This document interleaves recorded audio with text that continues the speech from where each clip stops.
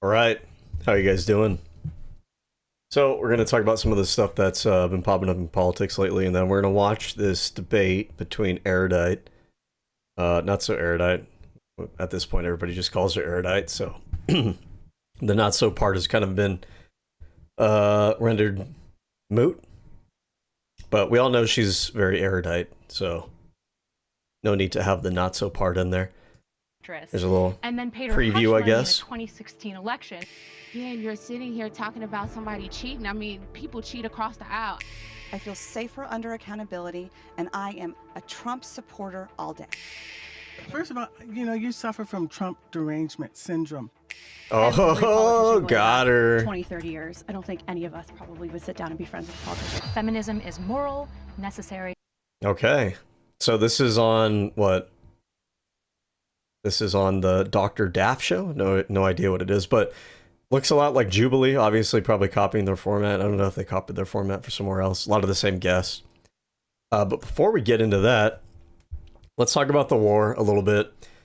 I've had some shorts on the war.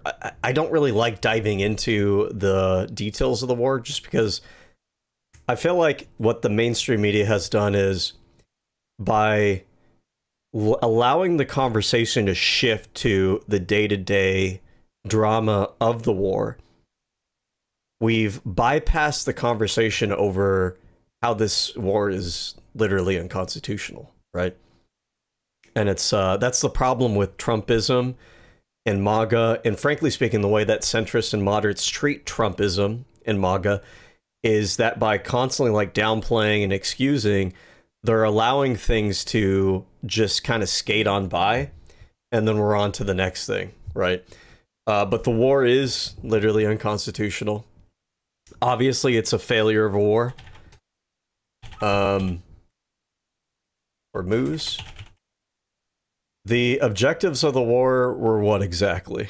Like, the Trump administration gives a lot of different answers to this question.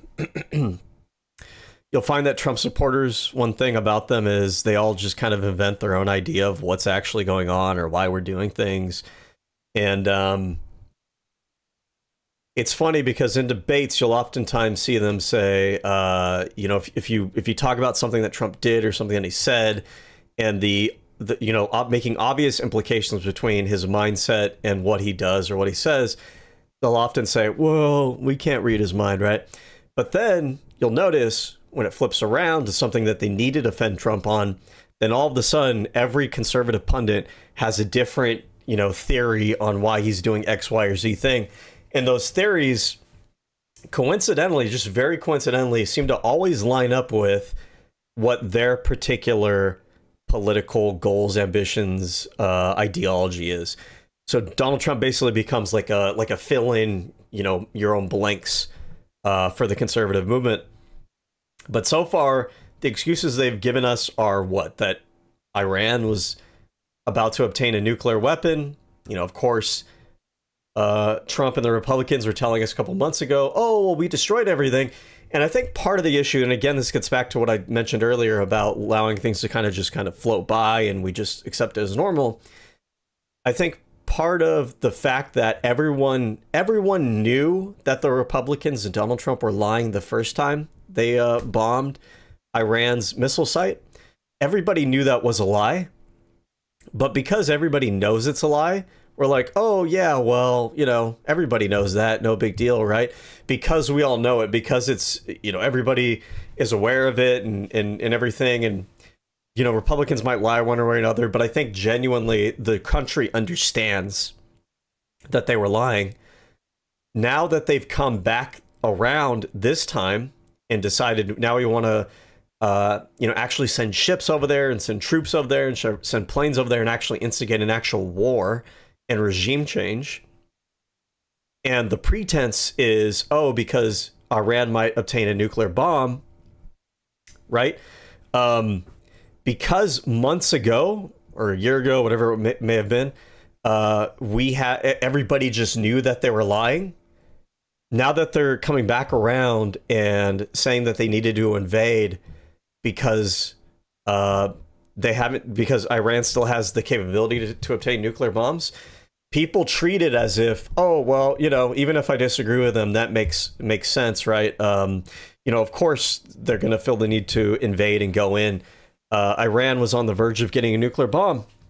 And this is the problem with normalizing this kind of lying, because there is no accountability. There is no standard that we're holding these people accountable to.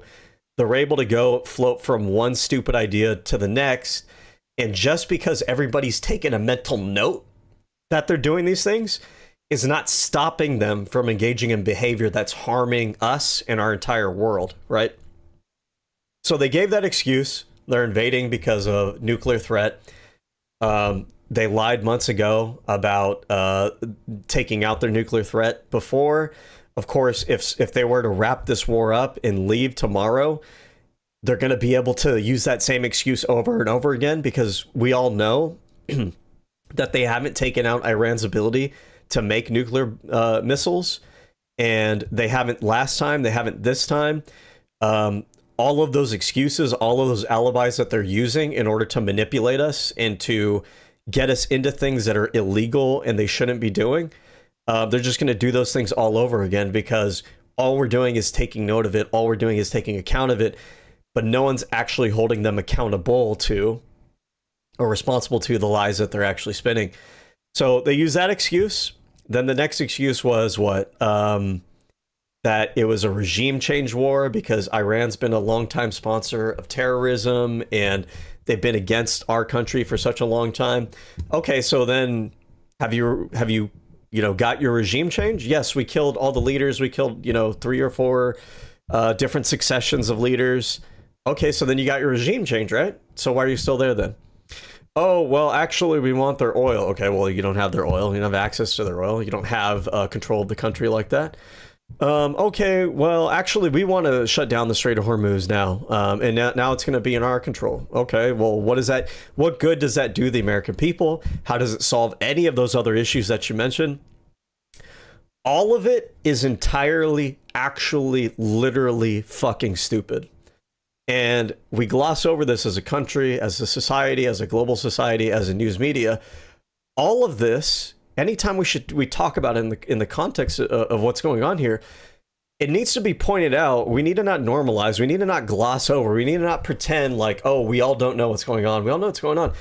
All of this is, never mind it being policy that you disagree with, whether you agree or disagree with the policy stance and everything. We need to at least acknowledge that every excuse they give, all of the rationales that they give, whatever plan they have, all of it is actually literally stupid. It's stupid. It's dumb. There is no benefit that's coming out of this for the United States. There's no benefit coming out of this for the world. They're not stopping Iran from having nuclear capabilities. It is not a real regime change because it just passes down to the next person in line. This isn't for the protesters. Oh, I forgot about the protesters. That was actually the first reason that they gave, right? And it needs to be pointed out, I don't know why reporters don't just tell it to them to their face. Tell it to them to their face. You guys keep making up excuses to bail out your other excuses. You've had a million different reasons why you said you went into this war. All of them don't make sense. I think you're just lying. You're lying to the American people. You guys are liars. We shouldn't trust anything you're doing. And right now you have us in an illegal war because you're lying, because you're a liar. And all of this is stupid. Your lies, not only are your lies not convincing, not only do your lies not add up, but your lies aren't in service to anything that's even good for you. Who is this good for? It's not good for you and I. Not good for the world. Not stopping Iran from being the kind of regime that it is. Not good for the protesters over there. And the craziest thing, the craziest part, okay, because this is where it goes from stupid, belligerent, malicious, dumb to, like, I don't know. It makes no sense. It's silly. It's funny. This isn't even good for the Republican Party. It's not even good for Trump. It's not even good for MAGA. I'm not even sure if it's good for the majority of the financial backers of the Republican Party and of Donald Trump. But all of them just like the online left does with Hassan, they've all wrapped themselves in their entire movement around this one person. They've circled their wagons around it. Their fight against everybody else, against the left, against the center, because don't make no mistake, if you're a centrist or a moderate, their war is against you. You're just in denial about it. Their war against everybody else, and this war in Iran is not really doing anything for that. So that's the situation in the Iran war. I mean, there's not much to be said. There's a lot of information. We're not even really getting details about this war. You see that there are sailors in the Strait, in the Navy, that they don't even have the food. They don't even have proper nutrition because, again, this was a war that was illegally waged. They didn't have the preparation for it. They didn't have the planning for it. So, you know, our sailors are over there embarrassing themselves, getting themselves involved in crimes, probably getting themselves involved in war crimes, probably getting themselves involved in actions that will wind up getting people, you know, prosecuted when all of this is said and done. Things that are literally against the Constitution that they swore an oath to uphold. Military service members need to realize you are not, your job, your role is not to serve the president of the United States. What do you mean? Your job, your role is, your loyalty is to the Constitution. The Constitution. The president is only an extension of that Constitution. But if you betray your oath to the Constitution for the president, you've missed the entire point, and that is not an excuse. It's not an out for you. Your loyalty was to the Constitution, and you know that. So to engage in an illegal war like this, they don't even take care of you guys. They don't even properly feed you. They're sending you to commit crimes on their behalf. You understand that, right? And now I know these U.S. servicemen, they're probably not going to see this or anything, but you get my point here. The Iran war, okay, for all the issues that it has, for all the stupidity that it's done for us, for how much it has damaged our reputation globally and abroad, it's basically the same thing. Our allies don't really view us as allies. We've been threatening them over Greenland. Now we're doing stupid shit like this, ruining their economy. And if you're in America, you may not realize this. The shock to the prices of goods and services has hit other countries that we're allied with to a degree that it hasn't hit the United States. Those countries are dealing with it like an economic disaster right now. Okay, it's not the worst thing in the world. It's not COVID-19, right, that shuts down the entire economy, but they are feeling the effects of this. We will feel them going forward, but they're feeling them significantly more than U.S. citizens are. You have betrayed your fellow human being off of these other continents. You're betraying your allies. You're betraying the citizens of our allies. You're making the United States a country they all hate. You're making the United States a country that they not only fear, not fear as in respect, fear as in they don't know if they're going to have to go to war with you in a couple decades. Right now, the Europeans, the European Union, NATO, and stuff like that, these countries are starting to change some of their policies around recruitment and enlistment and getting prepared. They're getting prepared. You know, Republicans won't tell you this. They are getting prepared essentially for World War III. They're getting prepared for a global military conflict, an era of global military conflict. They don't trust the United States. And why the fuck would they? These people in control of our government right now, the Republican Party, these are sadistic, malicious, evil, lying, corrupt, law-breaking, manipulative, abusive people who are going around the world instigating wars, instigating conflicts, threatening foe and ally alike. They're threatening our allies. And so this conflict has not only hurt us, not only hurt the Republican Party, you have to understand this. This is our reputation for the future. The status of the United States in the world that a lot of you guys are afraid of, you understand that our safety and our stability is in part because of the amazing alliances that we have, the ability for us to have military bases operating in every single country.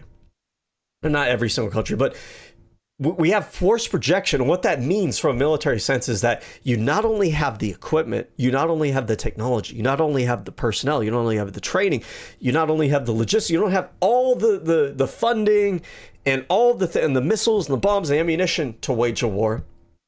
But those things, if they're just sitting in a warehouse in Kentucky, what good does it do you? If the war is over there, you need to actually get that equipment over there. That takes a lot of time if you have to ship it, which you have to do if it's international. And we're talking about big equipment in large volumes. The United States has been able to occupy a position of unrivaled security in the world because we have the ability to launch our military from all over the world because our allies let us operate bases all over the world. Our allies are pulling away from that agreement. They don't want us over there anymore, which means now we're going to have to start pulling ourselves, contracting as a country back into the United States, while the other powers that we're afraid of, the terrorists and the Chinas and the Russias, are out there expanding themselves all around us. Not only this, but during this Iran war, the U.S. media is not really reporting on it very much, but there has been significant damage to our military bases out there in the outlying areas. Iran has been bombing those things and doing significant actual damage to our military.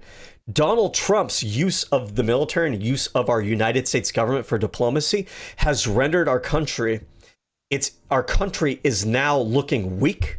Because it is weak, because they're not telling you this, but our military equipment and our bases are actually getting damaged in a way we have not seen at any time in my lifetime. And I've been alive for three decades. I don't know of any time even beyond that's the case.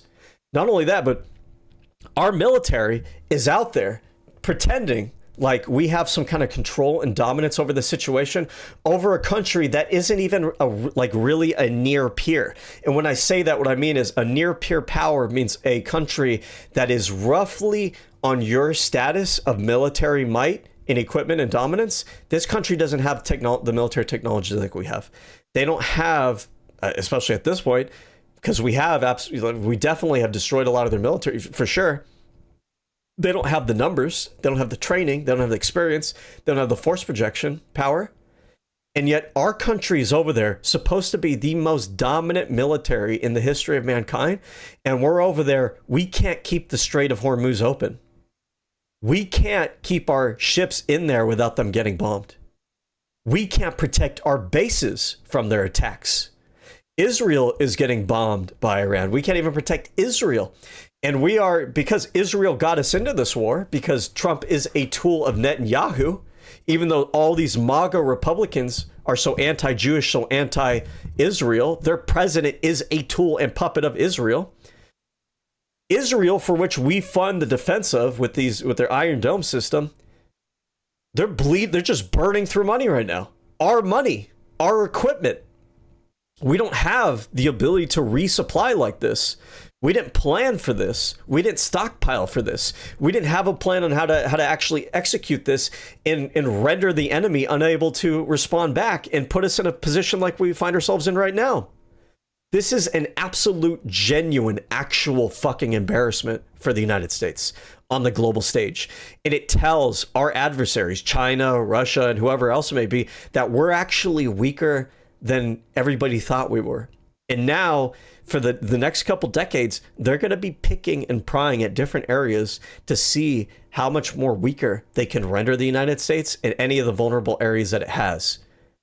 And honestly, a large part of it might just be because the Trump administration, they didn't use our military effectively. Not that we don't have the best military, but they've rendered it incompetent because they are firing off all the experienced people. They are sending our military in without planning. They're getting military equipment destroyed. Understand that. Trump talks all the time, oh, I rebuilt the military. The military it didn't exist. It was nowhere to be found. I came in and all of a sudden we had a military again, right? They're actually having our military being depleted and destroyed right now by the enemy. Now, again, I'm not trying to over exaggerate. It's not like we're not going to have a military, but understand we should not be losing planes and equipment and and wasting, blowing all this money and having sailors out in the middle of the strait without like any actual food to eat. This is ridiculous. This is unacceptable as a country. As an American, this is unacceptable. We should not have to join ourselves in a suicide pact with the Republican Party. I'm going to say that again. You as an American citizen, you do not have an obligation to join yourself in a suicide pact with the Republican Party. If the Republican Party wants to kill itself, if they want to render themselves the enemy of the entire world, if they want to engage in anti-science delusion and destruction of education and knowledge and learning and science, and if they want to destroy our military, and if they want to destroy our status globally, you do not have an obligation as an American to commit mutual suicide with the Republican Party. They cannot demand that of us. That is not a reasonable expectation to be placed on the rest of our country. We do not owe it to the Republican Party to suicide ourselves on their behalf. I do not want to sink with these stupid motherfuckers. Okay? All right. I think that is basically what I want to say about the Iran war. It is unconstitutional. It's illegal. And I hope every single member of the Trump administration who is involved in this betrayal and corruption of the United States Constitution faces the absolute most severe consequences in the law imaginable. Okay? All right. Now, moving on from this Iran war shit, what else has been going on lately in U.S. politics in the world? Oh, yeah. That's right. So Donald Trump faced another assassination attempt. I'm kidding, actually. Keep in mind that the assassination attempt, quote unquote, at the Correspondence Center, if you have been listening to the media has talked about it as a assassination attempt on Trump. We actually don't know that. Now, it's possible. I wouldn't say it's not plausible. It's possible. Maybe even likely, right?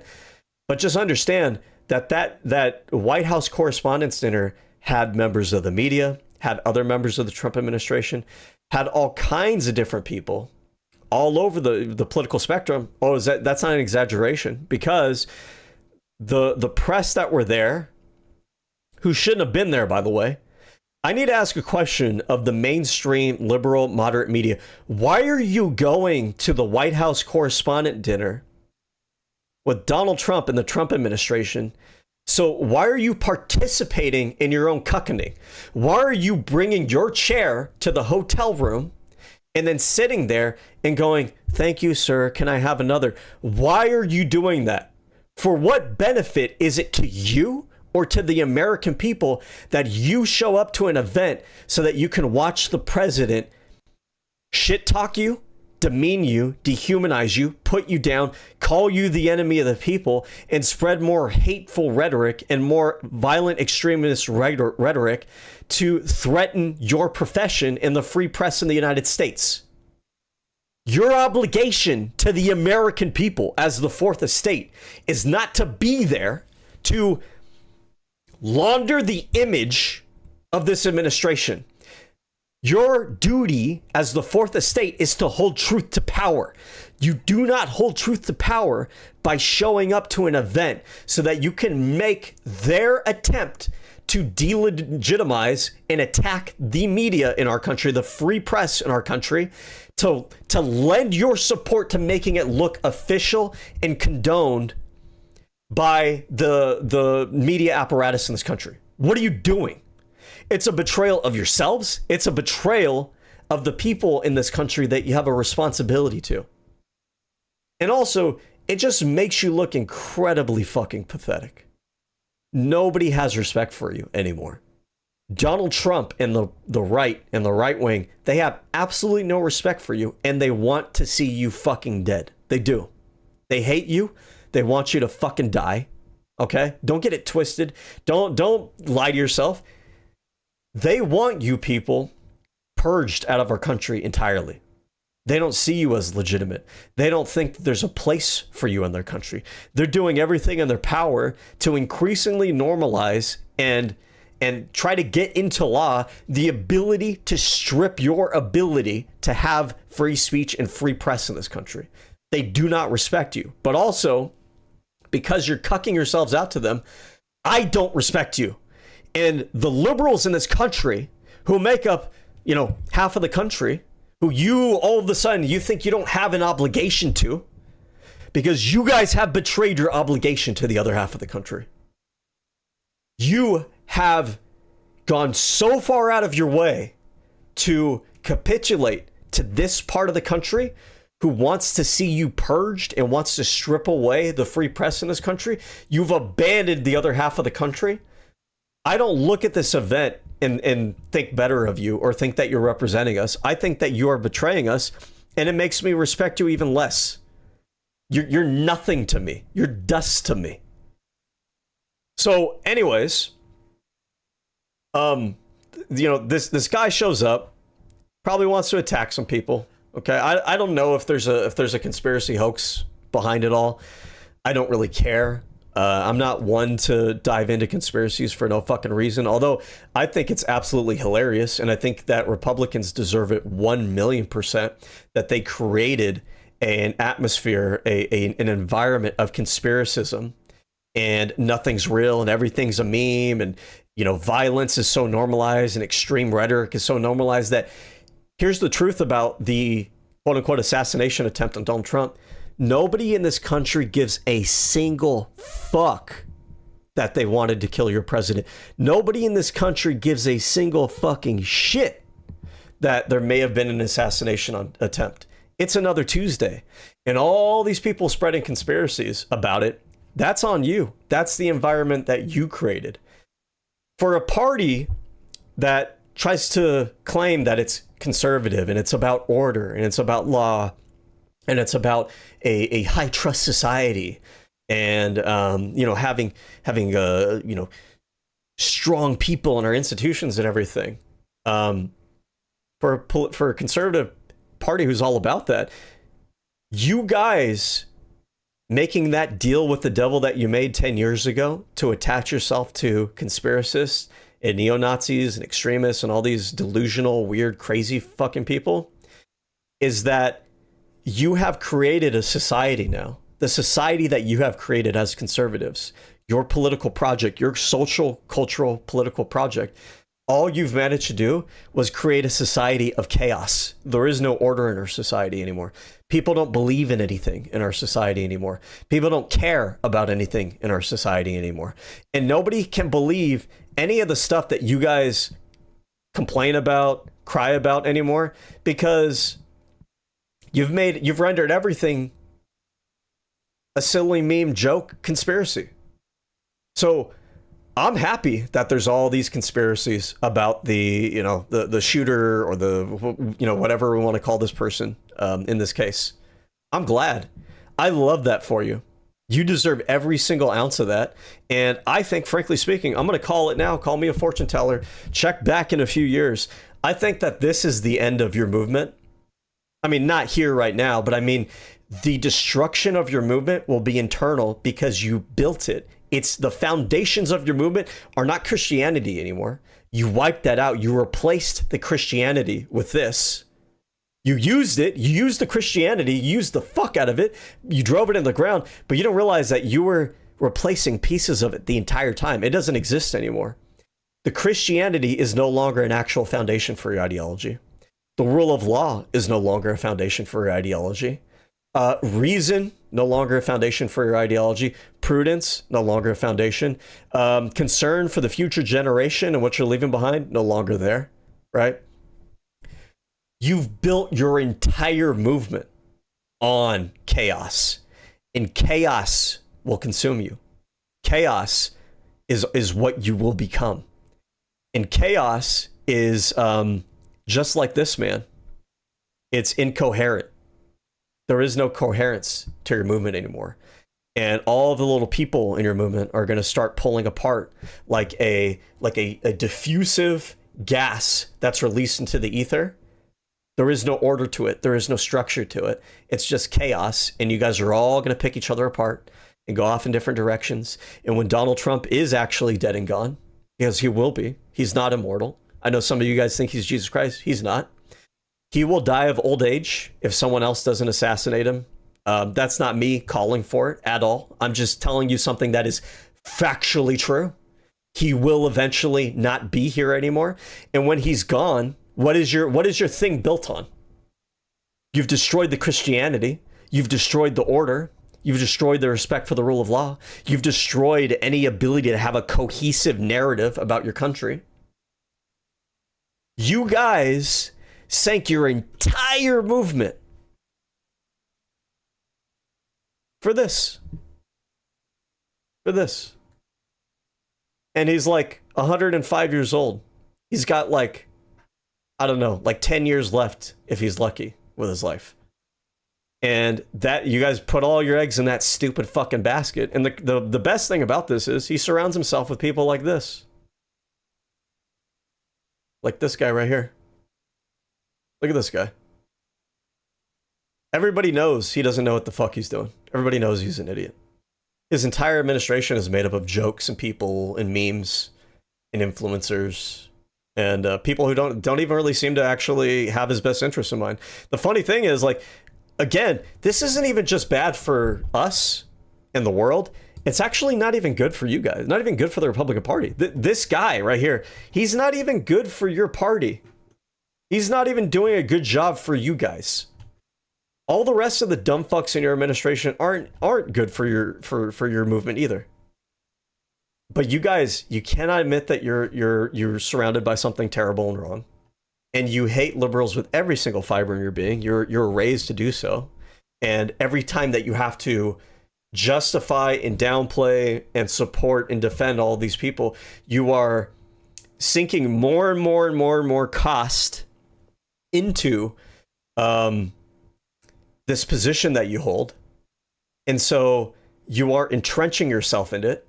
And so you cannot lodge yourself out of this anymore. This motherfucker is like a tick, like a leech that's latched onto your asshole. You can't escape it anymore. That's your life from now. And he's sucking the blood out of your movement. Look at him. He's sucking as much as he can, and he still looks like this piece of shit. This wrinkling, fat fucking piece of shit, despite all that. For what?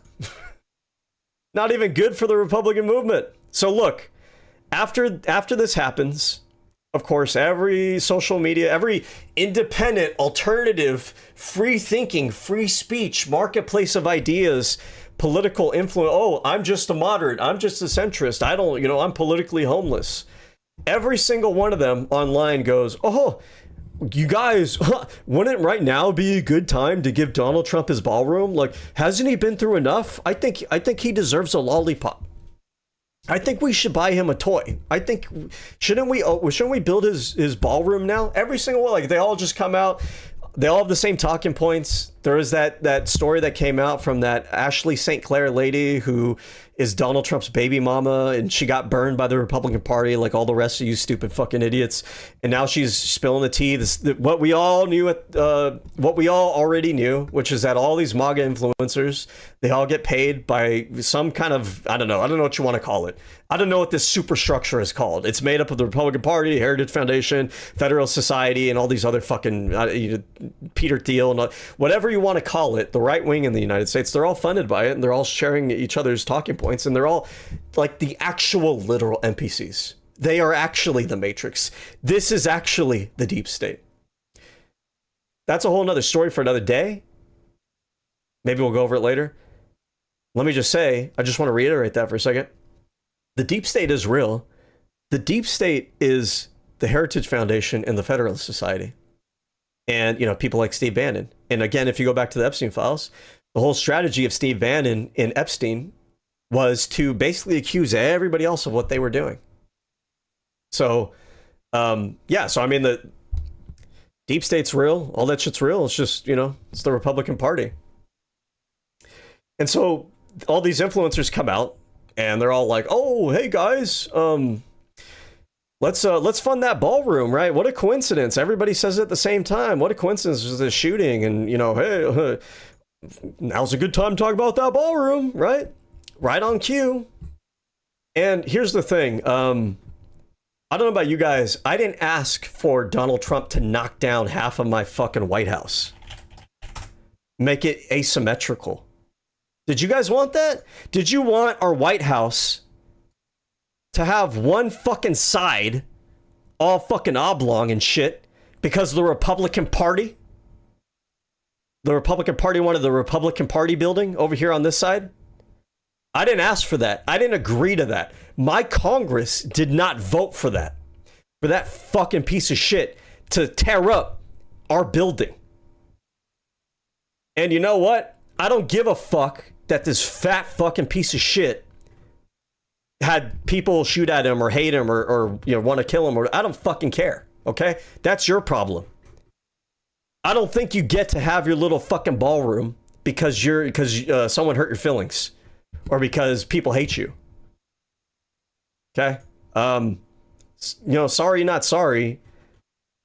This is, if you want to build a big fucking ballroom, get approval from Congress, and I don't know, build it somewhere else. Why the fuck would you make half of the fucking building all fucking asymmetrical for? I'm sorry. I mean, there's a lot of cussing in there and everything. You don't even, I don't know if this stuff like affects my YouTube algorithm. Right now I don't fucking care. You know what I mean? Sometimes you just gotta pop out and everything. Like, I try to temper it usually when I talk about this stuff, to say I'm professional and everything. But sometimes I think, and the Democrats need to learn this. Sometimes you got to just have add a little bit of that spice. You got to have a little bit of that passion. You know what I mean? Like, this is not, when I'm talking like, even killed, monotone and everything, it's not just like, oh, it's whatever for me. It's, fun topic to talk about. No, the things that these pieces of shits are doing to my country is absolutely unforgivable. Absolutely unforgivable. And I want incredible consequences for it. Okay? So, someone maybe not, maybe try to attack some people, maybe including Trump, but like, I don't care. I don't care. Do you care? I don't know about you guys, but like this basically sums out how I feel about the whole thing. You know what I mean? Maybe we should start wearing these t-shirts around. Maybe we should start wearing them at those No Kings protests.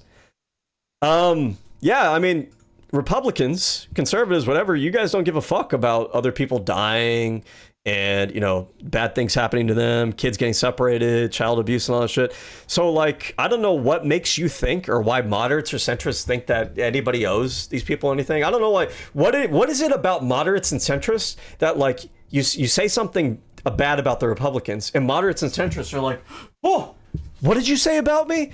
I can't believe you just said that, right? Like, it's so defensive on behalf of this other group that apparently they're not a part of, right? But I don't know about you guys, but I don't really care. I don't give a fuck. And if they ask me and everything, oh, how do you feel about the political violence and the temperatures and, how do you feel about, I condemn political violence on all sides and it's absolutely unacceptable and all political violence is unacceptable. Hey, I didn't take a gun. I didn't try to infiltrate a place. I didn't try to assassinate the president. I don't have to say all those things. You know what I'm going to say anytime that they ask me about this kind of shit? I don't really fucking care. Do you? Do you actually care? Or are you being performative? Because I think a lot of people are just being performative. I'm not here to plan out any kind of political violence. I'm not here to support any kind of political violence. I'm not here to champion it or to defend it or anything. But also, I don't fucking care. I don't care. And you don't either, frankly speaking. And there's nothing wrong with you saying that. The Republicans have been saying that for a decade. Don't let them gaslight you. You have to act all nice and sweet in ways that they don't. These are vicious, disgusting, vile people who have talked in the most disgusting ways about everybody in our society and who have threatened pretty much everybody in our society and abroad. No, I don't give a fuck. Fuck that fucking person. All right. So that's the assassination attempt thing. What else do we have? What else has been going on lately in politics that's worth talking about? Oh, Hassan, the platforming of Hassan in the liberals and the Democrats and everything. Here's the thing. I don't know why left-wingers, socialists, and everything decided to make Hassan the hill that you guys die on. It felt like you guys are obsessed with Israel and Hassan, and that's all you guys think about and talk about. And maybe that's not true and everything, but you have to understand that that's how it looks to everybody else. And so you guys are doing something really wrong if you're doing that. I'm not of your ilk. I don't share your political ideology, but I just feel like there have to be more intelligent, more charismatic people who have a broader ability to coalesce support and favorability to a general public than Hassan Piker. I don't know why you guys are obsessed with him. And I know like some of you all say, well, everybody else is obsessed with him. Yeah, but like it's kind of both of you guys, right? Like, yes, the destinies of the world, they're obsessed with Hassan. They got Hassan derangement syndrome. But like, you guys don't need to also be obsessed with Hassan, right? You guys have other political commentators. You have other intellectuals. You have people like AOC and Bernie who are actually good at getting broad, sweeping support, know how to talk to a general audience. Now, on the other end of this whole conversation, the liberals like Destiny and stuff like that, who are I think like a little bit too neurotic about the whole situation. I just don't care. I just don't really feel like it's a big deal. I just don't really feel like Hassan really does much of anything. I feel like he just sits in front of his stream. I don't really feel like he seems to really support much activism. Doesn't seem like he really fundraises much at all. I feel like I don't even ever hear him talk about like policy at a like detailed level. He doesn't seem to debate either. He's kind of irrelevant. So when people like Destiny and stuff, they freak out about it. It's like, I feel like to a certain degree, you freaking out so much is making it a conversation. It's like a thou doth protest too much thing. It's like a it's like a Streisand effect kind of thing. It's like,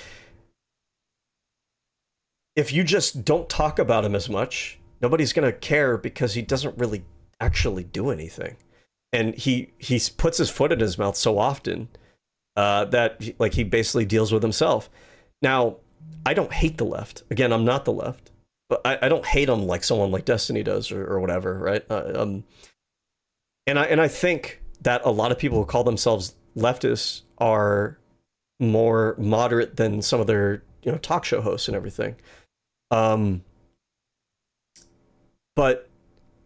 I just think to myself sometimes, like, I want you guys to be part of this coalition, but there has to be mutual benefit in that. There has to be give and take. That goes for both sides. I want the leftists who are moderate enough to understand electoralism and to understand that you don't just like have a violent revolution and whatever it may be, right? The moderate ones who maybe they just want like free healthcare and care about trans rights and care about Israel, Palestine, all those sorts of things. I want you part of this coalition, but like I kind of need you guys to get real, and I feel like I need you guys to like pick better representatives of your movement. People like Memdani or AOC or Bernie. Like you have those people out there. If you want to have like an intellectual who could debate, you have Vosh. You have Sam Cedar, who, from like an intellectual level, I have respected for a long time. I don't really watch his show anymore. I feel like his co-hosts kind of drag him down. If I could just like crystallize and distill what I'm talking about here, it's that I feel like you guys would pick Sam Cedar's co-host over Sam Cedar when Sam Cedar is better at the knowledge base of what he's talking about. He's better at the debate. He's better at presenting himself to a general audience, right? And so it's like, I just wish you guys would focus more on those kind of characters and make those the people that you go to bat for, that you push out to the front, that you are desperate and eager to defend and to make the standard bearer of your movement. Because I don't know if you guys realize this or not. Maybe you guys don't. Okay, maybe this is just a genuine thing where maybe you guys don't see the way other people are kind of looking in to your movement, because you always have that issue of it's hard to assess yourself objectively because you don't know how other people see you from the outside.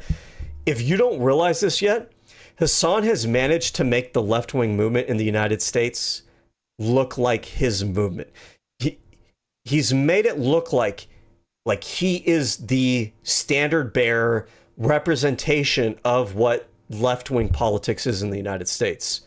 And part of that, I think, is that there's no one on the left that really contests that spot with him. And another part of it, too, is like there is this weird, obsessive defensiveness anytime anyone criticizes Hassan from people on the left. They treat him like almost the way MAGA people treat Donald Trump, where they will die on any hill to defend him. And I don't think you guys need to do that. I don't think it's good for your cause. I think Democratic politicians should absolutely reach out to the left wing. You don't have to agree with everything on the left. There are areas of overlap, and that's what you should focus on. You should expect, of course, a little bit of hostility. But I think that over time, if both sides of this divide can actually start talking and acknowledging things and holding their own accountable, because there is accountability that needs to be talked about on both sides.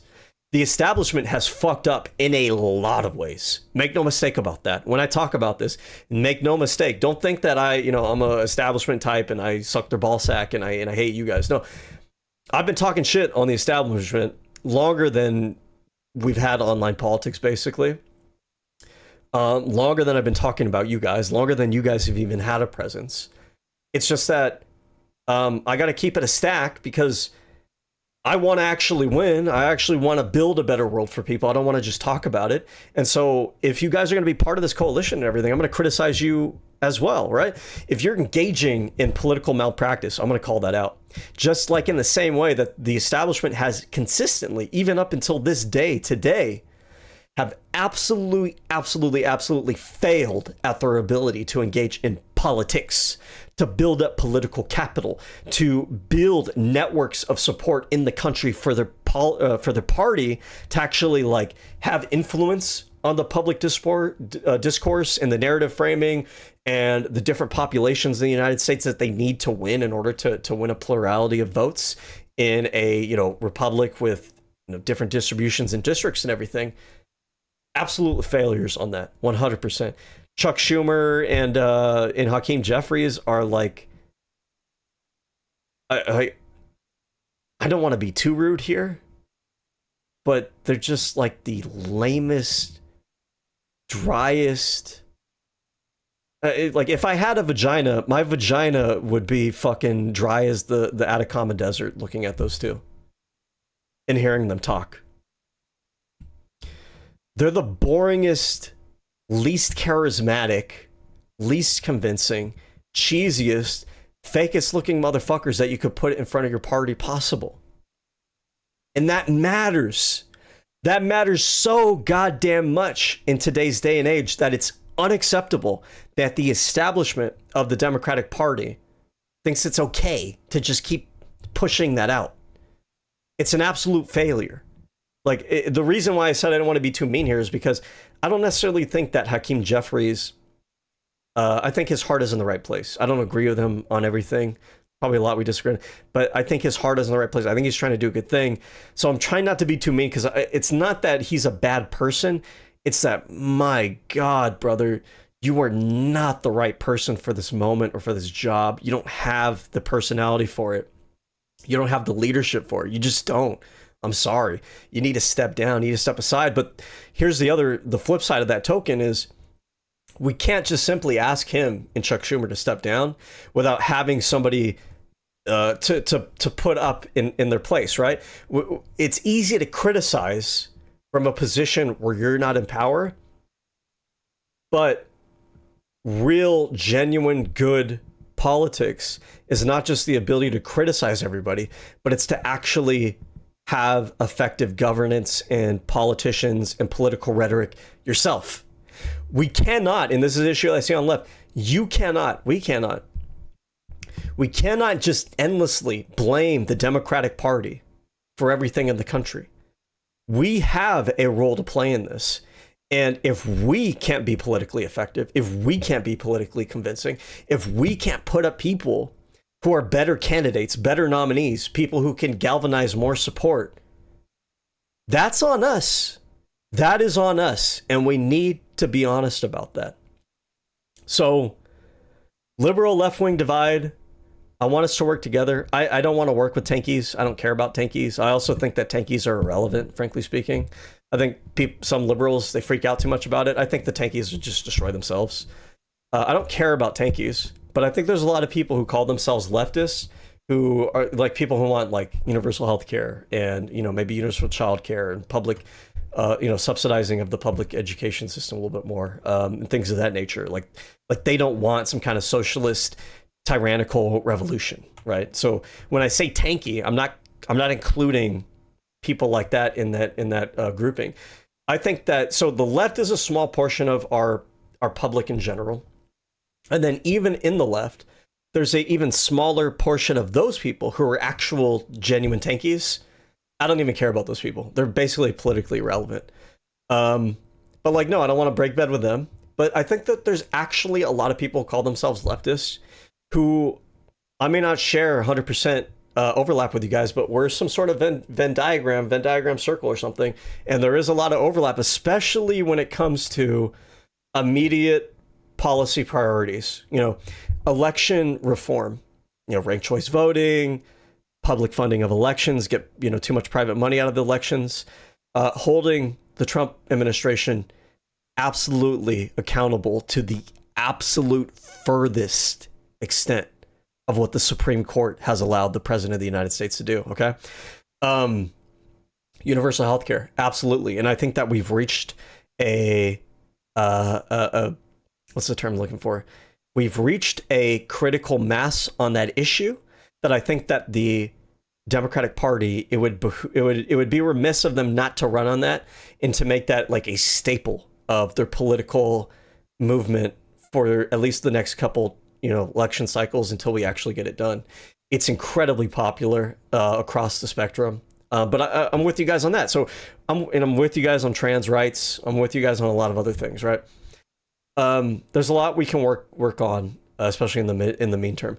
Whatever direction that you guys are going, you know, if you think that your direction is tangential to ours, that tangent, that splitting of the road is not for a long time. There's a lot of steps that we're going to need to get there.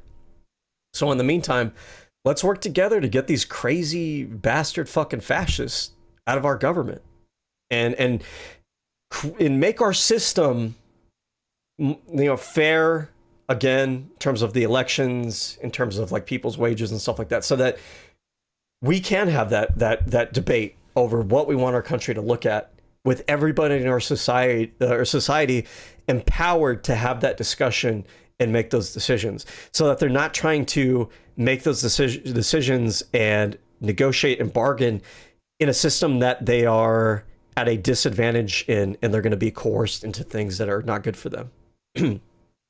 That might sound kind of vague, but I feel like if you're a leftist, like, you understand what I'm saying when I say that. The way that you guys talk about things, the things that you guys prioritize, I feel like you understand what I mean when I say that, right? So yeah, I mean, that's pretty much that. Trying to think if there's anything else outside of this debate that I wanted to talk about. If you're not paying super close attention, there's a lot of stuff that's coming out right now about the Supreme Court. We might do a day, actually we will in the future do a day where we talk about how the Supreme Court became what it is today. And it has to do with the Heritage Foundation and the Federalist Society. I think I'm going to make a case that all these things are part of a, like, literal, by definition, domestic terrorist organization that has infiltrated the United States government. Much like, to use a movie analogy, is it Hydra in Captain America, right? They take over the government or whatever from the inside. I think that's happened in our country. I think people don't really want to say that, because if we say it, it'll be real. But I think that is true, and I think it is real, and I think that everybody knows that deep down. But yeah, we'll have a conversation about that. But if you haven't been paying attention to the news, there's a lot of information coming out about how kind of this corruption in the Supreme Court has been going on for a very long time, with a lot of, like, kind of nefarious behind the scene things having to do with the shadow docket, having to do with not disclosing financial disclosures. And then there's the whole Heritage Foundation, Federalist Society angle that American journalists have not reported on, even though it's incredibly important to the context of all these conversations regarding the Supreme Court. They should be talking about it more. I don't know why well, I know why they're not, because they're incompetent. They don't know what they're doing. But yeah, we'll talk about that more. But just pay attention to that. There's this whole thing about how the Chief Justice John Roberts, who is the media has tried to frame for a while now as being kind of like the neutral center voice of the court, has actually kind of been, pretty much biased for a very long time. But it kind of skated under the radar for a couple years until we kind of got to the point that we're in now. So anyways, let's now dive into this debate with Not So Erudite and conservative women. I just want to take a minute right here. Let's acknowledge and give our kudos to our liberal queen, right? Not a lot of other women who do politics, at least to the level that she does it, and has been in the spaces that she's willing to go into. I have mad respect for her. I consider her, I don't know if she knows this about herself, maybe I don't want to give her too much of a big head. I consider her, among others like Anna Kasparian, Emma Vigeland, people like that and everything. But I consider her to be, and she might have, I consider her to be one of the pioneering women in online political discussion, because online political media is still an overwhelmingly male-dominated field. Not only the people who are the creators, but also the people who consume that content. Women are definitely very much interested in politics these days. They have no choice but to be, right? And so I want to see more of that. This is your country too. This is your future as well. Like, please get involved. And so, I'm happy to see that there are women like this person right here. And also, this is something I'm going to say. Okay, people might hate me for this. I don't care. I'm going to put it out there.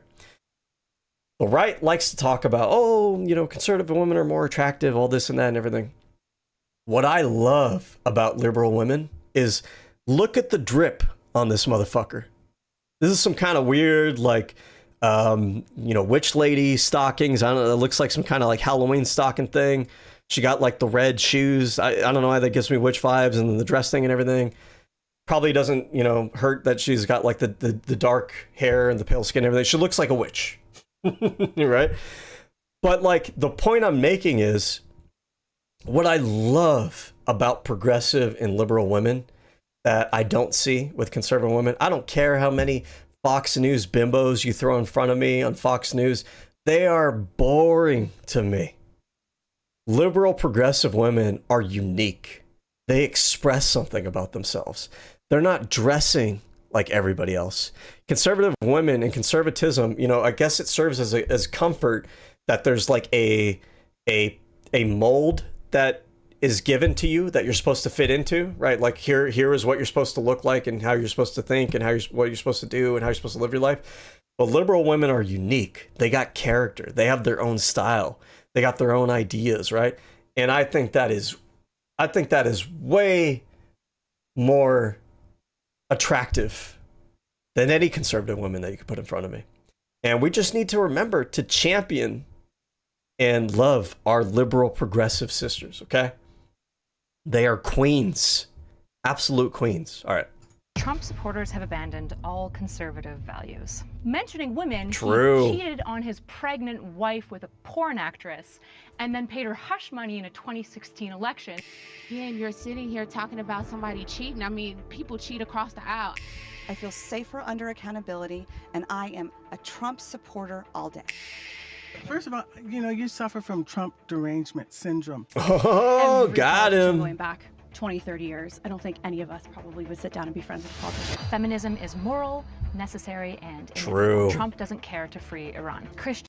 We need to talk about feminism more, because what we wind up running into, and this applies to a lot of different topics, is the right is able to tell the public what feminism is. Obviously, they're lying about it because there's a vacuum where the mainstream media doesn't really define it and talk about it. We don't have a lot of feminists who are out there actually trying to appeal to a general broad audience. Usually they're in their echo chambers talking to people who are like-minded and everything.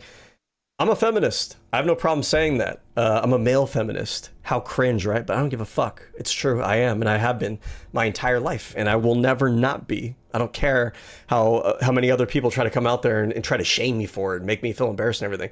If you back out of things that are the right things to believe, the right things to do, the righteousness that you feel in your heart, because other people make fun of you, you're a fucking pussy, okay? And saying something like that, that is peak male feminist rhetoric right there, okay? Just keep that in mind. Christianity is liberal. Republicans are anti-science.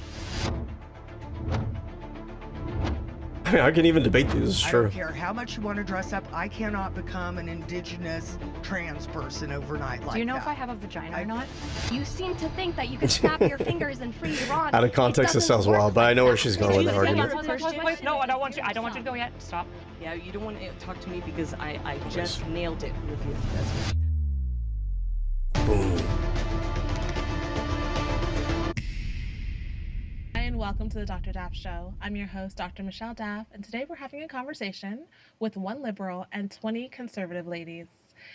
Kyla chose her own prompts. She will be sharing them. I was trying to remember what her name is. That's right, her actual name, Erudite, in case you're not familiar with her. If you're following my content, by the way, again, I've been trying to. I know I'm into a lot of like nerdy dude things. I get it.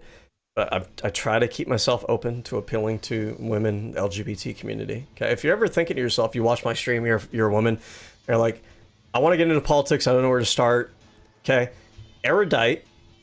Okay, she's a woman. You may not have known that. Spoiler alert. You might like her stuff. You might like her content. I think she's very smart. I think she's very good at explaining things. I think she's really good in debate. So shout out to her. Follow her if you're not, you know. What is your first prompt, Kyla? My first prompt is Trump supporters have abandoned all conservative values. Okay. Anyone who wants to have this conversation, come on down.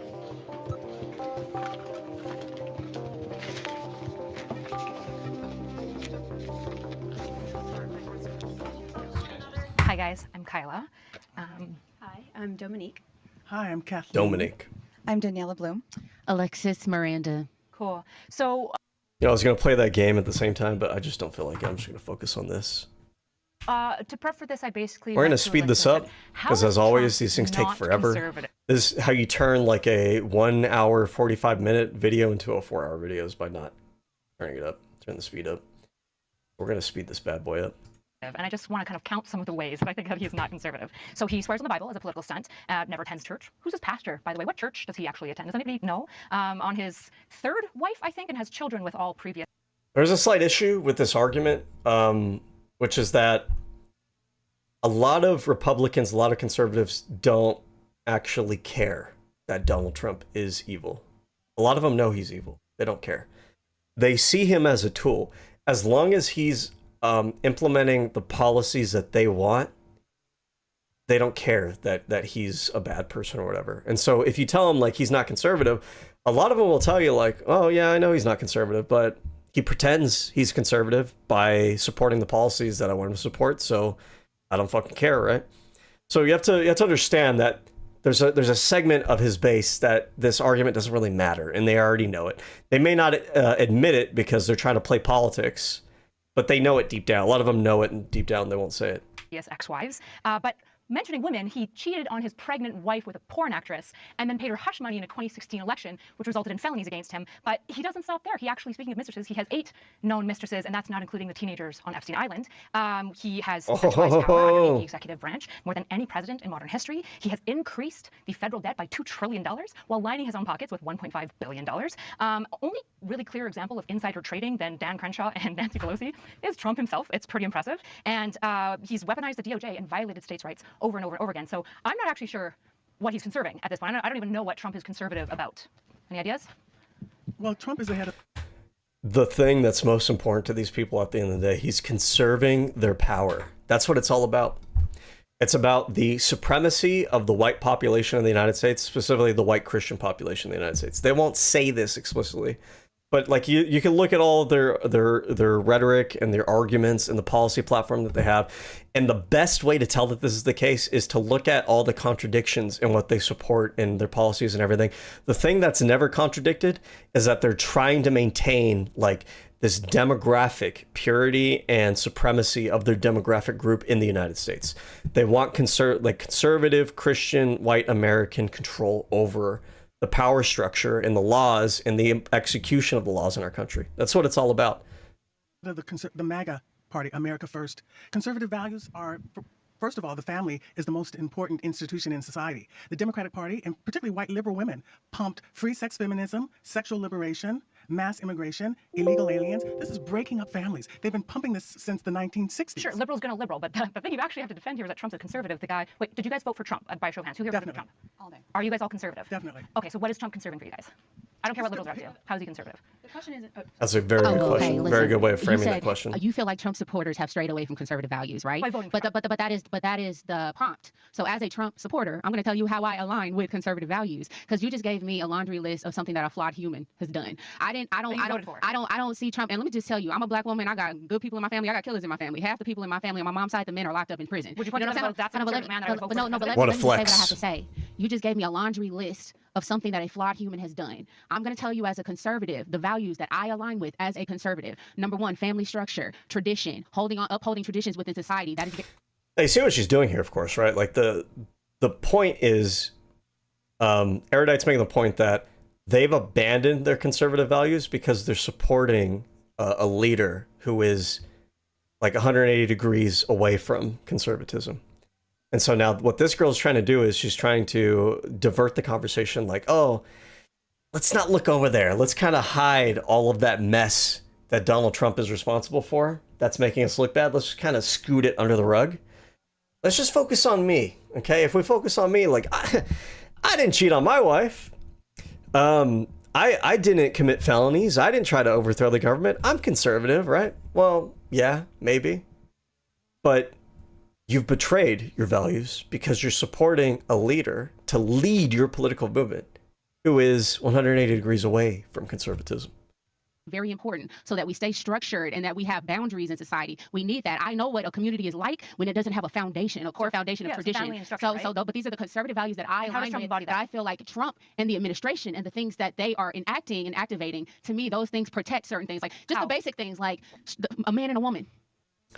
So this girl talks a lot and she talks fast, right? And it's easy to lose track of what Erudite's asking. These are important questions to ask. And I don't know if she needs to push on this one or which one, but like, she's saying a lot of things like, oh, I'm a conservative and I love conservative things. And that's why I support Donald Trump and the Trump administration. I feel like he's supporting our values. But the real question is, okay, that's a claim. You're saying that, but how? Actually show me that that's the case. Anybody can make a claim. Anybody can just say a thing. I want you to actually explain to me how that's actually the case. And I don't think they don't really want to get into the details there because it's very vulnerable for them. They want to kind of skirt along the surface. What does that have to do with Everything. That literally is the basis Of everything. of the family. It's everything. It's the family. The family unit and God and Christianity. Wait. What does that have to do with Donald Trump? Well, it's just like everything. Everything Donald Trump is like it's the family and God and like conservative values and everything. Okay, but like, what does that have to do with Donald Trump? How does Donald Trump embody those things? You try to confuse people on what just the basic things of life are as a man and a woman. Like, to me, you are literally undoing a basic foundation of marriage, of society. Trans people existing, or cheating on your wife 8 times while she's pregnant with porn actors. Girl, What do you think is like worse? like you're sitting here talking about somebody cheating. I mean, people cheat across the aisle. I'm not saying that I condone it. So family structure is important to me. Upholding tradition. So notice, like, all of this is a way of not actually answering the question, not actually having to defend what you're doing. The conservatives in this country, at this point in time, they cannot take responsibility for what they're doing. They talk a lot of shit. They talk about, like, apparently who they are and what they're about, but they're fake, and they can't actually be responsible for what they're actually doing. They have a lot of media, they have a lot of memes, they talk a lot of shit, but they cannot be held responsible for what they are actually doing and actually representing. traditions within society. The fabric of society is important to me. Limited Talk government is cheap. is important to me. And uniting. Family's important to me. Limited government's important to me. Traditions is important to me. Talk is incredibly cheap. Talk is cheap, motherfucker. I want you to tell me how you're actually doing these things. I don't want to hear this thing about like, oh, good things are important to me and I'm a good person and I like good things and I'm always a good person. I don't believe that. I want you to actually show me how that's the case. Because anybody can just say that, oh, I'm a nice guy, I'm a good guy. Anybody can say it. It's easy to say that. Everything easy to pat yourself on the back. Back to being a republic. That is close. Yeah, that's the opposite of a republic. No, it's not, because literally with everything being all over, everything being all over the place, and you letting bureaucracy run wild. Literally, all these different sects and fashions, they have all this power and control, and we're in just a bunch of confusion. So I align with some of the things that he's doing in that respect. Let me see. Was she trying to make the case that because we're a republic, she's okay with the executive branch consolidating power? There's a person here who's talking about the traditions and our foundations and our values and everything. She doesn't even know what republic means. She throws that word out to make it sound like she understands what the United States is and that she's representing the legacy of the United States. But republicanism is not when you have one single leader who just bypasses all the checks and balances because you're fucking mad that there's bureaucracy and there's red tape and there's checks and balances. That's not republicanism. That's not what our traditions are. That's not what our system is built off of. If you want authoritarianism, if you want autocracy, then make the case for that. But don't pretend that you're representing the values of this country, because you're not. That is not what Republican means. Core values of conservatism. I like financial conservatism, being financially conservative for the individual. I believe in individual responsibility. That's a conservative. But they're not. Again, like, they cannot take responsibility for what they're actually doing. They can't even answer questions. They can't take responsibility for what the president's doing. She's talking about, oh, I want, accountability and financial conservatism. The Trump administration just balloons the debt. It's out of control. They don't have a budget for our country. It costs our government more money to operate when it doesn't have an actual budget for the year. He's already, I think he's already blown through the budget of this. I might be wrong about that. Maybe it's for a particular agency, but he's asking for more money. The deficit, I think Donald Trump, before this term is done, I think he's probably going to be responsible for like 1/3 of all of the US debt that we have in the United States. And she's over here talking about like, oh, well, I'm conservative and I support fiscal conservatism and personal responsibility. Then why don't you take some fucking personal responsibility for how your political party is blowing up our deficit and our debt? It's just talk. It's fake. These are fake people with fake ideas and fake ideology. And a fake sense of confidence and righteousness in a foundation that's built on bullshit. It's all fake. These are fake people. That's a conservative value that I align with. You said that we're not aligned with conservative values, and I'm telling you what I align with. I don't believe in endless welfare social programs. I see what they do to communities. I see what they've done to the Black community, which is my community. And so again, individual responsibility is a very conservative thing. I think that the Trump administration aligns with that value. So again, how, why, like where, on what basis, right? It's been the same thing this entire time that she's interacted with this girl, right? What did I say at the beginning? She's just saying vague, random claims that are abstract. There's nothing tangible there. And she's not actually answering for, she's not actually taking personal responsibility for why she thinks Donald Trump actually represents those things or supports those things. It's just vagueness. I hear the things that you value, and I believe you that you value these things. Mm-hmm. What I'm saying to you is, if you're a Trump supporter, especially right now to this day, do you still support Trump, or are you like not on his? I support him. I don't support everything he does. I don't know how you do so and hold. Everybody who says that never actually has any substantive criticism or argument or of Donald Trump. It's always just this broad, like, huh, me? I'm not a total cult follower. I'm not a psycho fan. Me? I can think for myself, bro. Like, I don't support everything he does. That's interesting, because I haven't heard you say a single fucking bad thing about this person for 10 fucking years. So when you tell me like, oh, I'm a free thinking person and I don't support everything he does, I think that you're lying to yourself. I think you're fucking pathetic, and you don't want to admit that you're entirely biased, and you don't have anything to say as criticism or accountability for your own side. Hold your values. Hi there. So I'm a former Democrat. And the Democrat Party has gotten so haywire that I find myself way more comfortable aligning with conservative values. And you brought up the Bible. Let's talk about Samson and King David, who were flawed individuals, but turned out to be incredible leaders. I'm not picking my president based on his human flaws. And by the way, did you know that he has fantastic relationships with each of his ex-wives? All the children get along. You just look at his children and grandchildren and how they absolutely adore him. Oh, she's so right.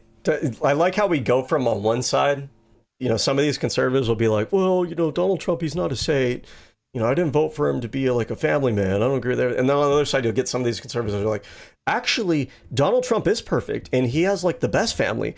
When I look at his family, it looks like a it looks like a model family out of a Gap commercial.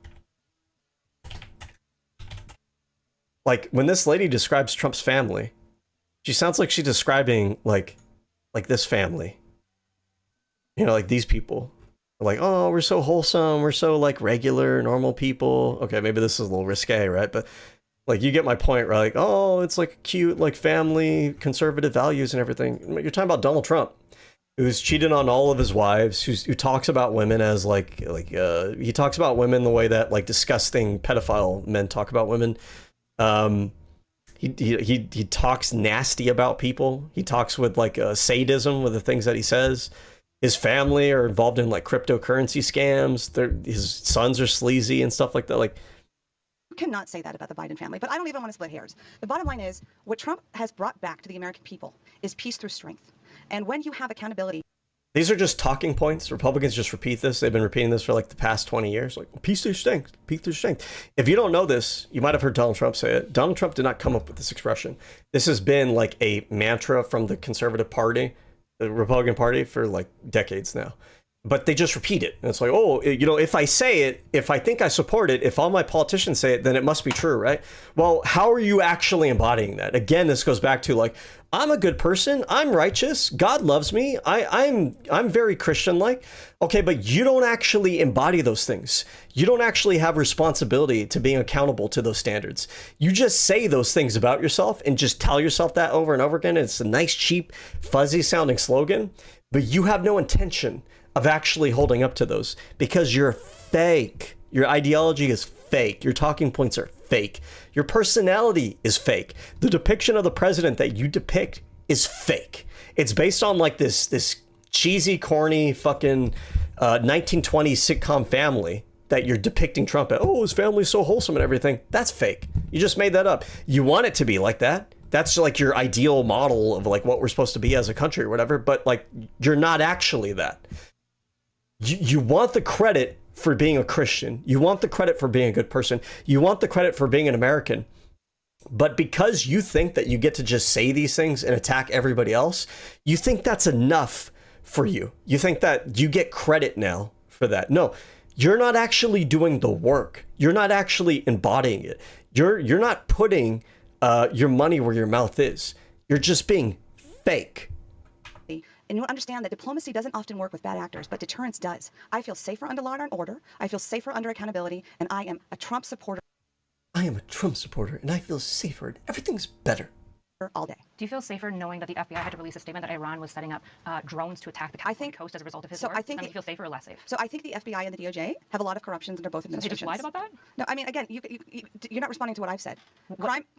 Here's a question I would ask them, because I feel like liberals don't always have a good response to this. Like, oh, I feel safer. Conservatives will talk about this. I feel safer. Why do you feel so afraid in the first place? When were you afraid? Were you afraid like 5 years ago, like 4 years ago? You think that the country was under attack 5 years ago? Like, we know this from psychology about these conservatives, but it's never really, we never actually confront them and ask them and talk to them about it. They're able to just say this thing like, oh, I feel safer. Like, Donald Trump's not really doing anything to actually make us safer, but like, okay, that's a perception you have. But what I want to ask you is, where does this mentality even come from? Why do you feel so unsafe 2, 3, 4, 5 years ago? Because I think if you ask the average American person, like, you know, in 2021 or 2022, 2023, do you guys feel like the country is unsafe right now because of Joe Biden? Not really, right? It's kind of the same as it was the year before, and under Donald, it's basically kind of the same. Are these people, when a Republican is not in office, just because they don't have a Republican out there saying, oh, I'm going to make you safe and everything's going to be safe and everything's great and I love everybody and everything's great, right? Because they don't have a Republican telling them that all day, do they actually go through life feeling like their lives are in jeopardy all the fucking time? It's ridiculous. It's chill. It's cheesy, it's corny, it's fucking stupid. No one asks like kind of that underlying question. Yeah, so peace through deterrence. Trump was handed a mess in 2024. Biden lifted sanctions in Iran. October 7th in Israel never would have happened. Actually, the war Trump in lifted Ukraine and sanctions Russia. Hold on, Trump lifted the sanctions on Iran. No, He left the JCPOA. No, what is the reason? Okay, let Dominic take this. This is That's the Biden administration. This is from 2016, so it would be possible. Well, so that lady, she just made it up, right? Oh, Biden lifted sanctions. Oh, actually, Trump did it. Oh, okay. Well, I'm not really sure why, but he must have had a good reason. I don't know what the reason is. Notice like the double standard. There's layers to that double standard. There's the layer of when Donald Trump does it, you think there must be a good reason. When you thought that Biden did it, you just assumed that there was no good reason. When you thought Biden did it, it was a bad thing. When Donald Trump does it, oh, it's probably a good thing. Right. And then, of course, she doesn't know what the fuck she's talking about. She doesn't have anywhere to go. So, oh, actually, can somebody else take it? Can somebody else like start, shoveling, talking? I don't even know why I'm supporting what I'm supporting right now. But like, can one of you just defend it? I don't know if I should be defending this point because I don't know what the fuck I'm talking about. I don't know if there is a good defense of it. But because you guys are part of my political tribe, can one of you guys do one of you guys have a set of talking points that you can give at this point in time to save face for our political movement? Because that is the motivation there. You understand that, right? That is the psychology going on there. There's no like engagement with the truth. There's no ability to kind of reassess your priors, to consider things that you may not have known. There's no consistency to the views that are there. There's just my political faction. I need to support my political faction. I need to defend them. I need all these other people around me to let's just throw darts at the board to figure out how we can polish this turd. Hostage exchange, 6 million of sanctions were given back to Iran, and then 10 million from Iraq were lifted. So the JCPOA was pulled out of by Trump. Yeah, but that's totally different. That's the sanctions that we're talking about. No. That's the legacy of the Obama administration. There was an expiration date, and there was not a renewal. So those are two separate things. So Trump pulled out of the JCPOA, but that's not which was the sanctions. sanctions. Those were the sanctions that were holding them accountable and making sure that they didn't develop. No, that wasn't sanctions. It was a series of checks and balances for the regime. Why did they agree to those checks and balances? Because Obama. Sanctions are a form of checks and balances. I do think I think Erudite might be mixing things up here because I don't think the JCPOA were sanctions. But let's look this up actually. Did Biden lift sanctions on Iran? The Biden administration did not officially remove all sanctions on Iran, maintaining that sanctions will remain until Iran complied with the 2015 nuclear deal. However, the administration did waive some UN sanctions, allowing certain waivers on restricted funds, and critics argue failed to strictly enforce oil export sanctions. Okay. So that's a fair argument. However, I mean, it's worth noting here that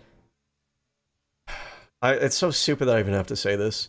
If you don't know what the JCPOA is, the JCPOA was a deal that Obama negotiated, because Democrats have to be adults and have to actually take care of the country and have to actually be smart and not just say things like, oh, everything's better and fine and I feel safe and I love conservative values and the family unit and all that shit. Like, they actually have to do real things.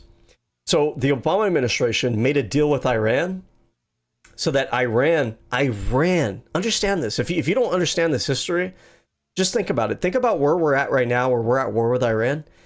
Iran agreed to the United States. Iran agreed. They voluntarily agreed to not build a nuclear bomb. We didn't have to go to war with them. But, whatever other things we could have done, we didn't have to do regime change. They agreed voluntarily to not build a nuclear bomb. But the deal for that was that we would lift some of the sanctions we had on them. Okay. Now, keep in mind, one of the big reasons we even had those sanctions there in the first place was because they were a threat to, they were, a state sponsor of terror. They were a threat because we didn't trust them with a nuclear bomb. Okay. So we used the sanctions that we put on them because we were afraid that they're going to build a nuclear bomb. We used those sanctions as leverage to get them to agree, okay, these sanctions that we have on you because you guys are threatening to build a bomb, if you agree not to build a bomb, then we can lift the sanctions. So that's what we did. Now, the conservative women on this panel, talk about that as if it's a bad thing. They talk about it in a vacuum. They just say, oh, they just lifted the sanctions. For what reason? Why did they lift the sanctions? They lifted them in order to get the Iranians to not build a nuclear bomb. Now, all these conservative women are talking about, oh, I feel safer under a Republican. I feel safer under Donald Trump because he's, you know, he says mean things, so he makes me feel safe. You are less safe because Iran has no legal obligation, nor do they have any incentive to not build the bomb at this point. And that's because of what you guys did, because you pulled us out of the JCPOA. They pulled us out of the JCPOA and they put sanctions back on. Does that sound like a good deal for the United States? Because these conservative women would have you believe that, oh, it's a good thing that Donald Trump had sanctions on Iran, and it's a bad thing that Democrats lifted the sanctions on Iran. But the reason that Donald Trump had sanctions in Iran was because Donald Trump pulled us out of a deal that made it so that the Iranians would not build a nuclear bomb. So the trade-off that we made was Republicans were able to get sanctions on Iran by giving them the ability to legally build nuclear bombs without any oversight by the international community to make sure that they weren't doing so. They don't tell you that. They won't tell you that. Some of these women probably aren't even aware of it. And some of them don't have the mental capacity to realize why that is an incredibly fucking stupid thing to do in the first place. We don't have sanctions on Iran just to have sanctions on Iran. We don't have sanctions on Iran just for the hell of it, just because it's funny, just because for reasons. We had them on there to compel their behavior because we did not want them to have a nuclear bomb. Now we're stuck in a stupid fucking war because of these stupid people. Because they made the decision, because they would not listen to anyone else, because they think they know better than everybody else, and because they constantly mischaracterize what liberals say and what they do. Again, they would not tell you that the lifting of the sanctions were there for a reason because the Democrats negotiated a deal. But they think that they should be entitled to and have the responsibility to take care of our national security when they got us into a worse place. We are in a worse place geopolitically with our allies. We are in a worse place when it comes to our military preparedness because of them. And Iran now has the legal authority, and they're closer to it now than they would have been, to build a nuclear bomb. And what did these dumb fucks get out of that? Sanctions on Iran. Was their end goal, was their end all be all to have sanctions? Because my end all be all was to make sure that we don't have a nuclear war. But I think these people thought that the priority was sanctions over keeping Iran from having a nuclear bomb. I think these people thought the priority was making sure that we can sanction Iran while giving Iran so much latitude and leeway to actually make the relationship between us and Iran even more violent and dangerous going forward, and without an ability to keep them from having a nuclear bomb. And they've now given control of the Strait of Hormuz to Iran.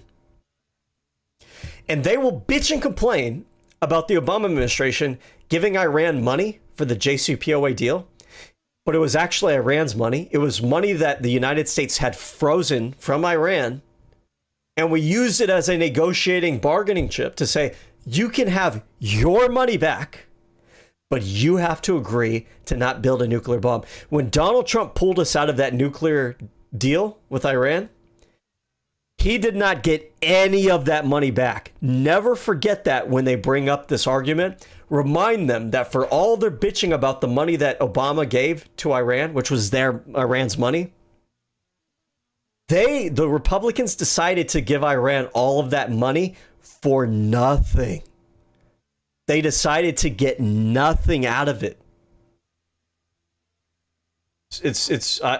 Words cannot describe the degree to which I view these people as incredibly fucking stupid. Anyways, $1.7 billion to the regime. They never complied with JCPOA. That's why Trump didn't pursue renewing it. This is not true. They had investigations where investigators went to Iran on multiple occasions. There were some incidences that happened with oversight in certain areas. But these things, when they were brought to the attention of the investigators and the international community, Iran fell back into compliance to be in compliance with the deal. So understand, like, we don't expect Iran to be, like, we expect Iran to behave the way that Donald Trump and the Republicans behave, which is we don't trust them. We know that they are manipulative, stupid, belligerent people. We understand that. But if we had that structure of the JCPOA, we don't have to guess and try to wage a war with them in order to keep them from having a nuclear bomb. We had the ability to constantly go over there and monitor their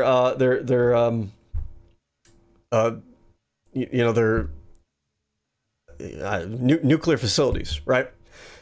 And that's what allowed us, by the way, to figure out when they weren't in compliance. The times that she talks about where Iran was kind of skirting or cutting edges on the agreement that we had the ability, because of that deal, to send people over there to check that they were in compliance and to point out when they weren't in order to pressure them to get back into compliance. Now we have nothing, but these people cannot see the long-term consequences of those things. They can't see the nuances of those kinds of conversations. They see things from an incredibly simplistic mindset. And it's because of the leadership that they have and their addiction to being members of that political faction. Their loyalty to the Republican Party and Donald Trump, they don't realize this because they're useful idiots. They are pawns of this political party that is constantly lying to them, constantly manipulating them, constantly getting them into situations that are even worse than what they think the alternative was supposed to be. A clause that ended. They didn't renegotiate for it. So Trump didn't end it. There was no renegotiation. The sanctions that were lifted were under the Biden administration. So I'll continue on Law and Order. Did you know that in 2025, crime has And to reinforce that point, I just looked it up right now, the Biden administration lifted the sanctions again. Okay? Because Donald Trump took the sanctions off when he put out the JCPOA. The Biden administration started lifting the sanctions again, but it was in negotiation with Iran for Iran to actually comply with the ideas in the original nuclear deal, right? So it was basically like, we didn't just lift the sanctions for no reason. We lifted the sanctions as a bargaining chip to get them to come back in to compliance with the deal, even though they were not legally mandated to comply with the deal because Donald Trump had voided the deal. They were still willing to negotiate with Joe Biden and the Biden administration. Imagine the world 10 years from now. Let me step back for a second. Imagine that you were sent back into the past 15 years ago. And 15 years ago, you were able to just magically pick and choose who you put in office, right? Let's pretend that you set up for those 15 years Democratic administrations for the entire thing. Now, on the flip side, let's pretend we sent you back 15 years and you decided to give us a Republican administration for all of those 15 years. It wouldn't be Obama, Trump, Biden. It would be either all Democrats or all Republicans. Ask yourself this question. After those 15 years, do you think Iran would be more extreme or less extreme under Democrats? Do you think the relationship that the United States and the West would have with Iran would be more normalized or less normalized under the Democrats? Do you think Iran would be closer to having a nuclear bomb or not under the Democrats and the policy that they were implementing? I think it is hard to argue that if we could run that simulation, the Democrats keeping Iran on the JCPOA deal, a deal that was negotiated between the West and Iran, meaning now the West and Iran are having to work with each other to abide by a deal that they negotiated together. Meaning the relationship between these adversarial powers is starting to become normalized. Meaning these two groups are able to agree to something and work together on something that they agree together with. And because that agreement is designed so that it's reducing the tensions between these two countries by addressing the concerns that these two countries have with each other. Now these countries are starting to diplomatically deal with the tensions and disagreements they have between each other in a non-violent, non-war manner. Now, on the flip side, if we would have just given it all to Republican administrations through the entire time, what would we have done through that entire time? Would have not signed any deals with Iran for any of this nuclear stuff. We would have been at war with Iran maybe 10 years ago, and maybe we would have still been at war today. And all we would have been doing is pissing off the entire globe, pissing off the Middle East, pissing off Iran, allowing them to build a nuclear bomb, and having to go to war, having to have endless wars in the Middle East over there, because the only thing that we know how to do is talk shit all fucking day and fucking swing our fists around like a bunch of fucking morons. Drastically decreased in record numbers, and that is not by accident. When Trump came down hard in cities like Chicago, DC, and New York, police refunding work. So crime levels have been dropping since the end of the pandemic. Let's look at crime levels US graph. The Trump administration is taking credit for this. So like, let's look at this. Rate of violent crime in the US. Oh my God. So if we look here, this is one thing that I always try to point out to people. We've been on a steady decline from crime since the 90s. When conservatives are constantly talking about, oh my God, we have to have a Republican because the crime is going to be so bad. Everybody's going to die. Everybody's going to get raped. Everybody's going to get killed. What they're talking about is the fluctuations that you see over here in the 2010s. Every time you hear a conservative or Republican talking about like, oh, we need Republicans because the criminals and there's so much crime and the crime rate has dropped because of Republicans, they're talking about these incredibly small fucking fluctuations that are happening in the 2010s into the 2020s. This Democrat and Republican administration, this idea that Democrats come in and crime is just through the roof and all these conservatives have to hide behind the fucking closet because they're so afraid of the entire world is dumb bullshit. It's stupid. The only reason these people believe that is because the media they watch constantly feeds them a steady stream of every single like violent crime that they can possibly highlight to make it seem like violent crime is happening all over the fucking place all the goddamn time, and it's increasing, it's rising.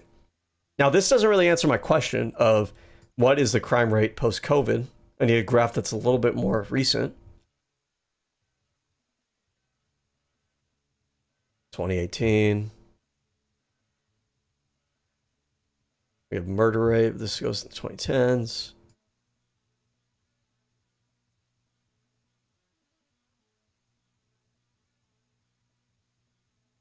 Okay, let's do this.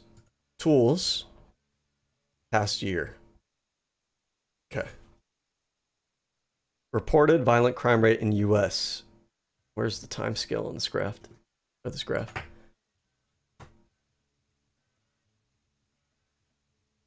Like, I'm sure the crime rate has been decreasing, but it's because the crime rate has been decreasing. It's been decreasing under the Biden administration. It had an increase during the COVID years. This is like globally true. And then it started declining again. You could tell I've been shopping for lenses. By the way, if any of you in the audience know, like looking for a nice versatile zoom lens that's not super expensive for an email. Anyways. Oh man, Statita is not going to give me access. The crime rate has already been declining. And there's a thing that conservatives, Republicans tend to do is that they'll just take credit for things and pretend that they're the reason why. For example, whenever we pass infrastructure bills, Republican politicians will vote against it. Then they'll go back to their constituents and they'll brag about the infrastructure spending that's going on in their state, even though they voted against it. So they'll do shit like that. They'll do shit like this, where you're like, oh, the crime rate is dropping, therefore Donald Trump reduced the crime rate. Well, no, the crime rate has just been declining. It's been declining since the 90s, and it's specifically been declining a lot since COVID, because whenever you have like a temporary, unique event, you're going to have like a rapid deviation from the norm. And what follows that is probably going to be also a rapid like recalibration to the norm.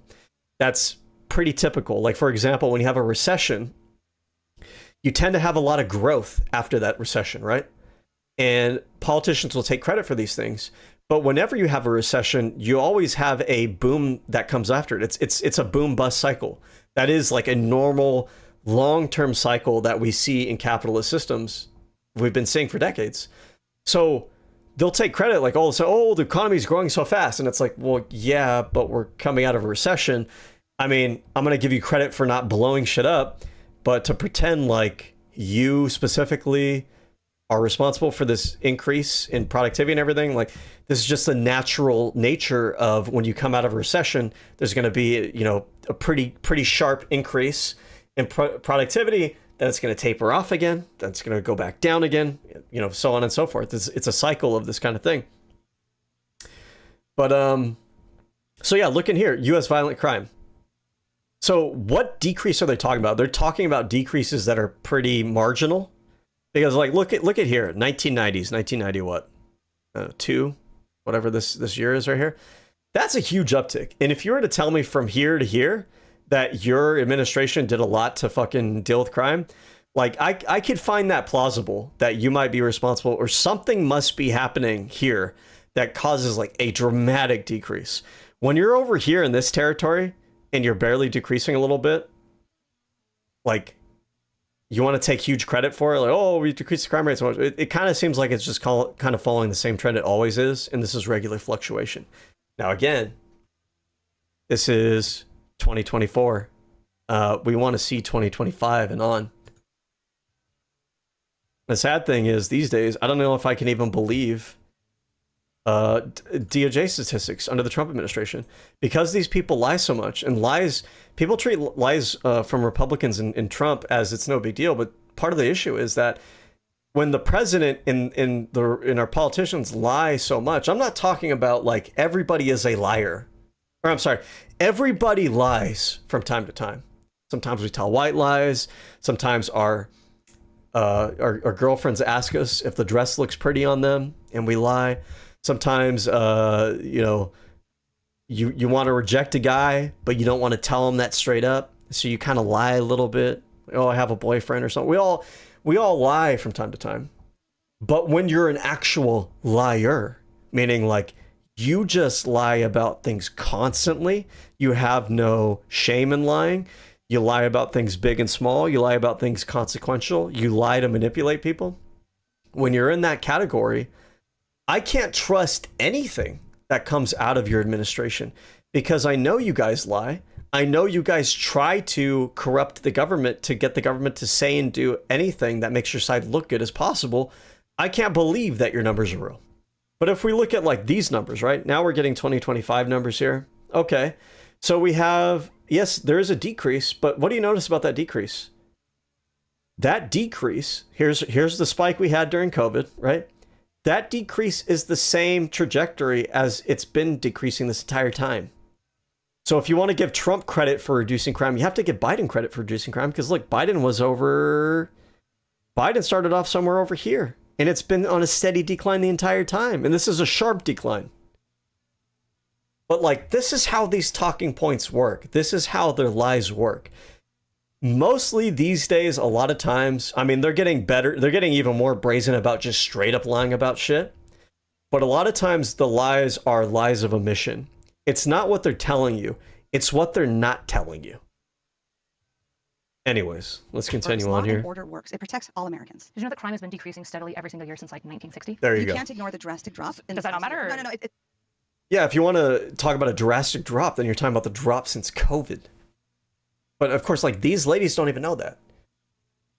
Maybe I'm giving them too much credit, because there's one of two things. You're either malicious or you're ignorant. These ladies, for them to be involved in online politics like this, leads me to believe that they're not ignorant. They're just kind of full of shit. They have to know, if they're political commentators, that crime was sharply declining after COVID, because it sharply increased during COVID. And everything is now just regressing back to where the mean is, where the normal crime rate usually is, outside of any kind of weird, you know, COVID thing going on. It's actually not true. It's not. It Has been studying. It is true. In many black neighborhoods like Chicago, it's literally kids can't play outside. So I'm sorry that you live in a... Okay, and what is the Republican Party doing for that? What are they doing? Pulling funding out of your neighborhoods?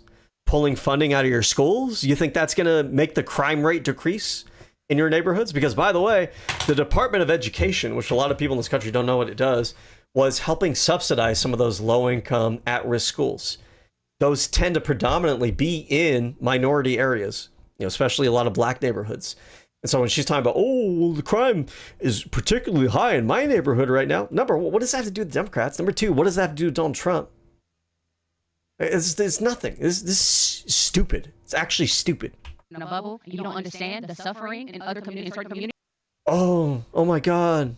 All this virtue signaling, all this identity politics. Notice how they weaponize identity politics when it's flipped around on their side. Oh, well, as a black American, in my neighborhoods, your white ass doesn't understand anything about the crime that's going on in my neighborhood. Okay, well, what's Donald Trump doing about that, though? You're throwing a pity party to distract everyone away from it, but what does it have to do with Donald Trump? I have a homeless shelter, so I prefer that not be a homeless shelter. Yes, a homeless shelter. So I hear that you guys have some central conservative values that I believe you guys genuinely hold. But the problem is, I don't know how you hold them and simultaneously support Trump. I'm not saying become a Democrat. I'm saying if you have these conservative principles, like so many conservatives, you must be anti-Trump because he isn't fulfilling limited government, nuclear family. He's not really fulfilling on Earth. He's not fulfilling federalism. You know what? Hearing your list is a good list. These are actually genuinely true. It's not talked about enough. These ladies probably aren't even used to probably dealing with it enough, but it's true. I mean, if you want to talk about like fiscal conservatism, he's not delivering on that. That's not an exaggeration. That's just genuinely, literally true. The deficit has ballooned when he's in office. It ballooned last time he was in office. That's not true. He's not delivering on that. When you talk about like nuclear conservative family unit, what the fuck is Donald Trump doing to reinforce that? The Republicans blew up the child tax credit, so they're not helping on that end. They're not making the cost of living more affordable. They're increasing the cost of living, so young people can't even afford to raise a family. They're not. Donald Trump himself said that he doesn't want to build more housing in the United States because it'll decrease the property values for his rich, older voter base. So they're not helping American families in the United States establish themselves that way because young people can't afford to actually own a home, build a family. Donald Trump models the behavior of cheating, lying, manipulating, betraying people, cheating on your wives.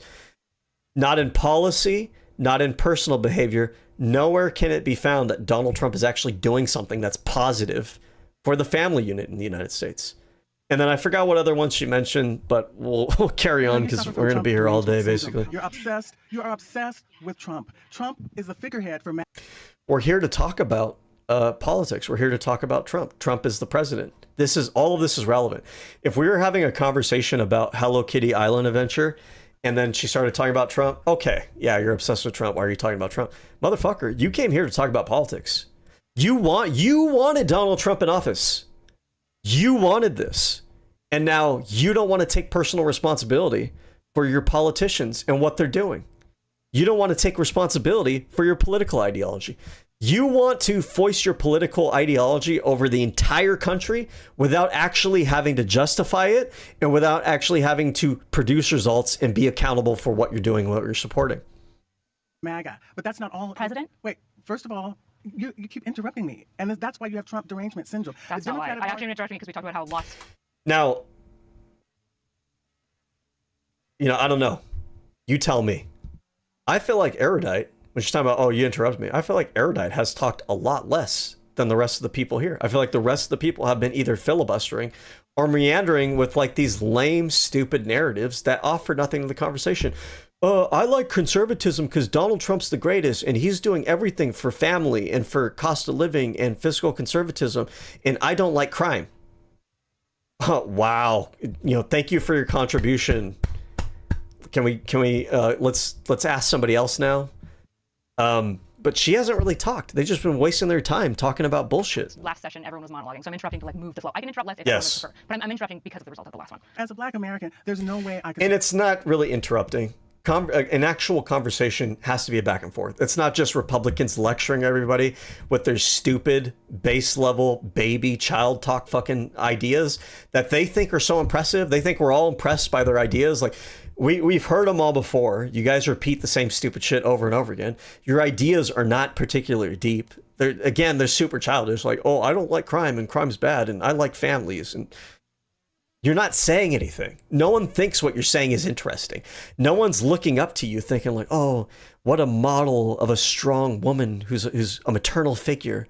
that's really taking care of and seeing what we need to do for families. People are like hearing what you're saying and just thinking like, you think way too highly of yourself for the actual words and the content of the ideas that come out of your mouth. Everything that you're saying is super base level. It's super corny. There's no actual substance to it. You're just like somebody putting on a performance, trying to pretend that you're more sophisticated. And I don't know, like I think conservatives sometimes, traditionalists, they have this idea of like sophistication that they believe traditionalism gives them and everything, but there is no sophistication here. This is like baby talk. Support the Democratic Party. The Democratic Party destroyed Black American families, which I was trying to discuss before, pumping free sex feminism. White liberal women need to take responsibility for pumping. The Democratic Party destroyed Black families. All these white conservative women shaking their heads. All these white conservative Republican supporters, what are they doing for the Black community? These conservatives, they love to blame, oh, the Democratic Party destroyed the Black community. What are you guys doing for him? You guys bitch and complain about DEI and identity politics and everything, right? But you are quick to throw out the identity politics when you're trying to attack the Democrats, but you have nothing to show on your end. If you want to talk about, oh, what are the Democrats doing for Black people, then what are Republicans doing for the Black people?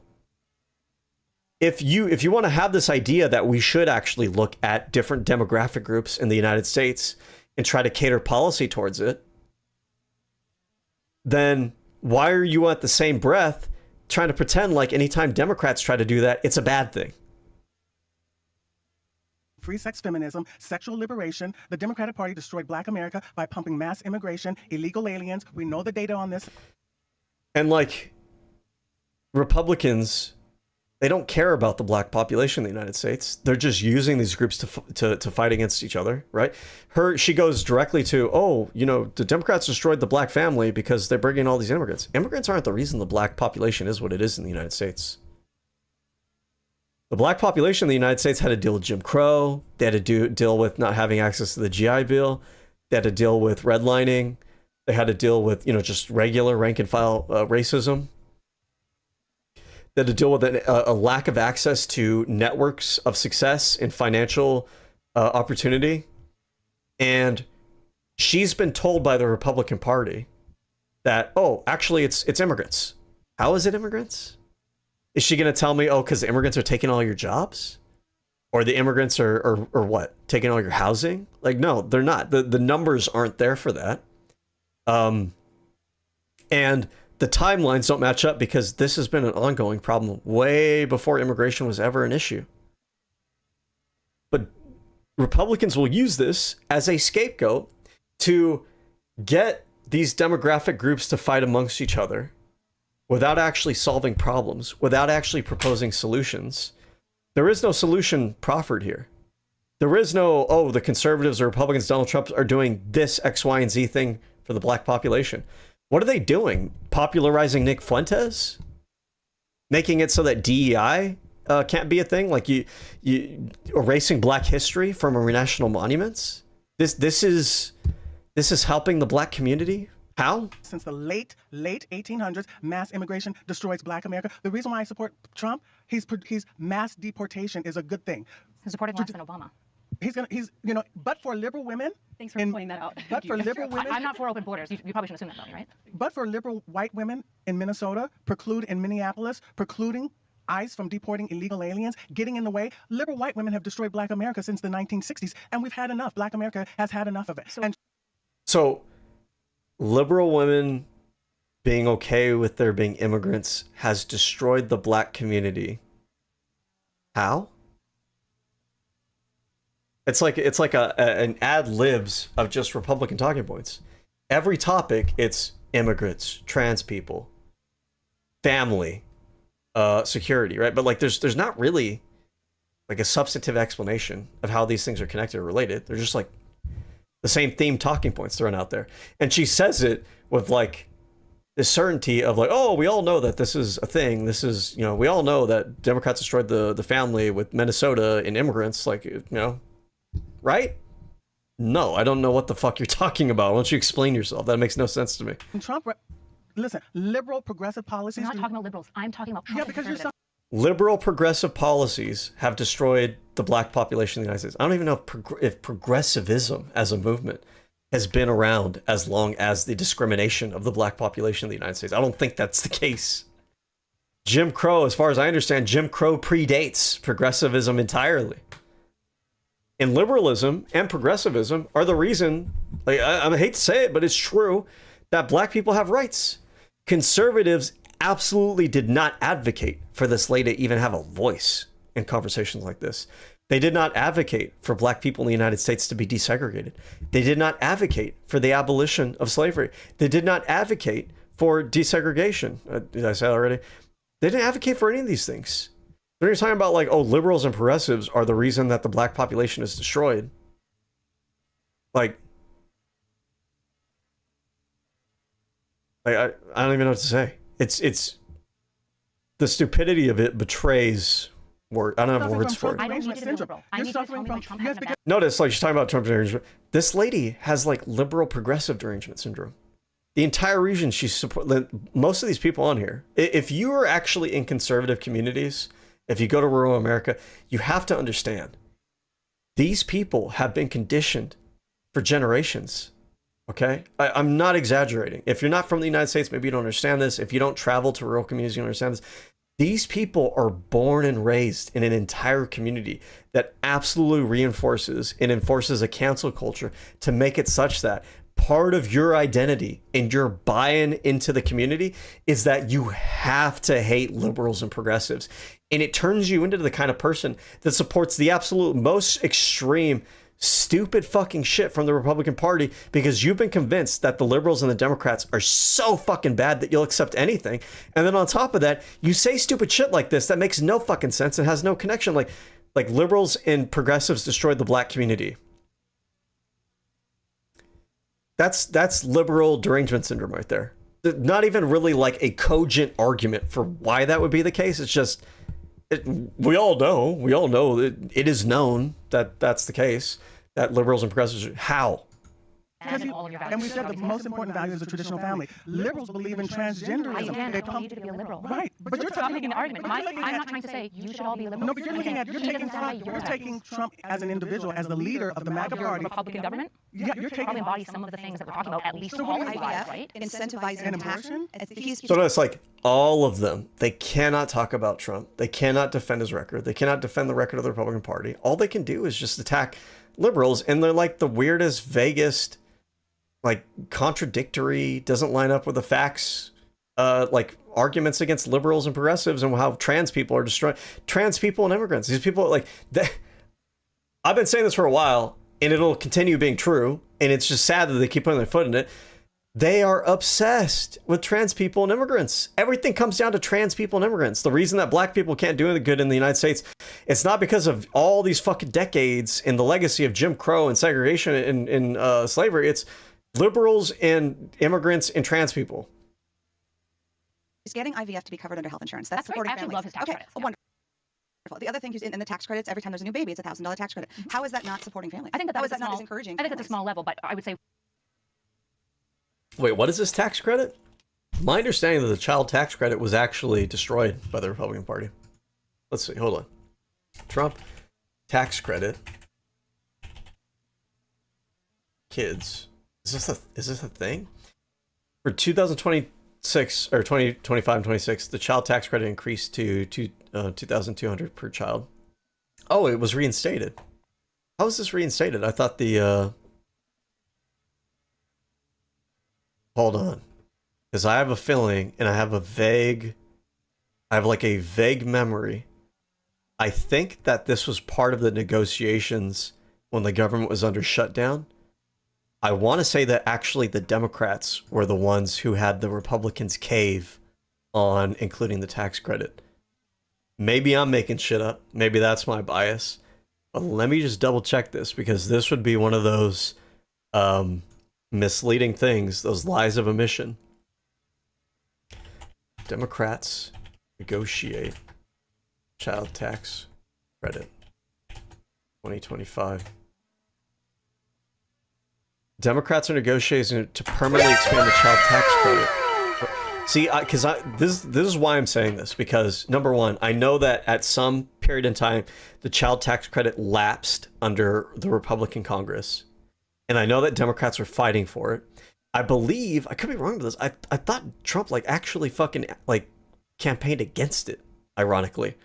Or maybe that was somebody else, but I had recalled that this was something that the Democrats were fighting to wrestle back in.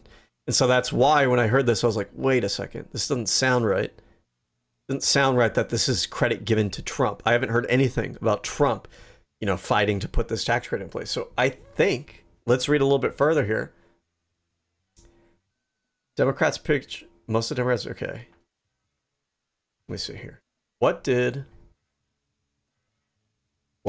Democrats get out of shutdown negotiation?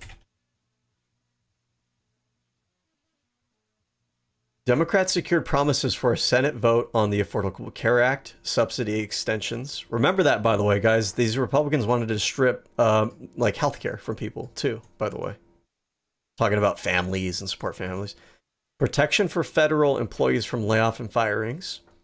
Back pay for workers, and restoring funding for critical services like nutrition programs in the TSA. I almost forgot about that too. Remember that the Republicans were actually trying to starve people off of SNAP with the budget shutdown? Do you guys remember that? These motherfuckers over here talking about family values and supporting the families and everything. While they aimed to use the shutdown to leverage stricter immigration enforcement reforms, they ultimately settled on a deal that reopened the government without winning a major policy concession on immigration or immediate legislative victories on healthcare.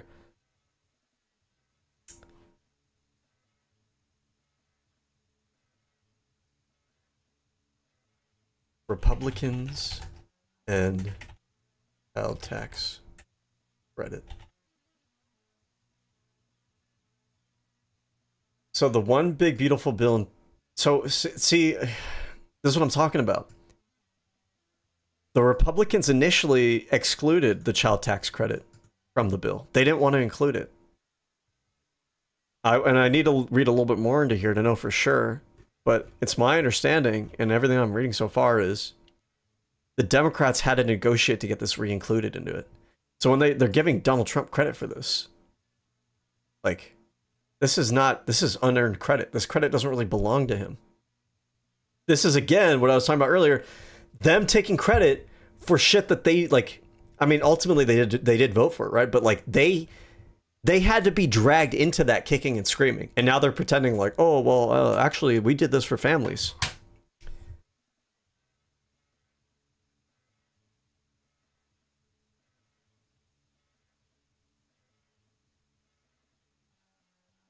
Okay, and here's another thing about it. Last year's the so-called includes among its many provisions a small increase to the child tax credit, but it leaves in place many problems with the current credit, namely that it leaves out many of the poorest children from its full benefits. Okay, well, to be fair here, this doesn't sound like this is Donald Trump's fault either, right? It sounds like the way the child tax credits were already designed were excluding some of these kids, right? So I don't like the way that this is framed here because it almost makes it seem like it's Trump's fault here. I think Trump's bad. You know that about me, but I don't feel like you got to exaggerate to make that case. This and other problems with the child tax credit would be eliminated by a bill known as the American Families Act, which would reinstate and expand upon a version of the CTC that was in effect for 1 year. It increases the minimum CTC for any child from $2,000. So they added an extra $200. What did that lady say? That lady said like $1,000?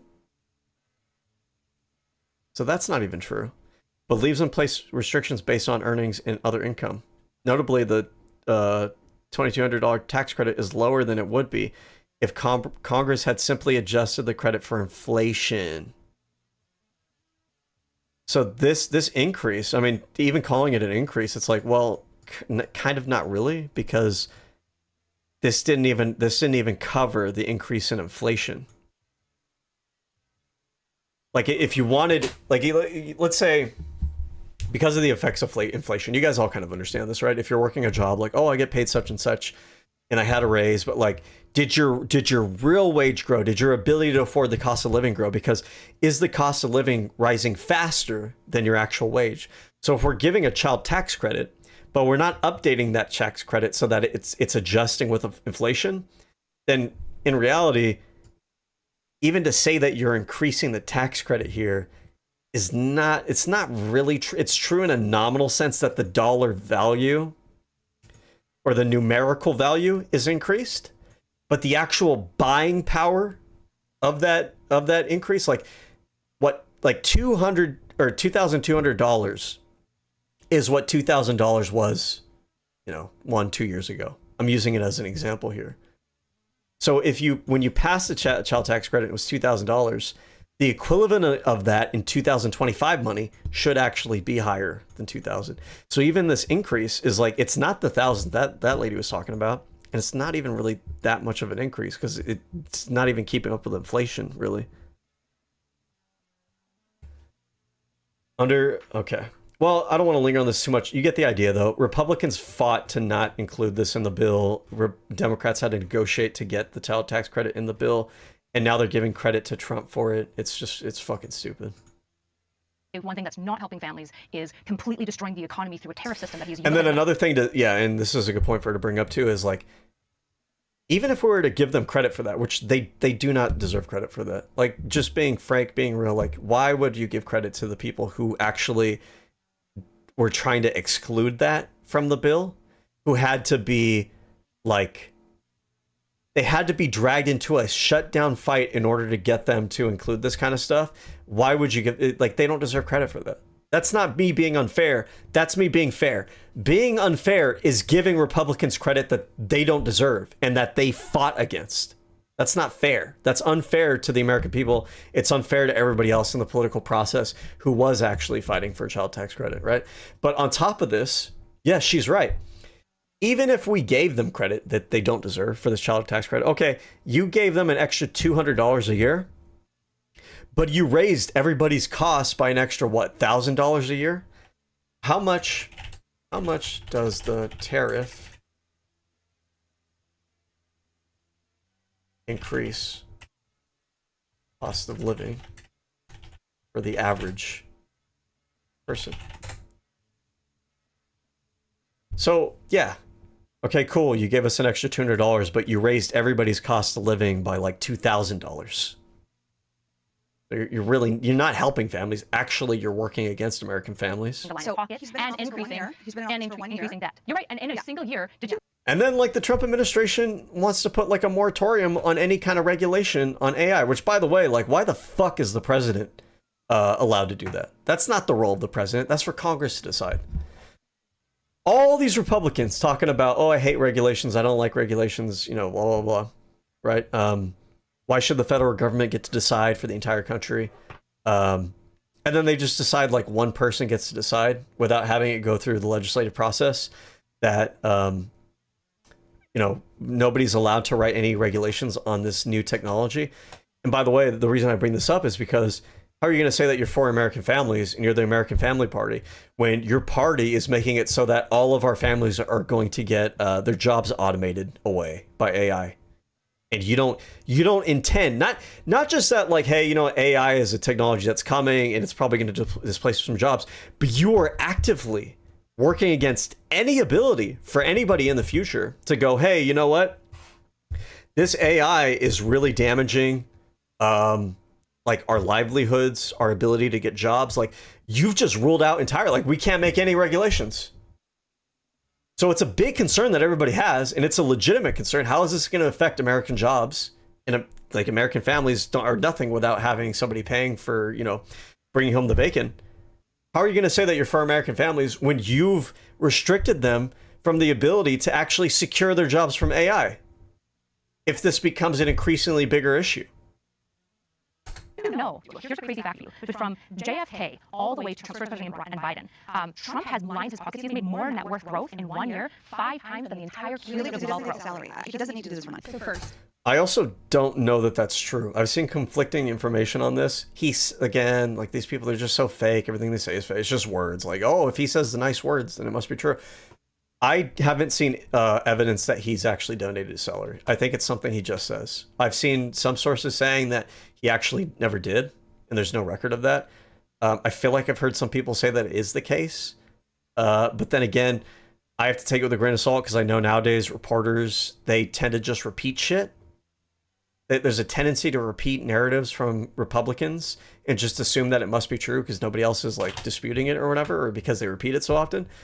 I don't know that that's true, but even if it was true, Donald Trump has made so much more money off of the presidency, not only because he's having the United States government constantly funnel money into his resorts and his golf clubs, because he will vacation over there instead of doing his fucking job. He'll vacation over there. Secret Security has to station themselves over there. So you have all the Secret Service that has to like eat there and lodge there. And then they have to like set up equipment there and everything. And all of that money is getting funneled into his business. I don't think that should be allowed. When you talk about like people get upset about insider trading, Nancy Pelosi, how the fuck is this happening with Donald Trump and nobody says anything? And these motherfuckers are here talking about like, oh, he's donating his salary. The amount of money that he's made from the US taxpayer, hundreds of millions of dollars into his properties. The president does not make that much in 4 years. Let's look this up real fast. How much does the president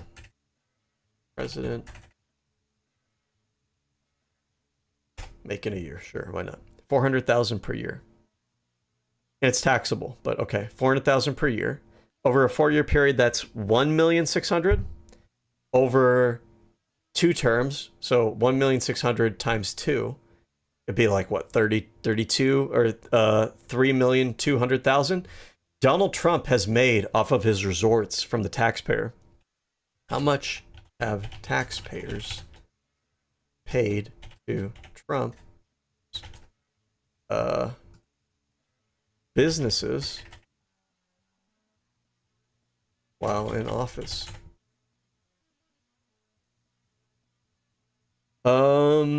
Estimated at least 2.5 million in direct taxpayer payments, alongside at least 7.8 million from foreign governments. 2.5 million in taxpayer money went to Trump properties, including hotel rooms for Secret Service and security costs. Understand, that's his business. We're paying his business. When we talk about, travel costs and, well, travel costs not necessarily, but like the hotel rooms for Secret Security, those are Trump hotel rooms in Trump hotels. So the United States taxpayer is funneling money through our government into Donald Trump's businesses to the tune of millions of dollars. And they're over here talking about, oh, well, he donates his wealth. I don't even think that's true. I've seen estimates that are larger than this. I don't know if when is this? Is this might be? Oh, this is only from his first term. This is only from his first term. So remember what I said, in one term, that would be 1.6 million. So he made, even if we use this number, and I feel like this is probably a low estimate, he made, what would it be, like 1.5 times that or something along those lines. But his businesses made way more money off the taxpayer than the money that he quote unquote donated. So the US tax, it's not like he's doing us a favor. We're still actually paying him. He's still making a net profit off of us. But then you add in this term, he's also doing the same thing, funneling US taxpayer money into his businesses. But on top of that, they're running crypto scams out of the Oval Office. And it's pretty fucking obvious, too, that they're doing insider trading out of the Oval Office as well.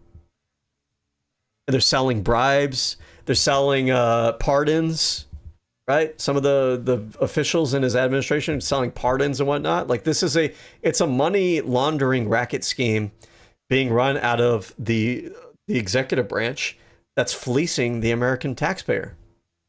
And these people will, like, bitch and complain about, like, waste, fraud, and abuse from like Minnesota and daycare systems and whatever the fuck it may be. And meanwhile, their president is over here like genuinely, literally corrupting the United States government in order to have the US taxpayer pay his fucking businesses.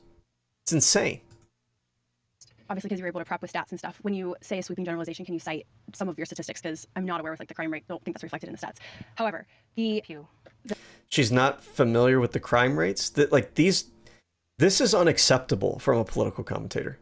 This is information that has not only been out for decades, but it's been subject of conversation for the last couple years, consistently, constantly. It's hard for me to believe that these people, if they're involved in politics, don't know this. I feel like they have to be bullshitting and lying. Or if they are ignorant to all this, like, why are they talking about politics? Why are these important people we should be listening to about politics? This is basic shit. And it's not even just that. Not only did they not know it, but these people pretended that they did know. They made shit up. They said Donald Trump is reducing the crime rates. They said, crime was out of control and crazy until Donald Trump came in. They don't know any of that. They're just making shit up. Okay, I can say Pew, and I can say the sun is like orange. Or Pew Research Center. Sorry, when I say Pew, I mean Pew. I know it's Pew Research, but I could cite something random and say I found it at Pew. That doesn't make it true. We said cite your sources, so I thought you wanted. That's not random. That's a research institute. I get what she's saying. Like, oh, I don't trust their stats, but like, who are we supposed to trust? Like the politicians that you guys put in front of us that are constantly lying? Like blatantly lying, constantly, all the fucking time? Are we supposed to believe like, oh, I don't believe they're random stats? When you guys say that Donald Trump reduced crime rates, so like record reduction of crime rates, where are you guys getting that information from? You believe those numbers? Why? Because it supports your narrative? You don't question those numbers for whatever reason? Yeah, but okay, who's the author? When was it? I don't know specifically. Does anyone ever remember? Who's the author for your stats? Statistic that's broadly. It's not usually. If you say who has your source, and I say Pew Research Center, you can't now further narrow it. The claim is zero sum. It's that MAGA has abandoned, or Trump has abandoned all conservative principles, but I don't believe that's. I mean, she did phrase it that way, but that's a pedantic. Like, who gives a shit? Like, oh, is it literally all conservative principles? That's not really the point. No, nobody thinks that's the point.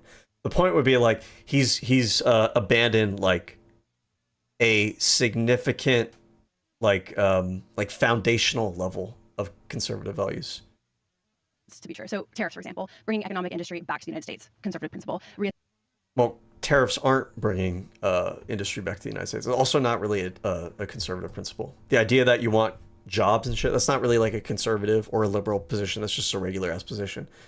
But the idea that you facilitate that through tariffs was never really a conservative position until Donald Trump started making it his position. And now all these people, all these conservatives pretend that they were for tariffs the entire time. If you're not old enough to remember, the conservative economic ideology for the longest time was to let the free market just do whatever the fuck it wants, which included offshoring of US jobs. And you may not believe this because maybe you just were not following politics. This might be crazy to you.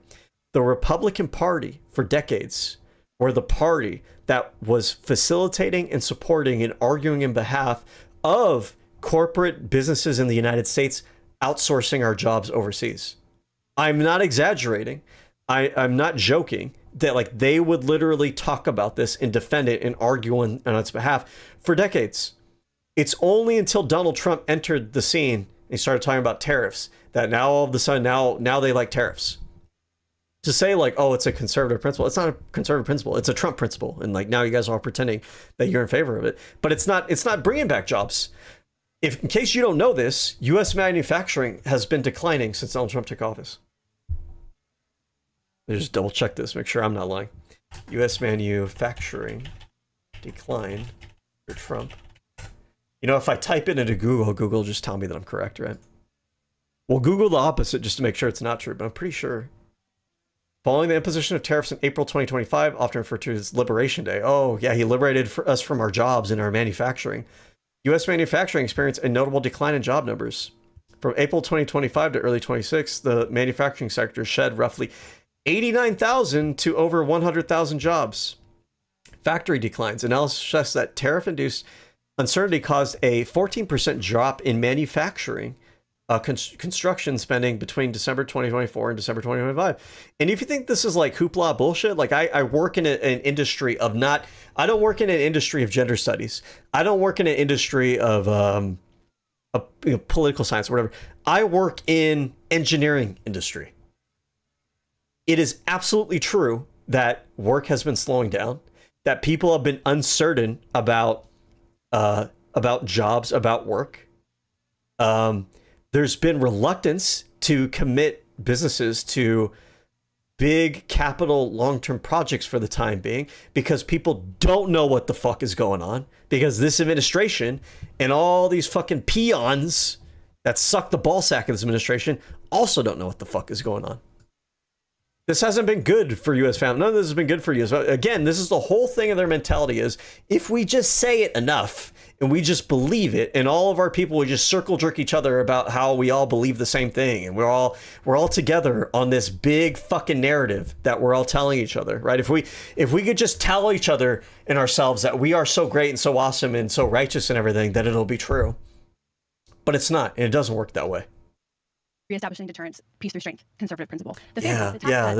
She's so right. Conservative value, family values. Reinstating deterrence with the border and deportation. Just nod your head. Don't even think. Trump has abandoned all values. I can see that there's some that I might not agree with, but if I was Erudite in the situation, I don't know if she's going to address this. You should just diffuse this immediately and go, well, yeah, I don't mean he's literally every single literal fucking value that you can possibly imagine, but the brunt of it, yes. Now let's get back to like the substance of the conversation, because this is not a substantive response. You understand that, right? This is nitpicking terminology. This is a semantic argument. This is an argument that no one actually really even gives a shit about. This is her. By the way, this is almost a concession of the argument, because she's moved from even defending that Trump even reflects conservative values to, well, he hasn't abandoned literally every conservative value. What a weak fucking bar, right? What a weak cop-out. but that's not the prompt. The prompt is zero sum. And going back to President Trump, he's a flawed individual. We could cite every politician going back 20, 30 years. I don't think. Again, every time they say like, "Oh, I'm not biased. I see things clearly." Trump, I don't agree with Trump on everything. Trump's a flawed on what, motherfucker? You defend him on fucking everything. You make up shit for him on everything. You have all these narratives for everything. I haven't heard a single criticism about Donald Trump and anything. It's just this vague like, I don't really like the guy, but I don't have anything negative to say about him whatsoever. Any of us probably. He's a family man. He's bringing back traditional values and conservative values, bringing back jobs. The war in Iran's actually a good idea. It's actually really smart. He makes me feel safer. But I don't think he's a perfect individual. Really? It sounds like you actually do. We would sit down and be friends with a politician. Mike Pence is a great example of a Republican that actually stands by his conservative values, right? He's dedicated. Now, Erudite, for her part, she needs to be. I love Erudite. She's very smart. Makes very good arguments on. I've seen her do really well in a lot of debates. However, I think her background is in psychology. I find that psychology majors, they err on the side of wanting to understand other people and be empathetic to other people. This is the world of politics. These people are not your friends. These people are not playing fairly. These people are not being honest about their intentions. And these people will absolutely manipulate the time to try to maximize their command of the narrative. And so you have to be more aggressive. You have to be more pointed, more sharp. You have to not treat them like they're there in good faith and, oh, I see where you're coming from. That's a really good point. I really feel for you. No, like regular voters, that's one thing. These political commentators and influencers, they know what they're doing. And so you got to be a little bit more street smart, I guess. You got to be a little bit more shrewd. In a monogamous relationship, so much so that I don't even think he has lunch with other women, right? Yeah, that's in fact, he stood that's not the Trump claim. They don't want her to talk.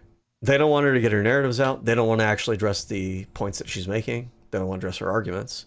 They will try to filibuster. They will try to spin narratives. They will try to give like vague, weird explanations, right? And Erudite, to be effective, she's got to not let them do that. She's got to realize that it's a game that they're playing. That Erudite may be very good faith. They absolutely are not. And I know Erudite, wants to reach the typical MAGA voter and these regular people. I get that. I think that's fine. That's noble and all that stuff like that. These people aren't that. These people are agents. These people are political operatives. These people know what they're doing. To breach the Constitution. Right, but we're not talking about the infallibility or the fallibility of Trump. You're citing he can't be conservative because of his past, which most of us here are Christians, so we would also say... Shouldn't we a little bit? Your guys' criticism of Biden is that his family's broken. No, that's not how it works, right? We're all Christians, so we forgive people. Well, you guys don't forgive people on the other side, but putting that aside, right? It's not just, you're Christian, your past doesn't matter. What matters is that you actually repent for your sins and that you change your behavior. this idea that Donald Trump can just be however, do whatever the fuck he wants, we just follow him to the ends of the earth, and we don't like him in some vague sense, but like, oh, it's okay because he's not perfect, nobody's perfect, and, you know, Christians forgive people. Well, he's not shown any repentance for anything. He's not actually expressed that he's actually been wrong about anything, that he's actually sorry about anything. So this idea that your past doesn't, yes, your past doesn't define you, but the issue for you guys is his past is his present. He's still behaving that way. It's not like, oh, that was him 30 years ago. We like to forgive and forget and move on and give people a second chance. He has, like, this is probably his fourth, fifth, or sixth chance at this point. He's not changing his behavior.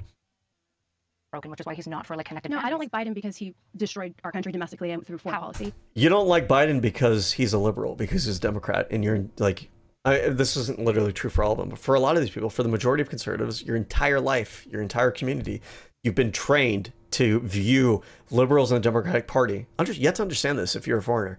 They view the Democrats as like genuine, literal enemies that they're at war with. I mean, some of them think that we're demons, for example, right? But yeah, he had some of the most aggressive economic growth under him. He pulled us out of COVID like fantastic. Yeah, but and then like this thing that they say, right? And moderate centrist, in order for you guys to actually earn that fucking title again, you guys gotta stop. You guys gotta stop letting conservatives just say stupid shit like this. You don't let liberals behave this way with Trump or Republicans in general. But conservatives will say this shit like, oh, Biden destroyed the country. And you'll sit there and just let him say it like it's nothing. Do you really think Biden destroyed the United States? The United States was destroyed because of Biden? Do you really think that it's okay, like it's fair for you guys to just let Republicans say shit like this? Let them get away with it? Never have those opinions challenged? Allow them to live in this fantasy world and spread those ideas out and convince other people that that's the reality that we live in? It's ridiculous. It's utterly ridiculous.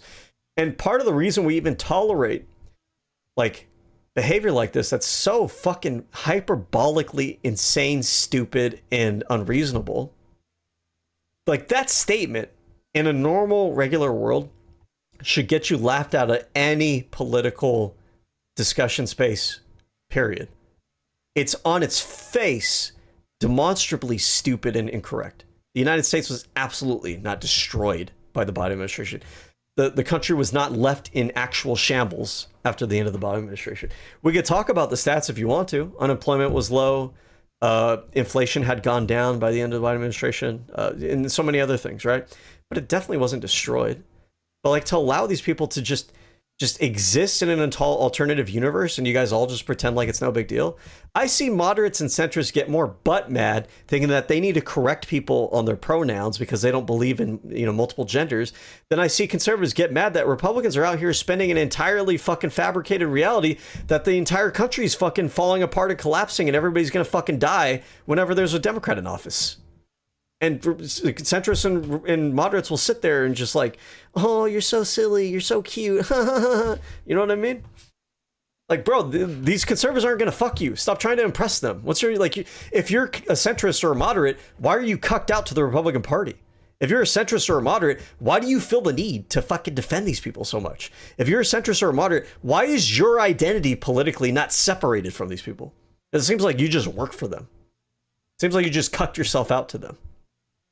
No way. No, the global economy happened to bounce back because America bounced back better than every single nation in the world. Going back to that is true, things that are too, important by to the me, there way. are things that the Trump administration is doing that do lend into traditional. We're just going to ignore that and move on, though. Again, the premise being has abandoned all conservative values, I find to just be false from the jump because it is so zero-sum. And I don't think you could point to any politician or any political movement and make that claim because we're all complex individuals who have our own interests. So I just think that the claim off the bat is kind of set up for failure.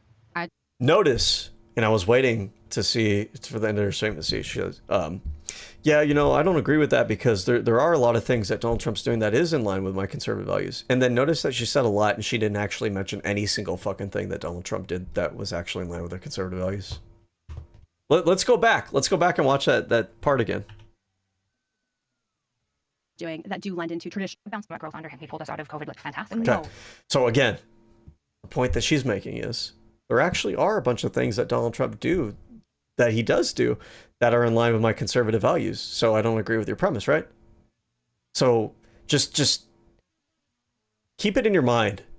Just count for me, or try to like catalog, or not catalog, but like make a list of all the examples that she's about to give us that prove her point that there's actually a lot of things that Donald Trump does that are in line with their values. Let's see how many of them. The global economy happened to bounce back. Inflation. America bounced back better than every single nation in the world. Going back to things that are important to me, there are things that the Trump administration is doing that do lend into traditional conservative values. So again, the premise being has abandoned all conservative values, I find to just be false from the jump, because it is so zero-sum. And I don't think you can point to any politician or any political movement and make that claim, because we're all complex individuals who have our own interests. So I just think that the claim off the bat is kind of set up for failure. I just want to speak. I mean, apparently the claim's set up for failure, but you didn't provide a single fucking example of how Donald Trump is actually in line with your conservative values. Again, like the whole theme of this entire thing since I've been watching this thing is vague claims to like make them feel like they're sophisticated and principled and righteous and everything, but like there's nothing actually there. They're all under like this mass psychosis with each other. They are collectively experiencing each other's mental illness together. But there's nothing substantive there. It's just claims. Oh, Donald Trump's so great. He's so awesome. I don't agree with everything that he does. Okay. Notice they never actually give an example. Donald Trump actually has a lot of things in common with my values that are really good for it. Notice that they don't have any examples. Donald Trump's really good for the family. Notice they didn't have any actual, like, legitimate examples of that either. There's nothing there. It's all vague. This is a fever dream of a worship of a political ideology rather than like anything real. You know what I mean? Speak in simple terms, just simple, real terms. For me personally. Simple, real terms. All right, here we go. We're gonna get it. She's gonna give us something real, concrete, real simple that we can all understand. Okay, you guys ready? Let's hear it. Conservative values for me personally. Before Trump, the administration, what I saw was children confused about their gender. I work at a junior high school.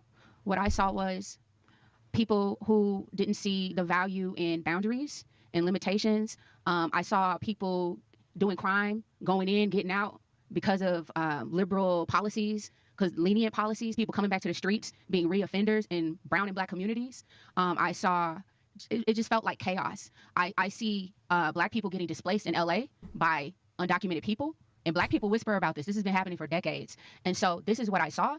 And I saw Trump leading a movement that had solutions to those problems that I see around me every single day. I know you got statistics and you got your facts, but I'm giving you the real, what's happening on the ground and what's important to me. And I feel like Trump and how he moves and what he's activating, I feel like those are solutions to the real problems on the ground impacting the people that I touch and I care about and I love every single day. So Donald Trump, he's moving, he's activating, but notice again, there's no specific actual thing that he's actually doing that relates to anything that she was talking about. And then all this other shit, I mean, it just kind of goes without saying, like, all these black people are getting displaced in LA, I guess, by immigrants. I don't even know how they know the immigration status of these people that they're apparently being displaced by. Is it possible that they're being displaced by Hispanic people who are U.S. citizens because there's like a gigantic fucking Latino population in LA? I don't know, but I doubt everything that this girl says. And again, it's just her anecdotal experience. Oh, you have your facts and you have your stats, but I have my opinion and my feelings. Okay. And Donald Trump, the way that he moves and the way that he activates is you know, it's helping us in all these different things. Donald Trump is really great. He's really moving and he's really activating. And he's like, you know, the Democrats, like the black community, it was really bad and we had a lot of crime and everything, but like Donald Trump, he's moving, he's activating, and that's what makes me feel really good.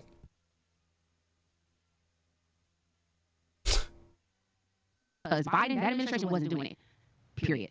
And Biden wasn't doing anything, period. And what is my example? I don't fucking know.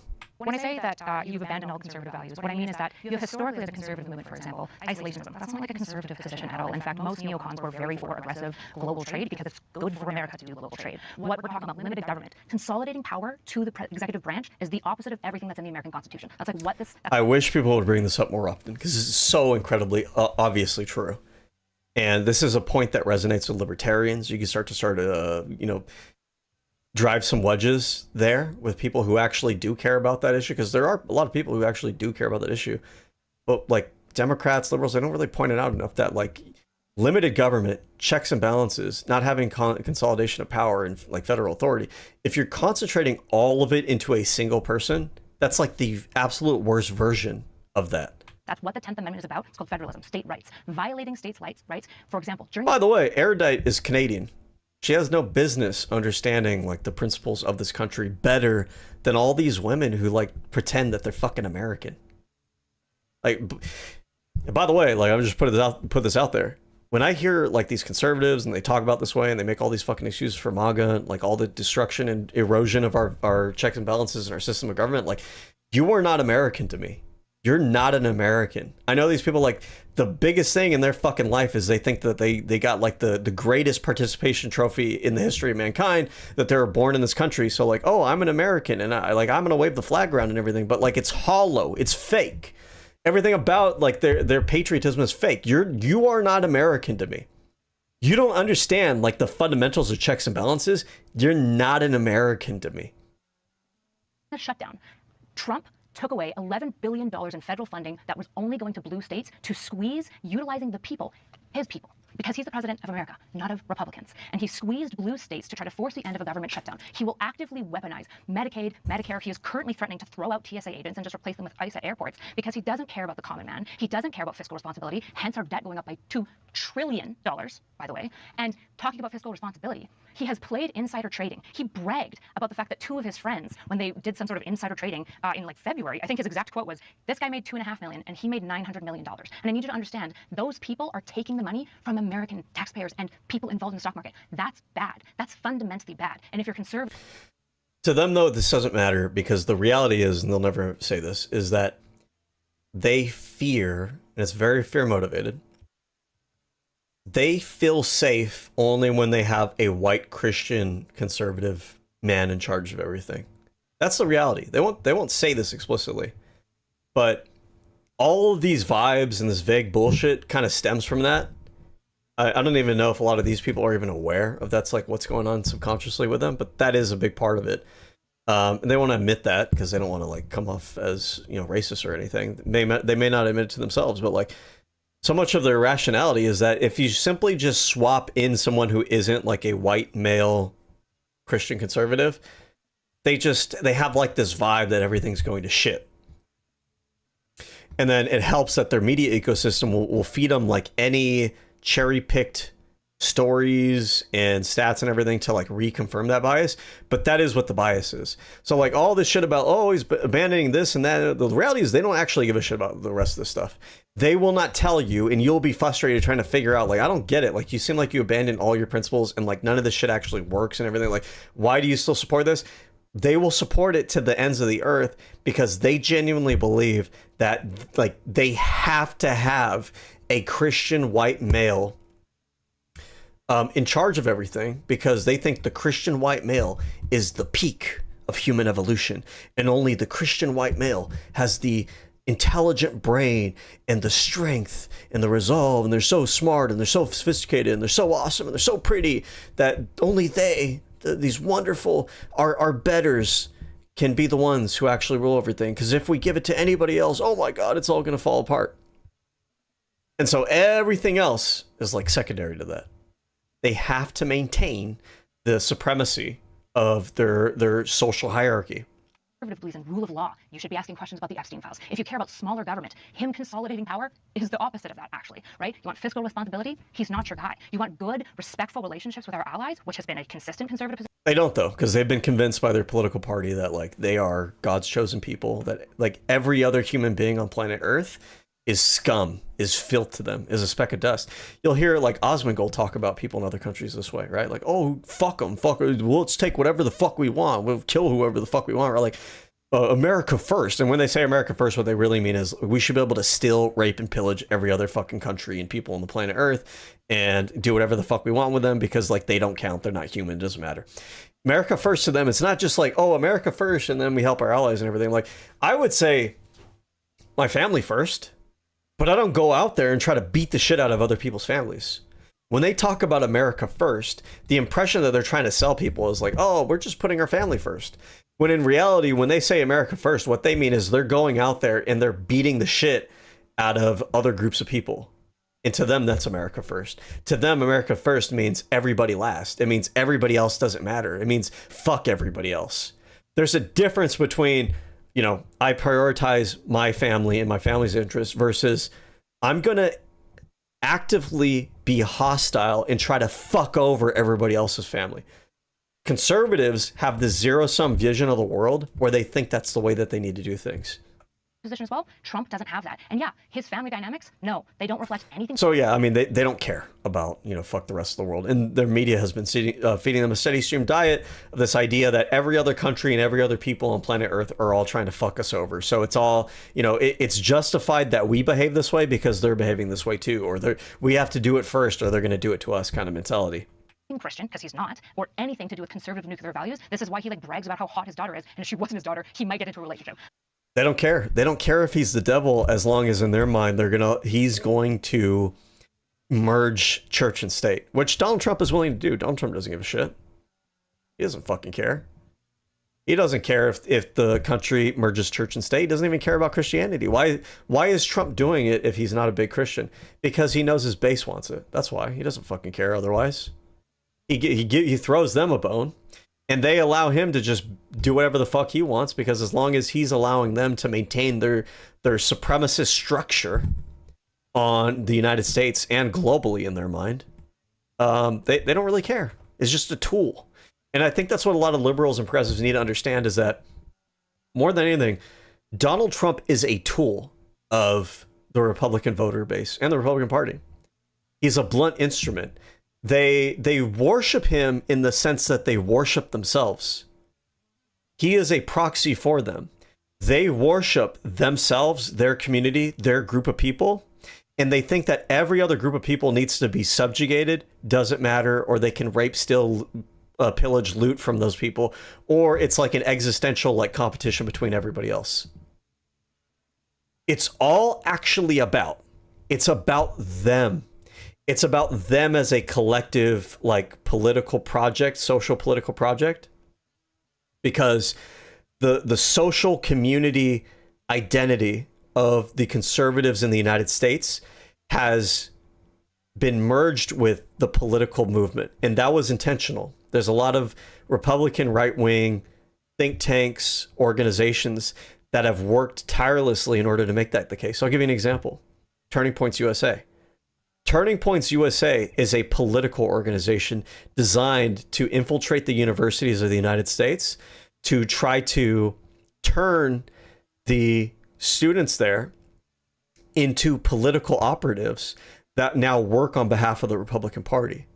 But on the surface, it's some kind of Christian organization, and they wrap it in Christian imagery and Christian ideology and shit like that, right? But at the end of the day, it's about the political project.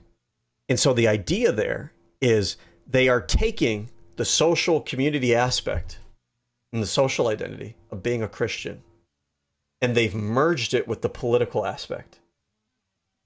And so, yeah, I forgot where I was going with that, but you get my point. Like, you have to understand that about them. Oh, that's where I was going with this, which is that, to them, it's actually more about their social identity within this tribe, within this group, within people that like look like them, act like them, live the same lifestyle as them. It has to be a traditional family. We can't have any trans people, like that one lady said, right? Like, fuck the trans kids. I only want straight fucking kids, and everybody has to be my type of family, or fuck them, right? It's literally what she said, word for word. But it's to them, it's about defending the supremacy of that community, and Donald Trump functions as a foci, as something that entire community focuses its energy through. And understand that they do actually love and appreciate and worship Trump. They do, but it's because of him being that foci of their movement. It's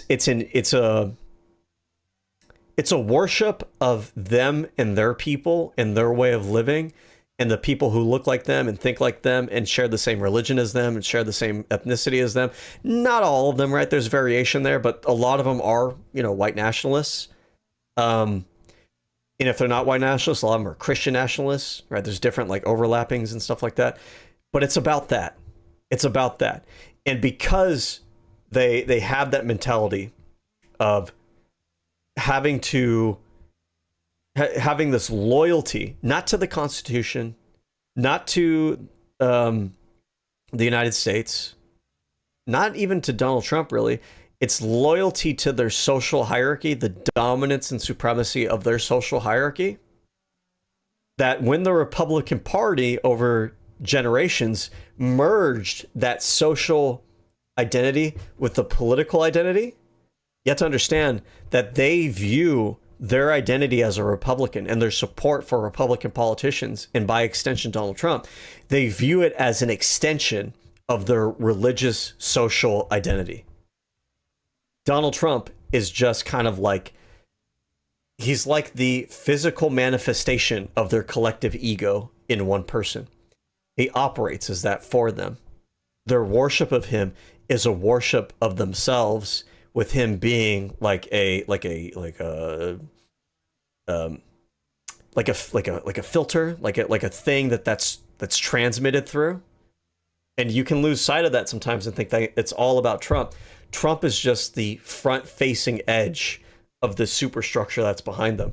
And that superstructure has been built up over decades. Again, by the Heritage Foundation, Federalist Society, talk radio, the connections that all these different media figures had amongst each other with the Republican Party. This is all part of that project. He's done this. He's done this behavior. I think it's very telling. It's also why they'll let him do whatever the fuck he wants. And nothing will ever matter, because it's not really about Donald Trump. It's about them and their people. And it's them and their people against the entire fucking world. And it comes out in their behavior. You'll see it in so many different ways, right? They're threatening the allies of the United States. Why would they do that? They don't give a fuck about the allies. It's about them. They will rape and pillage the fucking lands if they could dominate all of the lands of planet Earth. They don't give a fuck about any single one of you.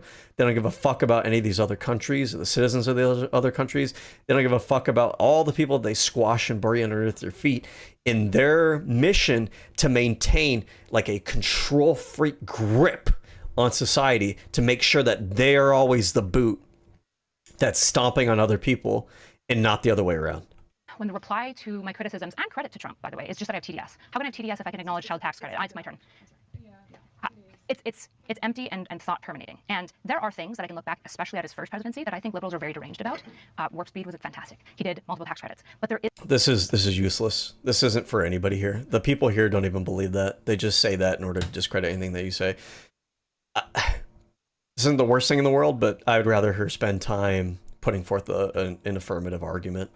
Isn't a conservative policy. I don't see him conserving. Sometimes the best way to address these straw men is to treat the straw man with the seriousness that it deserves. Oh, you have TDS. I don't care. Getting back to my point, Donald Trump did X, Y, and Z thing, and you guys support him, the Republican Party. Well, you sound like you have TDS. You can keep repeating that. I don't really give a shit. My point's still going to stand, and I'm going to make you address that point, whether you like it or not. No, you have TDS, which in reality, that's usually how I respond to it. Oh, you have TDS. No, you guys have TDS. You guys are obsessed with Trump, and you defend him on everything, and you don't have anything bad to say about him, and you let him do literally fucking anything that he wants to this country. To me, that sounds deranged, and that sounds like you guys have a weird, unhealthy obsession with him. A single thing. He has made so many executive changes and whatnot. There isn't anything conserved. Not even his own family is conserved or conservative. He did a great job anyway. with his family. I don't know if this happens to you, but I'll do a full... He's doing a great job with his family. Like, what does that even mean? Like, I'm not even going to sit here and say, like, oh, he's doing a bad job with his family. But, like, does that actually even mean anything? Is it just something that conservatives are out there because they feel like they need to defend him? Like what does that mean? He's doing a great job with his family. How? In what way? Just because? What does that mean? Full face of makeup in the morning and love it. And then by the end of the day, it somehow looks worse, heavier, a little cakey, almost like it's not sitting right on my skin. I don't care. Thank you. My second prompt is feminism is moral, necessary, and inevitable. Okay, let's see how this one goes. I'm Kaitia Lamore. Nice to meet you. I'm June Dubriel. Nice to meet you. Nice to meet you. I'm Jessica Aranda. Lori Mills. Nice to meet you. Nice to meet you guys. Yeah, my prompt is, there's probably not much to expand. You guys can ask me questions. I think it's moral, and then necessary and inevitable are kind of tied together. So there's a moral claim and then like a This is actually a good framing here.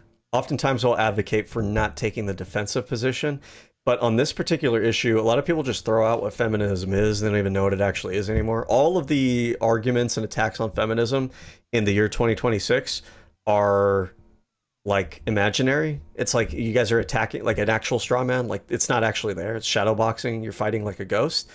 And the comfortability with those sorts of arguments over the last couple of years has made it such that the position that feminism is whatever conservatives, Republicans, right-wingers frame it as is incredibly, it's incredibly weak because it hasn't been stress tested and people aren't used to arguing in favor of it. All you need to do is actually invite people, these people, they're probably not used to actually having to argue this point, to like, hey, you know, I'm a feminist. Let's talk about feminism. Ask me any questions that you want. I'm going to defend feminism. You're probably not even going to be used to hearing any of the shit that I'm going to wind up saying. It's probably going to be effective for that reason. Economic functional claim. So my question to you, well, thank you for being here to debate all of us. And hey, you know what? I'll give her credit where credit's due. This is where her style actually shines, because the impulse here to allow herself to be vulnerable and them to ask her questions on a psychological standpoint, it lets them feel invited. It kind of bypasses that defensiveness. She's not attacking their positions. She's saying, hey, you know what? These are my ideas. And you know, I'm going to even let you interrogate my ideas. That it gives them power, it gives them agency. It allows them to not feel attacked. This is a good use of that empathy that I was criticizing her for earlier. I appreciate you coming and just asking some questions just for clarity. I would say, who do you think mostly benefits from feminism, and then who is included in feminism? Do you mean intersectionally? Just in general, like what people, and then like who's included under the umbrella of feminism? Us, like women disproportionately benefit from feminism. I don't know if you mean intersectionally, like white women are going to benefit more from feminism oftentimes. Just whatever your thoughts are. Yeah, so I think women benefit more from feminism. That's what it's for. That makes sense. And intersectionally, I would say white women disproportionately, because feminism has not historically done a good job of dealing with racial elements. I don't think she needed to go down this route. This opens up a can of worms. It's just unnecessary. So there's an argument within feminism between white feminism, I don't know if it would just be black feminists, but that the feminist movement is too preoccupied with white women's issues and isn't really, you know, pay as much attention. It kind of puts black women and minority women at the back of the bus. I don't know entirely too much about those debates. I don't really care all that much. I feel like it's too much of a in the weeds kind of debate here. And so I feel like Erudite was trying to head off that kind of discussion, but the issue here is these are conservative women. I don't think the conservative women have that kind of critique of feminism. That typically tends to be a critique within the feminist community from usually like, you know, black or minority women within the feminist community. So like this lady, she is a black lady, but she's a black conservative lady. She's probably not approaching this topic from that angle. She's probably not used to that talking point. Maybe I'm wrong about that. Okay. But like Erudite opening up this can of worms kind of makes it look like Erudite's the one that's engaging in unnecessary like identity politics and kind of being a little bit too woke and soy, like, oh, you know, I'm sorry. I know that, you know, feminism, you know, doesn't always, you know, include the LGBT, or not the LGBT, but like the you know, it doesn't benefit every you know, race of woman equally, and white women have too much privilege. And it's like, bro, nobody brought that up. You're starting to sound like you are going a little bit too woke right now for no reason. Elements within a feminine experience. That's why I'm more of a fourth wavist personally. I think it does a better job addressing these issues. Does that answer your question? Yeah, it does. Thank you for clarifying. Because I, obviously being a conservative, I do believe in equality for women. The thing that has been very difficult for me in the past, maybe 10 years, has been the inclusion of trans women under the umbrella of feminism. And I don't know, because some people don't even believe that trans women should be under that umbrella, and some do. I would like to know your thoughts if you're comfortable sharing that. Yeah, I'm willing to include them. I think there's an intersection for trans women. Okay, because for me personally, I feel like there's male. And when she says intersection, I understand what she's saying. Under intersectionality, it's basically like this mode of analysis where you're looking at the different identities of people. There used to be a time where conservatives were really attacking intersectionality, but it's that term has faded from public discourse, that it just hasn't really been addressed in recent years. But like intersectionality, it's funny because the way that conservatives attacked it in the day was like the complete opposite of what intersectionality actually did. Intersectionality was basically addressed all the concerns that conservatives had over identity politics, and they didn't even realize it. Because like, for example, conservatives would complain like, oh, what do you mean white people have privilege? You're telling me that a poor white man has more privilege than a rich black person. And it's like, no. But like, you guys don't realize this, but the whole point of intersectionality is that people have multiple different, you know, identity groups that they're in, and those things interact with each other in different ways. And so like the acknowledgement that there is white privilege, but there's also privileges associated with which economic class you're from, that's part of intersectionality. And intersectionality is able to acknowledge like, oh yeah, this person's white, but they're also poor. Versus, oh, this person's black, there's certain things that come with that, but at the same time, they're also rich though. So like intersectionality is about looking at the individual to see like, okay, they're not just, you can't just describe this individual as like, oh, this is a black lady, so they're just black. No, they're black and they're a lady. Oh, and they're also a chemist. Oh, and they're also, you know, higher up on the socioeconomic side. No, the whole point of intersectionality was that you are looking at individuals and recognizing that they're part of a lot of different identity groups. And those identity groups, some of them are more privileged, some of them are not, you know, some of them have different issues, things of that nature. Female, and then I would say there's almost like a other category where for us there's been... But and the reason I bring this up is because erudites utilizing permutations of that expression, intersectionality, I don't think any of these women, or most of those women in this conservative audience, even know what that term means. And erudite's not really explaining what she's meaning by this terminology. I don't know if this terminology is necessary. I feel like it's if anything, if they were to try to go on a tangent explaining what it is and talking about it, it would detract away from the main point of this conversation. Like these conservative women in the audience are probably at Feminism 101. Erudite speaking in feminism, you know, 236, graduate level feminism, right? These guys don't even know the basic terms. So like, let's kind of take a step back here. We don't even be talking about like intersectionality, and they haven't even brought it up yet. And you know this in the news where you see spas, gyms, there's a lot of women who don't feel safe in women's spaces, and because of the inclusion of trans women in the feminist movement. So I would say, as far as more... I don't think this is true. Like, I'm sure there are some women, but I don't hear this from women. I don't hear this from conservative women. I don't hear this from liberal women. I don't hear this from women in general. If you look at who supports and who opposes trans issues, most of it's coming from men who are telling other women that they're supposed to be afraid of trans women. But like, if you look at the stats and everything, women are the ones who support trans issues more than men do. Like, I don't see this actually being a genuine, massive concern that women have. I think that's bullshit. Moral. The basis of being treated equally, totally agree with you on that. But I feel like with the extremism of what it's become nowadays, that's the problem. What extremism? I don't like this. Again, like all this vague like words and narratives and vibes that they throw out there. Like, right-wingers will constantly call everything extreme. Well, why don't you actually tell me what's extreme about this? For example, like they will do this for universal healthcare. Oh, the leftists or their extreme policies and everything. What extreme policy? Universal healthcare? What the fuck are you talking about? Oh, the extremism with transgender people. Like in what way? Like you're talking about because we're not trying to bully and harass trans people because we want to accept them. Because we want to have like gender affirming care. Is that what you mean by extremism? Should we not allow trans people to seek like psychiatric care for their gender dysphoria? Is that extremism? What's extremist about that? Like the way they talk about it would lead you to believe that trans people are going out there and raping and pillaging all over the... They're just being people. They're using a bathroom. They're okay. Maybe I know people have like arguments over the sports issue. Okay, but like everything else that conservatives take issue with, like the trans issue, they describe it as extreme. How is it extreme? We're not, despite what they say, we're not transing kids. That's not a thing in the United States. It's not part of the medical practice here. Kids are not eligible for that kind of thing. So if they want to like pretend like, oh, that's the extreme position, no one has that position. That's not even a thing in the United States. Oh, it's extreme because they use a bathroom. Motherfucker, you go to a public bathroom with people you don't know all the fucking time.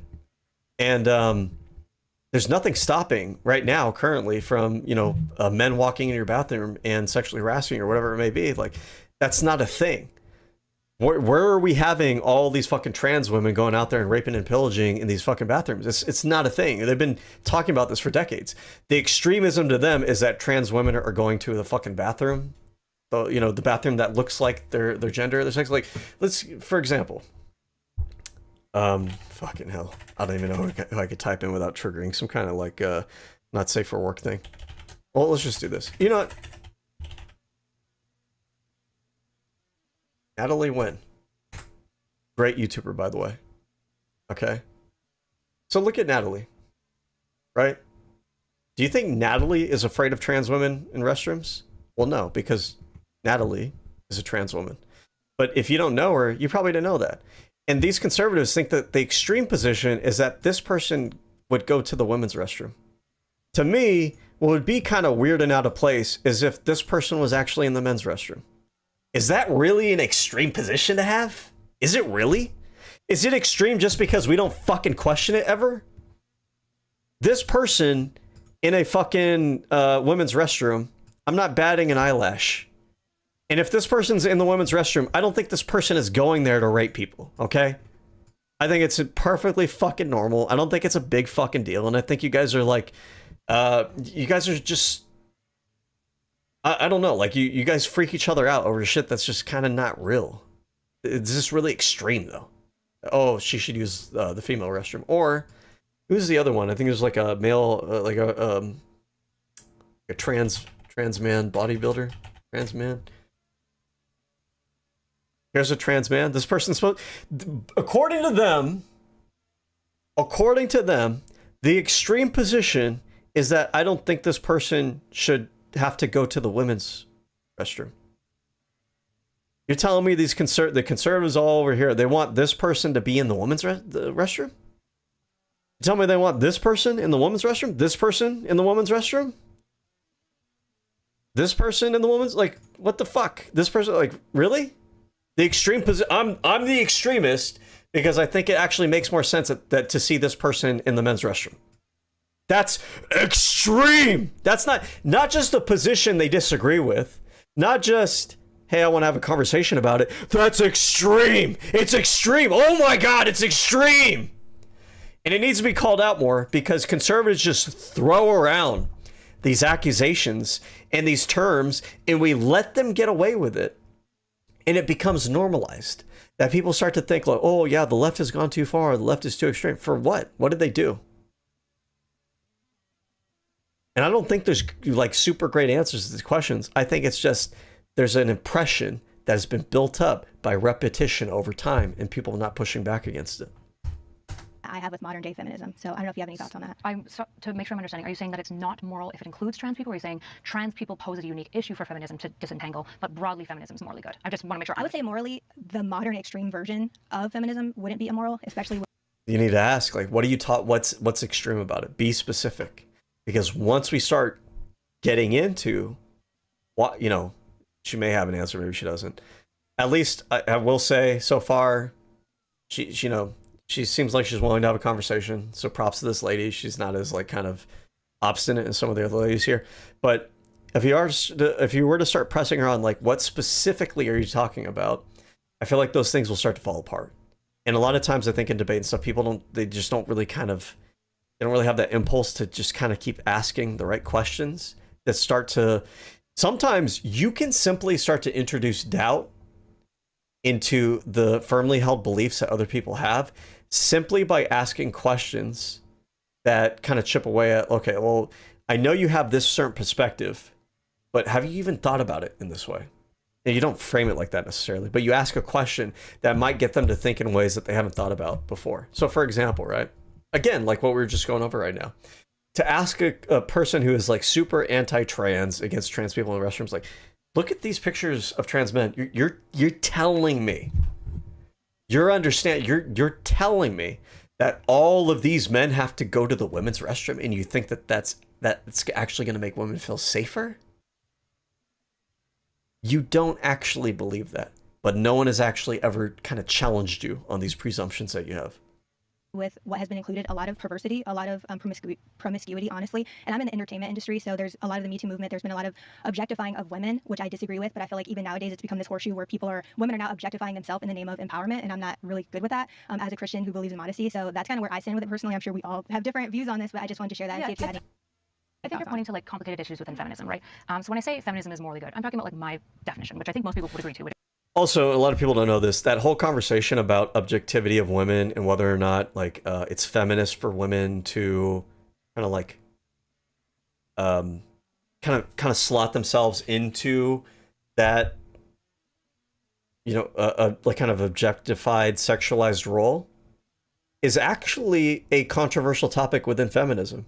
You wouldn't know that if all you listen to is right wing and red pill, content or whatever. But this has been a long-standing debate within feminism over like, okay, women going out there, like, here's basically what the debate is. Women should have autonomy over their own body, and women's sexuality should not be shamed. Okay. So on the one hand, women embracing their sexuality and, wanting to be seen and taking ownership of like, hey, I'm deciding to put myself out there this way.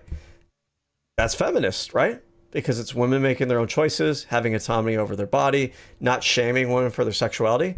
But on the flip side, the other argument is, okay, but this sexualization of women has led to a lot of like objectification of women, by men, by our society, by the market system. It causes a lot of body dysmorphia issues among young women. It creates expectations. It reinforces kind of like subservient roles or sexualized roles for women. Right. That's the other half of the debate. Those two different sides of that debate are represented in feminism. Feminists stake out different these positions.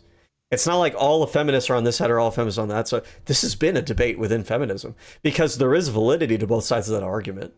And I think the synthesis of where feminism will wind up ultimately landing on that issue is going to be some combination of consideration of both of those aspects of, it's a complicated relationship, right? Like it is genuinely a complicated relationship because from my perspective, I would say that everyone wants to feel attractive. Everyone likes it, when they feel sexy. Maybe you don't want to feel sexy from every random person out there. Maybe it's just, your partner makes you feel sexy and that, that's really nice for you. Men and women, by the way. But at the same time, there is an industry that builds up around the sale of, sexuality and human attractiveness. And it winds up becoming kind of like the standard for society that people are trying to live up to because we feel self-conscious about how we compare to like models and like super attractive people and all that good stuff, right? And we live in an era where, 10,000 years ago, we all probably looked like shit and smelled like shit out of a cave. Now we live in an era, not only where we have people who can afford to and are born and raised on these amazing diets and everything and have all these healthcare routines, to make themselves like really attractive and beautiful. Not only that, but then we have mass media on top of that. So these images of highly idealized people are blasted out in all of the media that we consume and creates like this environment where we feel like people have to, regular ass people are expected to live up to that standard. Both of those considerations are true. And so I think ultimately, and that's one of the benefits of feminism is because the feminists have been having this conversation. That's an important conversation to be had. Like, how do you balance those things? Who else is actually having that genuine conversation in good faith? A red pill isn't. And then everybody else isn't, frankly speaking, because it's probably just not on the radar very much, right? But like, this is one of the things where if you really understood what feminism is about, what the debates are about, what feminists are talking about, like you would appreciate the nuance of a discussion like this. Which is feminism is the empowerment of women's agency and the promotion of femininity, right? And so are there bad elements of feminism? Yeah, I don't love that suffragettes were racists. Not good, right? I don't love that third wave feminists were just like, we're gonna be men now, and women things are bad. And it's like, it's not bad to be a mother. Actually, it's super cool and amazing. And one I appreciate that. Yeah, absolutely. And so are there like complexities to... I mean, I don't think the third wave technically we're trying to say like women should like abandon femininity and take on men's role and like replace men in men's roles. I don't think that was the point. I think the point in good faith was that they wanted to break that barrier so that women could choose. And both choices were valid. You could choose to be like a nice little prissy girl, whatever, or you could choose to be kind of like a tomboy or whatever. Like, we have the choice. Now, all of that said, there have been feminists over time. I don't think they're representative of the movement as a whole, but they may have given it a bad image. Like this is one of those like why you can't have nice things thing because other people will kind of ruin it for you. who they did kind of present it as if, women who are in traditional feminine roles are like not part of the sisterhood kind of thing. And that's toxic. It wasn't good for the movement. But like that impression that those types of feminists were representative of the third wave movement as a whole, I don't believe that's true. I think that's a narrative that has become kind of solidified over time. The feminist movement that have to be like shaped up. Of course there are. Just like there are Christians who I think engage morally poorly and have bad moral thought about Christianity. That doesn't take away from the broader movement. I would need to look at it as the broader movement isn't for any moral good, which is the promotion of women's agency. Okay, thank you for that. Yeah. I agree with you.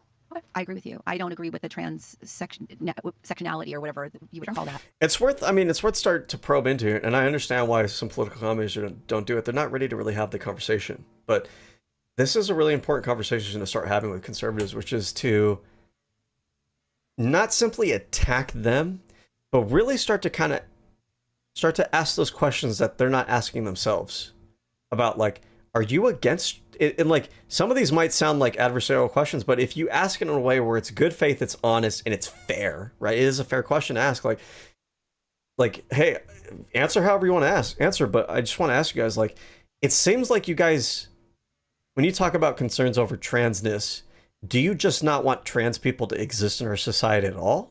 What do you want to do with trans people, right? Because it's really easy to attack everybody else on trans rights, like attack the left on trans issues, attack the left on, transports and everything. But I want to know, like, I want you guys to actually genuinely address the topic. What do you want to do with trans people? You want them to just not exist? What are the implications of what you're advocating for? Because once we start having that conversation, I think the nuances of the position that the liberals have start to make a lot more sense to the average person. Once you start asking those questions of like, okay, we get it. It makes you uncomfortable. But what do you want to do about it? Okay, well, once we start asking that question and we actually start trying to answer that question, I think your average person that's not ideologically reactionary conservative, they're not used to answering or asking these questions. Once you start opening their mind up to that, they start to realize maybe sometimes like, oh, I can kind of see why liberals have the position that they do. It's because once you start asking, like, what do we actually do about the trans issue and how do we actually address it? I don't think most people are out there to be inhumane, but they don't really understand. They don't really see. And you have to open up their mind and open up their eyes to the issues that trans people face that deserve genuine consideration on how to actually deal with it effectively. If you only let conservatives define the conversation, they will define it around trans people are a threat to women and children. And that's all they'll do. Outside of that, we won't actually have a discussion of, are trans people even real? What does the science say? With the trans people who do exist, what do we actually do about that? Do trans people matter? Right? Simple question. But to ask people that question is such a disarming question to ask, because it gets away from just framing trans people as a threat and starts to frame in people's mind that, well, these are actual people. What do you actually want to do with these people? Because it's not enough for you to just view them as what their effect is on other people. If you actually agree that these are people and you agree on fairness and you agree on these principles of live and let live, well, the concerns and the lifestyle and everything about a trans person, how are you actually going to facilitate those people? How are you going to actually address the concerns of trans people and not just the concerns of conservative reactionaries? Agree with the sectionality or whatever you would call that. I'm why? See, this is where you need to ask, like, what do you mean when you say you don't agree with it? Like, you don't agree people should have the ability to decide that for themselves? Is that what you're telling me? You don't agree with it as in you don't believe that it's real? Well, why do you get to decide that for other people? And are you so sure about that you're going to force somebody to change their lifestyle because you don't believe that it's real? These are important questions to ask, and nobody asks these people. But I do think that feminism in its higher sense, maybe even its most moral sense, the biblical sense, is when I think of Jesus and how he dealt with women, how he acknowledged women, he allowed women to be disciples, included them in his ministry. He gave women something that in the ancient world had never existed before. So I agree, I think, on the premise. I also... This would have been a good place to say, oh, well, Jesus sounds like quite the feminist. they might take issue with that. But it forces a revelation, right? Or maybe that's the wrong word to use in this context. But like, if you're saying you're against feminism, but then you're saying you appreciate that Jesus was doing all these things to elevate women in the ancient world. Well, it sounds like what you're describing is that you actually appreciate some of these feminist principles. You just don't like it when it has the label feminist versus when it has the label, Christian. So I'm a little concerned when I see the liberal movement. At least there's these questions in modern feminism, which was brought up here about the transgender. There's these questions in modern feminism. I don't believe these women actually know what modern feminism is. I don't believe that. I believe most conservative political commentators and conservatives who engage with political content, I think that they have an idea of what modern feminism is, built by an algorithm feeding them cherry-picked information. But they don't actually know what feminism is. Gender issue. And then also just I'm watching what I consider it seems like the Democratic Party or liberalism is embracing like the Islamic oppression of women, in the sense that that's where you need to ask her, what are you talking about? Because what she's trying to make the case of is like, oh, you guys pretend that you're like feminists, you want empowerment of feminism and everything, but it seems like you guys don't actually defend women, and actually you support this other ideology that's anti-feminist. So why are you coming after us when you're defending these people over here who are also anti-feminist? But like, you need to ask them, you guys have this narrative about liberals just allowing Islam to come in and take over and destroy all of these liberal and progressive principles, which, by the way, you guys don't even like. By the way, I don't know why you guys are pretending like you're concerned about it. But it doesn't exist. This is another fake, vague, bullshit talking point that they put out there. Liberals have not advocated. They don't make this argument. There is no policy where liberals are like, let's let Islamic people undo women's rights. Take away women's right to abortion, take away all these things, right? Liberals don't do that. Liberals say people should be allowed to be Islam or Islamic in the United States. They're allowed to practice their own religion. Just like if you're a Christian, you're allowed to be Christian.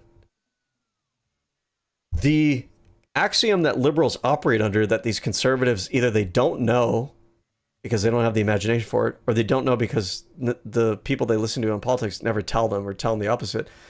The axiom that liberals have is live and let live. It's, you're allowed to be Islamic. We don't have the right to tell you can't be Islamic.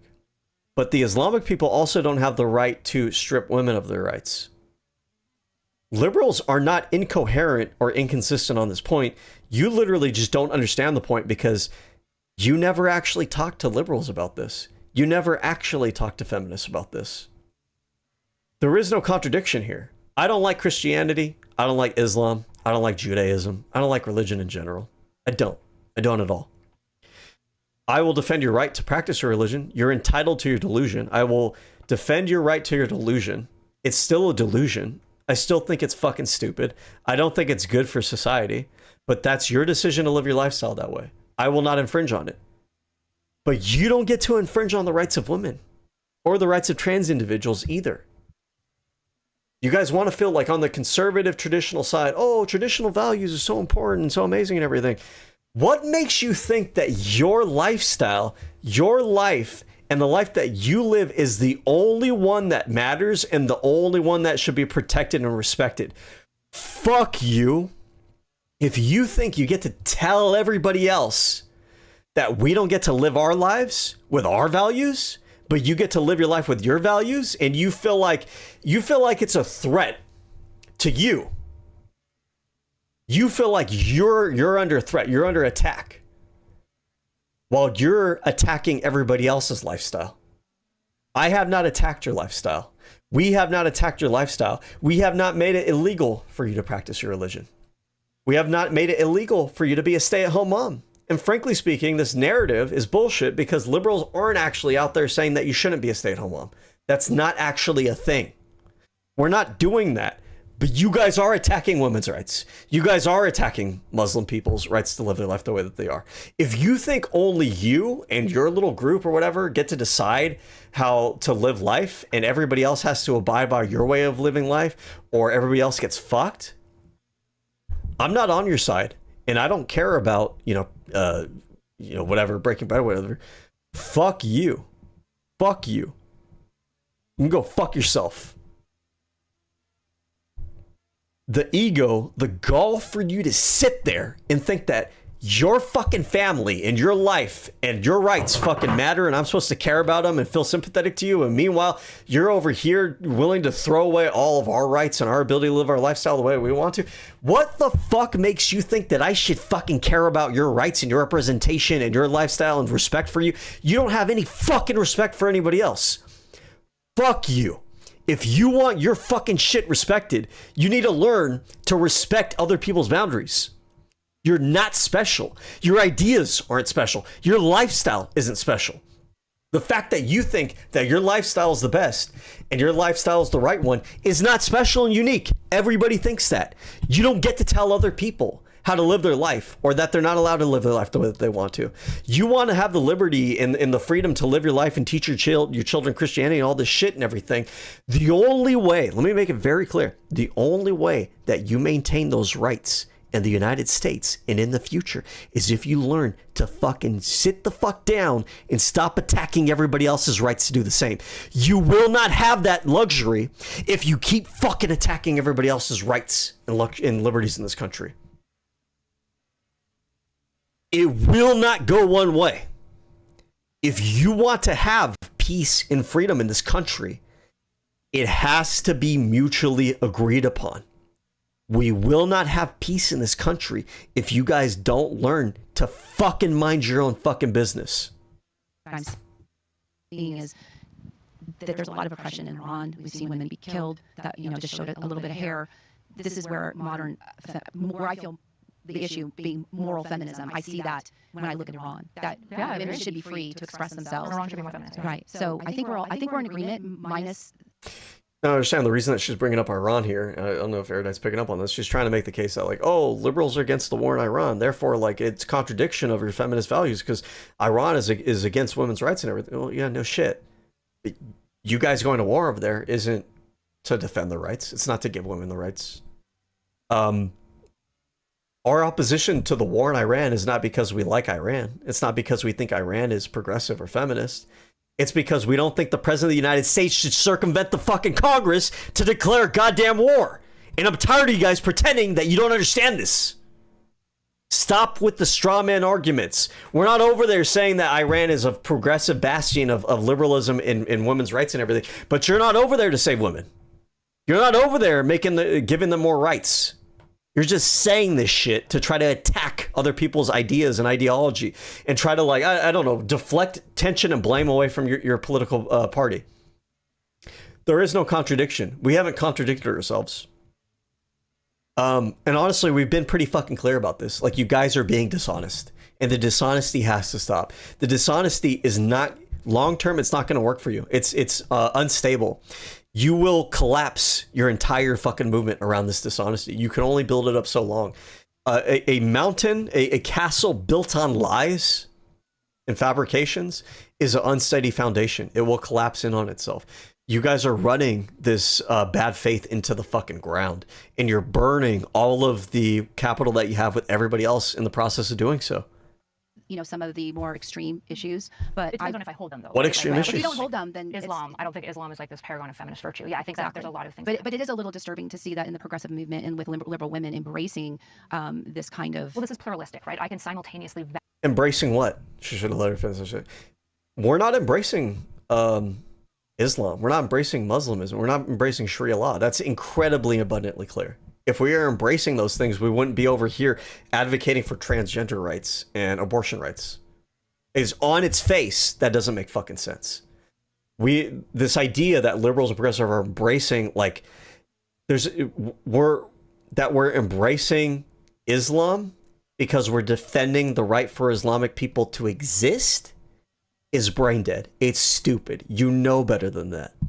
And we on our side have to take some responsibility for allowing them to perpetuate this stupid conflation of things. You should call it out. It's obviously stupid, obviously dumb. Value and have a fundamental value of feminism, and also value things like religious freedom, and understand that these two things are in tension, and finding the. And here's where is a really good question. I would ask them, like, do you not believe in religious freedom? Oh, so you do believe in religious freedom?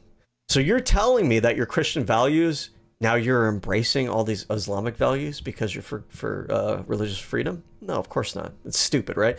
I would never believe that a Christian person or even a conservative person is embracing, I think of an example.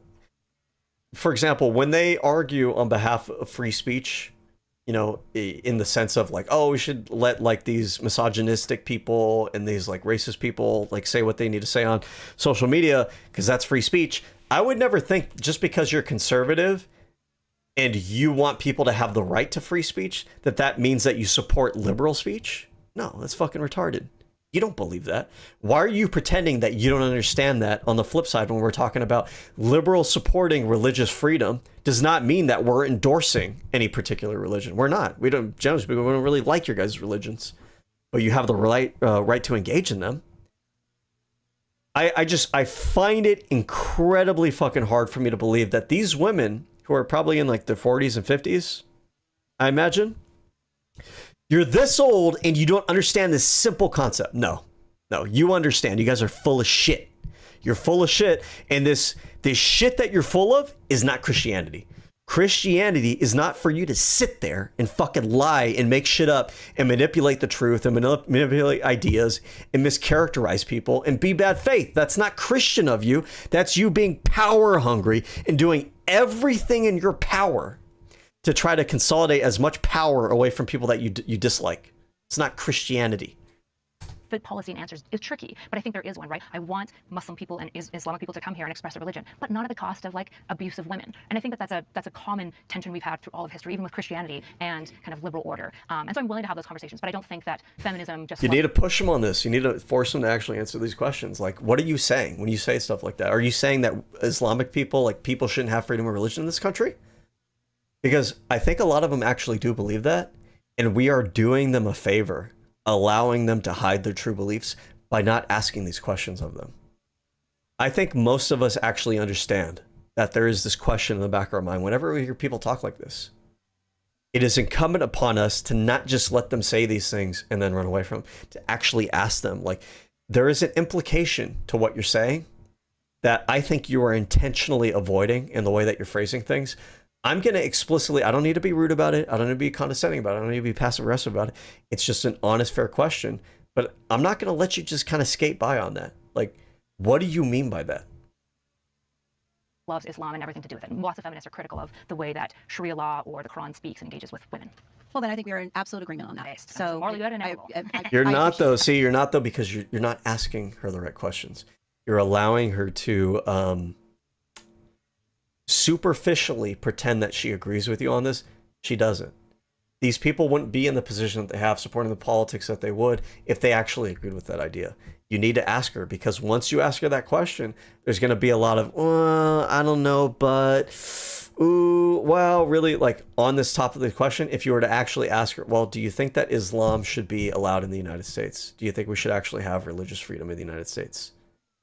I don't think that they're solid on that. And sometimes I think these political commentators and these news organizations don't ask those questions because, frankly speaking, I don't think that they want to know how conservatives actually think on these issues.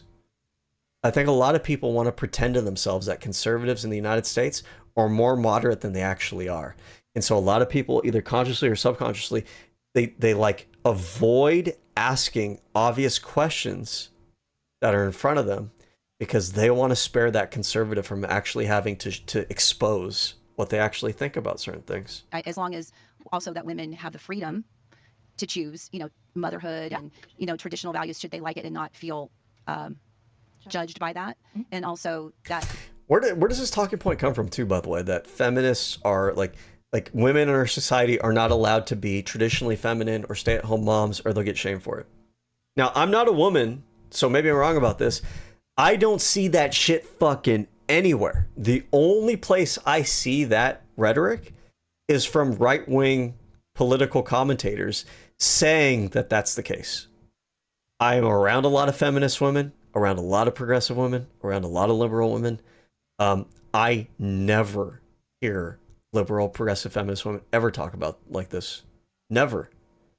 The idea that you'd have like a woman who's a stay-at-home mom, wants to have a bunch of kids, and like, within a space of like a progressive circle, if they're all like, you know, shooting the shit and talking about like what's going on in their lives and everything, that would not be an issue at all, not even remotely.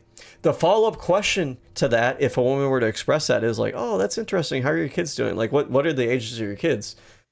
Okay, that's really cool. So like, what does your husband do? And you know, what do you guys like, you know, what, you know, as a stay-at-home mom, you know, you have daycare, like do you ever get, you know, tired, you know, not you having to deal with the kids 24/7, like, not that it's a bad thing, but just curiosity, just regular ass curiosity, like you would with any other friend that tells you about their lifestyle. This idea that women are being shamed because they're not being career driven or because they want to be like, you know, have a family and be stay-at-home moms, that's fabricated. That's bullshit. That's not real. This is like all of this and everything that we've covered so far. This is a narrative invented by right-wing media in order to convince these people that they got to be afraid of everybody. And that out of that fear, they have to exhibit like hierarchical social control over the rest of the population because of those fears. But those fears are fabricated. The rest of the world is not out to get conservative Christian people in the United States. Conservative Christian people are genuinely speaking out to get everybody else in the fucking world. Oh, that's an exaggeration. That's a really extreme thing for you. Really? Really, motherfucker? Because they're sitting there watching their president that they voted into office, who tried to overthrow our fucking government, who's a fucking rapist and a felon. They're watching him threaten our allies to take over territory for no fucking reason. Just steal stuff. Just because they can. They are hostile to everybody else, not the other way around. That is true. That is true. If you're willing to actually be honest with yourself, instead of playing this like both sides game and, oh, you know, everybody has a point and, you know, I feel really bad for these conservatives. It's like the bigotry of low expectations with the conservatives. No, just be honest with yourself. They are hostile to everybody else. That is true. You know that it's true. We're playing this game because we don't want to acknowledge, you know, how conservatives are actually feeling. Because if we acknowledge it, it's true. And then the issues we have to deal with are like pretty scary and pretty daunting because half of the fucking country has like this hostility to fucking everybody. That's a lot to deal with, but we're never going to deal with it unless we acknowledge it. It'll never get better unless we acknowledge it. The economic situation is also of feminism has kind of pushed women into basic market production because they can't afford to not be. And I don't think that's feminism that did that. I think well, yeah, to say that's feminism that caused that, no, it's just like how the economy is. If you don't want that, then let's raise the wages of our salarymen. But like we're not doing that either, right? So if you're really against it, then let's like have universal childcare. But the Republicans oppose that too, right? This is not, feminists are not opposed to this sort of thing. Feminists did not cause this sort of thing. This narrative, again, like all the other narratives we went over today, is a way to just kind of blame other people for these problems. And there's not really like a compelling or coherent reason why we're blaming these people for these problems, but they're an enemy faction and we can just kind of blame them for it. In a way, because, you know, in a sense, when one paycheck can't support a family and you can tax that other paycheck, it by default, you push women. Yes, but why is that feminism? Why are you blaming feminism for that? That's an issue that liberals, progressives, that feminists talk about. We would never go out there and say, oh, you did this. Republicans have done this. Conservatism specifically hasn't really done that, right? That's not something that feminists went out and decided they wanted the system to be like. That is the system that has been set up, frankly speaking, in spite of feminists. Because the idea, like, feminists are not in charge of all these companies. Feminists are not in charge of the fucking U.S. government. Let's be real here. That's not a thing. That's not real. That's a fantasy. Who's in charge of the U.S. government is predominantly, like, non-feminists, just to be honest with you. And the people who are in charge of all these big fucking companies, most of them are not feminists either. Why are you blaming feminists for this? Because you've been told to. Because the people who you vote for need you to have an enemy. They need you to block yourself off from any of these like the nuances of these movements and ideas as well. And they need to give you a scapegoat that keeps you from looking at like the real actual root cause of these issues. If you want to have like families where they can be supported on one paycheck, we need to start talking about wages, and we need to start talking about things like universal healthcare and universal childcare. But like your political party keeps you guys away from those things. Let's blame trans people, let's blame immigrants, and let's blame feminism for these things. All of these fucking issues that we have in society, blame immigrants, blame trans people, blame foreigners, right? women into work that may or may not. Now, I will tell you, elite women have always had the ability or the privilege, you could say, of not having to work. But poorer women have always had to work. And I think that So if you're going to say that poor women have always had, how's that feminism then? Feminism hasn't existed for most of human history. What are you talking about? That feminism should include motherhood and Sure. value it. I would just say What Erudite needs to ask this question, because like these things that are just getting repeated as if they're just like we all just know that they're true. They're just demonstrably, these are not true things, and these are narratives that get spread around. These narratives are the things that form like the foundation, like the premises that form the foundation from which they build up all these other bad ideas from. They need to be challenged at the root. So when you say, for example, what does she say, that feminists need to support mothers? Where did you ever get the idea that feminists don't support mothers? Who told you this? Because that's not what feminism says. Every feminist I know supports motherhood. This idea that you guys are saying, like, it's not. And by the way, there's a way to talk about this that I think a lot of liberals don't realize that they can do. You can start shaming people for this, but shame it in this way. You shame them in the sense that you go, feminists don't believe this. Feminists do support women. Every feminist I know supports motherhood, right? So I really don't appreciate you saying that about feminism, because every feminist I know, and you know, in the feminist movement in general, they support motherhood. So when you say, and when you tell people that feminists are against motherhood, you're not being fair to feminists. You are mischaracterizing them. What makes you think it's okay for you to just lie about these people, right? You want to frame it in that way of like, why do you feel okay lying about how these people feel? Because when they are mischaracterizing trans people, liberals, progressives, feminists, all these other groups of people, right? There is like this abstract, we let it happen, that's just politics. But once you start to kind of point out that there are people on the other side of that you are misrepresenting, and when you put a human face to it and point out, like, all the times that conservatives talk about, oh, I'm being treated unfairly, and I can't believe they're silencing our speech, and they're cancel culturing us, and it's unfair the way that people portray us, they call us fascists and everything. Why do you feel like it's okay for you to lie about all these different groups of people? Why do you feel like it's okay for you to mischaracterize these people? There is a person on the other side of that. It's not just feminism you're attacking all of these people who are feminists in our society. And we treat these people like nameless, faceless, abstract things out in society. We don't think about it that way. And so it's easy to just mischaracterize and just flippantly treat this movement, the feminist movement, as if it's okay to just make up bullshit about it, but it's not okay. You are making claims about people that like you don't have support for. You are mischaracterizing them. Why do you feel like it's okay for you to just lie about all these people? That's not okay. Do basically, like, women have always been working, they just didn't get paid for it, right? And so what's transpired is liberals have gone, it wasn't really liberals, it was inevitability of war, of just needing labor. But what happened after that is going, yes, actually, if I'm working, I should be paid for my labor, and if I'm getting paid and taxed on my labor, I deserve representation. So by the way, and this is part of the history that she kind of touched on here, but I think it's important to point out, women really entered the workforce to the degree that they did, and that we see now, during World War II. And the reason was because you had all these men that were sent off to war, and we needed people to work these factories, produce equipment for the war, and, you know, for the US in general. And so you had women who were left at home with these factories in their areas that had a shortage of labor, and we were at war. We're at World War fucking II. That it was basically the patriotic duty that people were impressioned upon, Rosie the Riveter, basically, that women could work these factories, and it was empowering at that time. The women were eager to do it because they're like, my man is out there fighting fucking war in this crazy fucking global war that we've never seen before, and it's really scary.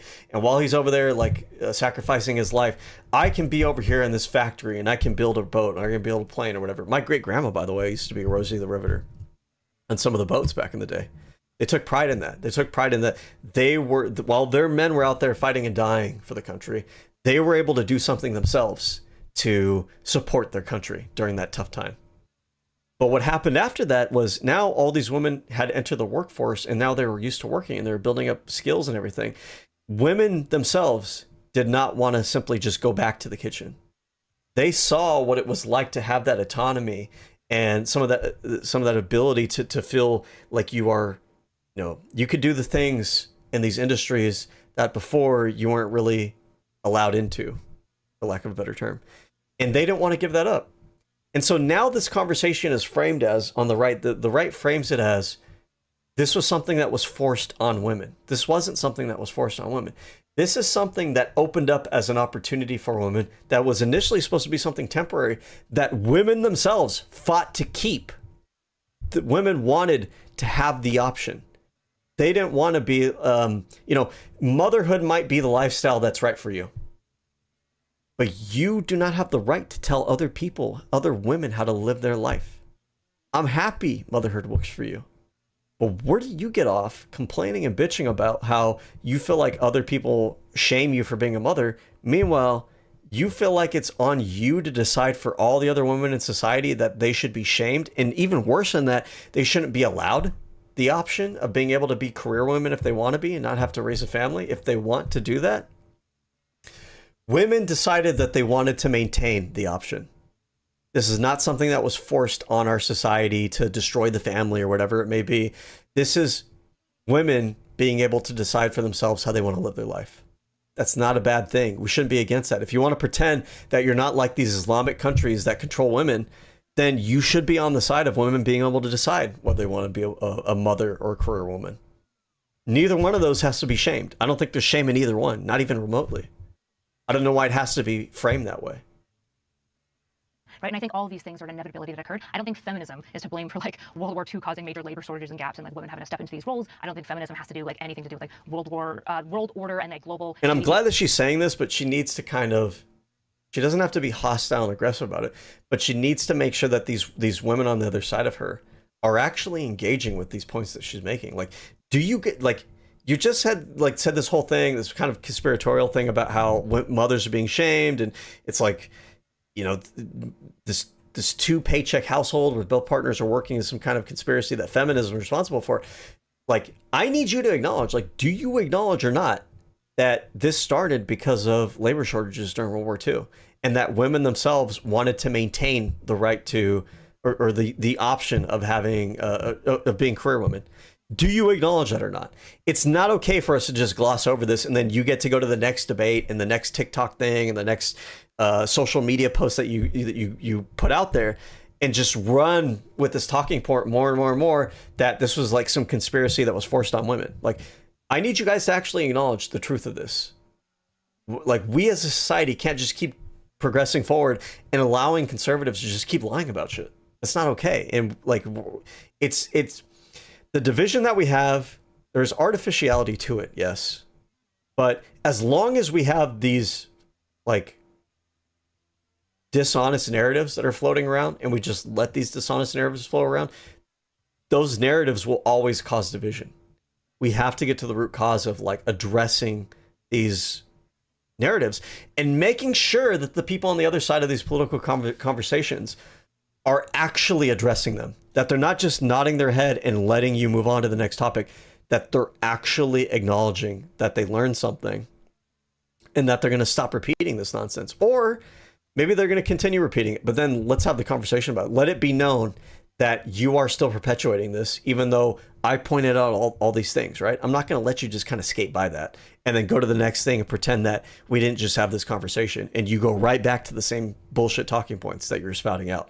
I need to know, I need to make it clear, I need to show to the audience that you've been made aware of this and you either are acknowledging it or you are choosing to pretend that you don't understand this. Competitiveness that you need to have all working adults working. So for the moral standpoint, how is feminism moral to you based on the results of feminism in modern society? It promotes agency, and agency as a Christian is like one of the most important things to me as a moral precept. Like free will? Choice. Okay, so when That's a good framing. I've been using this framing more lately about free will because a lot of the Christian nationalist ideology is built around this premise that is their duty to enforce their Christian lifestyle and worldview on everybody else. But the God of their Bible gave human beings free will, and they are usurping the authority of their God by deciding to strip that free will away from, the people that God gave the free will to. A lot of people don't think about it that way. They don't talk about it that way. If we start entering that seed into people's mind more, I think it'll start to light off a light bulb that, yeah, you know what, you're right. Like, Christianity really isn't about, Jesus did not advocate subjugating other people, forcing other people. And God wanted human beings to have free will. So when you guys are trying to utilize your religion to control people based on your religion, like, not only am I not okay with that, like, you're going against your own religion when you do that. That's not even Christian of you. Like, your Christianity in that sense is false. And what you're trying to present to everybody as like your alibi is that you're doing it because of Christianity. You don't get to say that. You are like bastardizing and betraying Christianity when you do that. The results of feminism are disproportionately against the results of childhood outcomes, raising the maltreatment of children by over 70%, especially in single mother households, which feminism actually promoted with no-fault divorce after the 70s. Well, so here's a question. Here's a more fundamental question. Like, do you guys think that women should just be forced to have children? Is that what you're saying? Again, these are the questions you ask. Are you saying that everything just kind of comes down to whether or not people are having children? Like, we are judging the success or failure of society or a people or a policy or whatever based on like, oh, we just need to keep pumping babies out? Is that what this is all about? You guys just like you just, what? Why is that? Like, you just want babies to be born just because? Not because a couple is ready to have a baby, not because a couple wants to have a baby, not because a couple will make a good parentage, but like, you guys just think that like all these other considerations and everything is just like, we need to force people to have kids? Is that what you're telling me? You need to force them to address that, because the premise here that's being pushed out is like, oh, feminism is bad because people are having less kids now. When did we collectively as a society decide that everybody has to have kids? When did we as a society decide that you guys get to tell the rest of the population that they have to have kids? When did we decide as a country that you guys have the authority to force the rest of the population to have kids? When? Where do you get off thinking that that's okay for you to behave that way? Actually, I mean, you could say like it was mothers putting themselves before their children. And I think that is actually putting the most... If you don't have children, then you can't really be putting yourself before your children. It's a decision. Like, if you have kids, your kids should be, your priority. That's your responsibility to take care of, for sure, right? But this idea that, and it kind of ties into the worldview that they have, unfortunately, is that they do kind of just assume that, like, you, as a woman, you are required to have kids. But you need to force them to go on the record to actually say that, because, like, they'll say everything shy of that, because they understand that that sounds harsher when they put it that way. But that is the implication of what they're saying, is that they believe that their worldview, force them to say it and force them to make that case to the American people. They are circumnavigating that case, but force them to actually have to be honest about what they're demanding of the U.S. population. They are demanding of the U.S. population that you give them the authority to decide how you live your life. Force them to actually have to, like, if they want to make that argument, if they want to say, like, you know what, I do think that people should be forced to have kids and should be able to we should as a society kind of push people into, having kids even if they don't want them and even if they want to have a different lifestyle. I do believe that. Okay, well, you know what? I'm glad you at least said that. And at the very least, the rest of the people in our society who are picking and choosing who they want to support for election or whatever it may be, at least they understand what it is that you're trying, you're proposing to them. That you're not just like tricking them into supporting you, even though they're getting themselves into stuff that they didn't sign up for. If you want this to be the thing that you base society on, everything, be honest about that. Actually have to make that honest case to the American people. And I think the reason that they don't really frame it, in that way and are really honest about how they're trying to control people is because they know if they frame it that way, it'll be unpopular and people won't support it, won't be behind it. So they're basically slipping the pill in the sausage They're wanting to force people into having kids and force women into a lifestyle. Not oh, you can choose to be a mother. Not oh, you know, it's okay to be a mother. Not oh, we shouldn't shame people for being a mother. No, you have to be a mother. That's what your purpose is. And we're going to design our society around forcing you into that path, whether you like it or not. Well, you know, if that's your position, then you should be honest with the American people that you're trying to get them to sign on to that. Most vulnerable community and most vulnerable civilians in harm's way just for autonomy, which I think is false. Putting them in harm's way. So she's talking about putting children in what way? See, like, these are the things. Like, they'll say these premises. It's not okay to just let them put those things out there, because that's unfair to the, like, you are claiming that all these people that disagree with you are trying to put children. Are you force them to answer that? Like, wait. Are you saying that I want to put children in harm's way? I'm a feminist. Oh, you're saying like every other feminist is trying to put children in harm's way. You're saying like all these feminists, like their thing is that they're putting children in harm's way. You're accusing all these people of that. You need to actually substantiate that point. You don't get to just claim these extreme things about people that you don't know and that you've never bothered to actually talk to, and we all just kind of let you say it and don't even like address it. We don't even address the elephant in the room, which I think is false autonomy. Well, the alternative is taking their choice away entirely, right? Like, I agree that when you... Yes. I'm glad you're saying that, but you need to force them to answer that. And this, like, how are we forcing them? Well, because you're deciding that they don't get the choice, that you as a society are forcing them into this role. She doesn't like the way that sounds, but that is literally what she's describing. It sounds aggressive and control freak and kind of like bad when you put it that way, but like, that is what they're doing. And part of this whole thing is like, if they just sell themselves a certain way, if they just brand it a certain way, if they just talk about it a certain way, they don't have to actually address the implications of what they're actually describing. And then in that case, they don't have to acknowledge that what they're talking about is controlling other people. What choice? Yeah, more succinctly, I'd rather give... What do you mean, what choice? The choice to not have children if you don't want to. The choice to be a career woman if you want to. What the fuck are you talking about? You know what we're talking about. Stop playing dumb. Give people the opportunity to be good and noble. Because if you don't get to choose, you don't even get to choose nobility. This is the fundamental premise of Christianity, is that fallen... Oh, I've been making this argument a lot. I'm not going to say she got it from me or anything, or it's floating around through the ether or anything. But I am glad that people are picking up on this. Because yes, this is, again, like I said earlier, this is a betrayal of a very fundamental aspect of Christianity, which is free will. And that God gave human beings free will. The idea that you guys as Christians get to come along and pretend that you are God and decide for everybody else that you're going to strip away what God gave them, to me, that is a grave, massive sin. For you to think that you get to usurp the authority of God and take away what he gave to other human beings is fucking insane. Nature and the suffering that we see in the world must exist, because if it doesn't, then when we say I love God anyways, it doesn't mean anything. And so I agree, women, children, men, they make bad choices all the time. All people do. But the beauty and nobility of agency is that people get to make it. And what the alternative is robbing women of the choice so that they are essentially slaves to... Yes, I agree with all these things, but she's framing everything in a way to not be adversarial. And I understand that's her style and everything, but she needs to actually get them. You don't have to frame it in like an aggressive or hostile way, but like, you need to ask them. When you're talking about this, you're talking about taking women's free will away. Are you not? No, I don't like that you're saying it that way. Okay, well, let's talk about that for a minute, because that is what you're describing, right? No, that's not really what I'm describing. Okay, well, let's go through the logic of this, because that is literally what you're describing. And you may get away with all the time, everywhere else that you talk about this, other people not pointing that out, but like, we should point this out.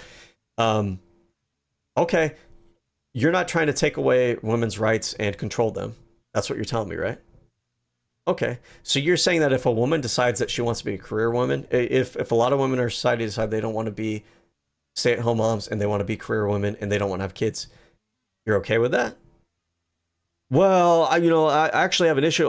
Okay, well, wait a second. You don't get to have it both ways. You're either telling me that you don't want women to have the choice to do this and you want all women to kind of be forced by society to be mothers, or you're telling me that you are for free will. You don't get to have both. I know that we've conditioned you in society to think that you conservatives get to have both sides of these bullshit arguments. We got to stop coddling you guys. It's time for you guys to get weaned off the fucking tit.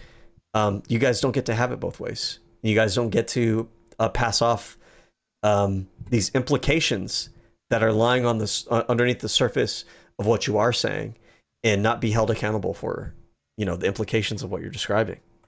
Like moral good as necessity. I don't want that. But what choice? Because women were always able to leave divorce, at least in America, for abuse reasons or sexual assault reasons, or their children were being assaulted. Notice the caveats, but they're not given the choice to leave a marriage because they don't want to be married anymore. Now, that could be your position. I think a lot of Christian nationalists have that position. But notice that she's not really owning that position, because that sounds too harsh. So instead she says, like, oh, women have always been able to divorce for these limited reasons. Okay, well then you're telling me that you want to strip away, you know, the reasons that you're saying, like, for abuse, those are okay. But what you're not saying, but you're implying, is that there's all these other women might get a divorce that you disagree with, and you think that's okay to strip women of the ability to get a divorce for these other reasons, right? If that's your position, why don't you actually explicitly say that, though? It's because you're trying to hide it. And if you're so sure about the righteousness of your position, why do you feel the need to be deceptive about it? We were able to do that before no-fault divorce. Not really. Absolutely. Even by the church, it is. And yeah, I mean, that's also true too, is I don't even think for abuse reasons, that's not really the case either. Like, I don't know what the technical law was, but the culture did not support women in that regard. And there's some other things there. I don't want to dive into that too deeply, but like, it was structurally hard for women to get a divorce in those days. And because of the social climate that conservatives had set up, the kind of society that these women want, women were shamed. I mean, they talk about women being shamed for being single stay-at-home mothers, which I don't even see that. That's not even really a thing. But women who wanted to get a divorce back in the day for abuse were absolutely shamed out of it. They were basically treated like social pariah for it. Your status as a woman in society during those time periods was contingent upon you being a married woman and not being divorced. If you were a divorced woman, you were seen as a failure as a woman. But like, they don't want to acknowledge the flip side of that. They don't want to acknowledge the other end of that equation. They want to just talk around it. In the Bible, it is allowed for abuse. If you were being abused in your marriage, then the Bible actually condones divorce, which is one of the things that... Marital assault wasn't even recognized legally as abuse until like 1980. It wasn't even a crime until 1994. It wasn't even legislated. Assault or marital rape? I'm trying to avoid that word, sorry. I'm trying to avoid the SA word because I don't know if you guys want it in there. But yeah, marital rape was codified as a crime in 1994. Right, so the idea that like women could leave, it was incredibly difficult. Their finances were entirely tied to their husbands because a lot of women couldn't work. Yes, that right? too. So the idea Yeah. that they like could just leave, they were in many ways financially Couldn't open up a credit card in their own name either. tied to men. And no-fault divorce, but also divorce. There are tough things. How do you prove that somebody is like mentally draining you and not supporting you and not fulfilling all the things of a husband, but isn't necessarily like leaving you black and blue? Does she have to stay in that relationship? Why does she not? And also, a premise that we need to question is, they keep framing marriage through the law, through the legal system, as marriage to the church. That the standards for marriage in our law should be the standards for marriage in their religion. And nobody points this out, that they keep doing this.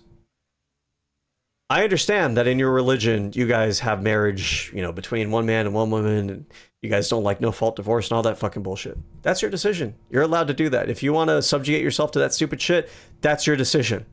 Why are you telling me what your religion says about marriage with respect to my fucking government? When in another breath, you're trying to tell me that you're actually for religious freedom. If you are actually for religious freedom, you wouldn't be trying to impose your religious version of marriage on the rest of our society. That's not your decision to make. You are allowed to dictate how marriages work within your church, whether your church will recognize and verify a marriage. You don't get to decide what marriage is for every other religion in our society. That's not religious freedom. That's not you having freedom of religion as a Christian. That's you forcing your religion onto everybody else's religion and not giving everybody else the freedom of religion. And if that's your position, then at the very least, you should have to own that position and be honest about it. A Christian, why does she have to stay in that relationship? Well, I'm going to take this from another standpoint. I think the feminism of the 1950s, 1960s was needed. I think that it has morphed. This is the mantra of conservatism through its entire history. You know what, guys? I agree with the American Revolution, but you know, the abolition of slavery, that's too far. You know, guys, when liberals had the abolition of slavery, you know, I support that and everything, but like this whole desegregation thing, that's too far. You know, guys, I'm okay with like some regulations and everything, but the idea that the government's going to have workplace safety standards, that's now you guys have gone too far. It's always with conservatives, you know what? I like your ideas from 50 years ago, but now it's just gone too far. And it's like, well, 50 years ago, you guys would have been like, you guys were against our positions. And you guys are always like, oh, I see the value in whatever you gave us 50 fucking years ago, even though you guys don't give us credit for any of the shit. You're welcome, by the way. But like, but now this time it's different. Now this time it's gone too far. Well, you know what? You've been saying that for our entire history. I think maybe you don't know what you're talking about. I think that if you've been this wrong, like if you're admitting that you support the changes that we made 50, 60, 70 years ago, and you're acknowledging that all these changes you support over time, all of those changes were changes that liberals had to fight conservatives for. You're admitting to me that you have, like you have this understanding that liberals have given you all these things that you agree with, and they were right throughout all of this history. But now, this time, you think that you're going to break the trend, and you're going to be the one conservative through our entire history who happened to actually be right when they said, when they did all this concern trolling about what changes liberals were trying to make. I don't think so. I don't think so. I think you're making the same exact mistake that your fathers and your grandfathers and the people before you in the Christian movement made every single time. And you can't see it. You can't see yourself, you know, from the outside, I guess. You can't see the forest for the trees on what you're a part of. You think that this time around you guys are going to be right. This time around you guys are special. And like, you're making the same exact mistakes. You're not actually able to listen to what liberals are talking about, consider why they might be right about these sorts of things, even though the long track record is liberals being right about all this shit. You think that at some point you'd learn, at the very least, to try to actually understand why liberals feel the way they do about X, Y, and Z position. But instead, you guys just have like this unearned confidence that you guys know what's right for all of society. And by the way, like your position in all this, your position is to dictate the lifestyle of everybody else. But you guys have been wrong about everything through the entire history. Why the fuck should the rest of society let you guys decide how everybody else should live their life? You guys have been wrong about everything.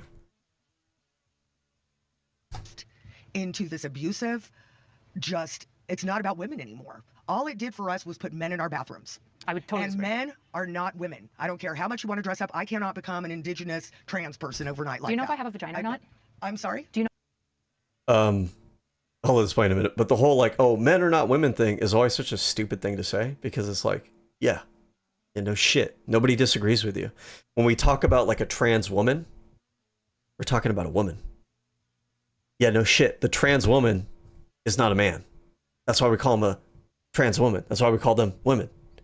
When you say like women aren't men, I know you think you're making like this great, grand, amazing fucking anti-trans argument. No, you're not.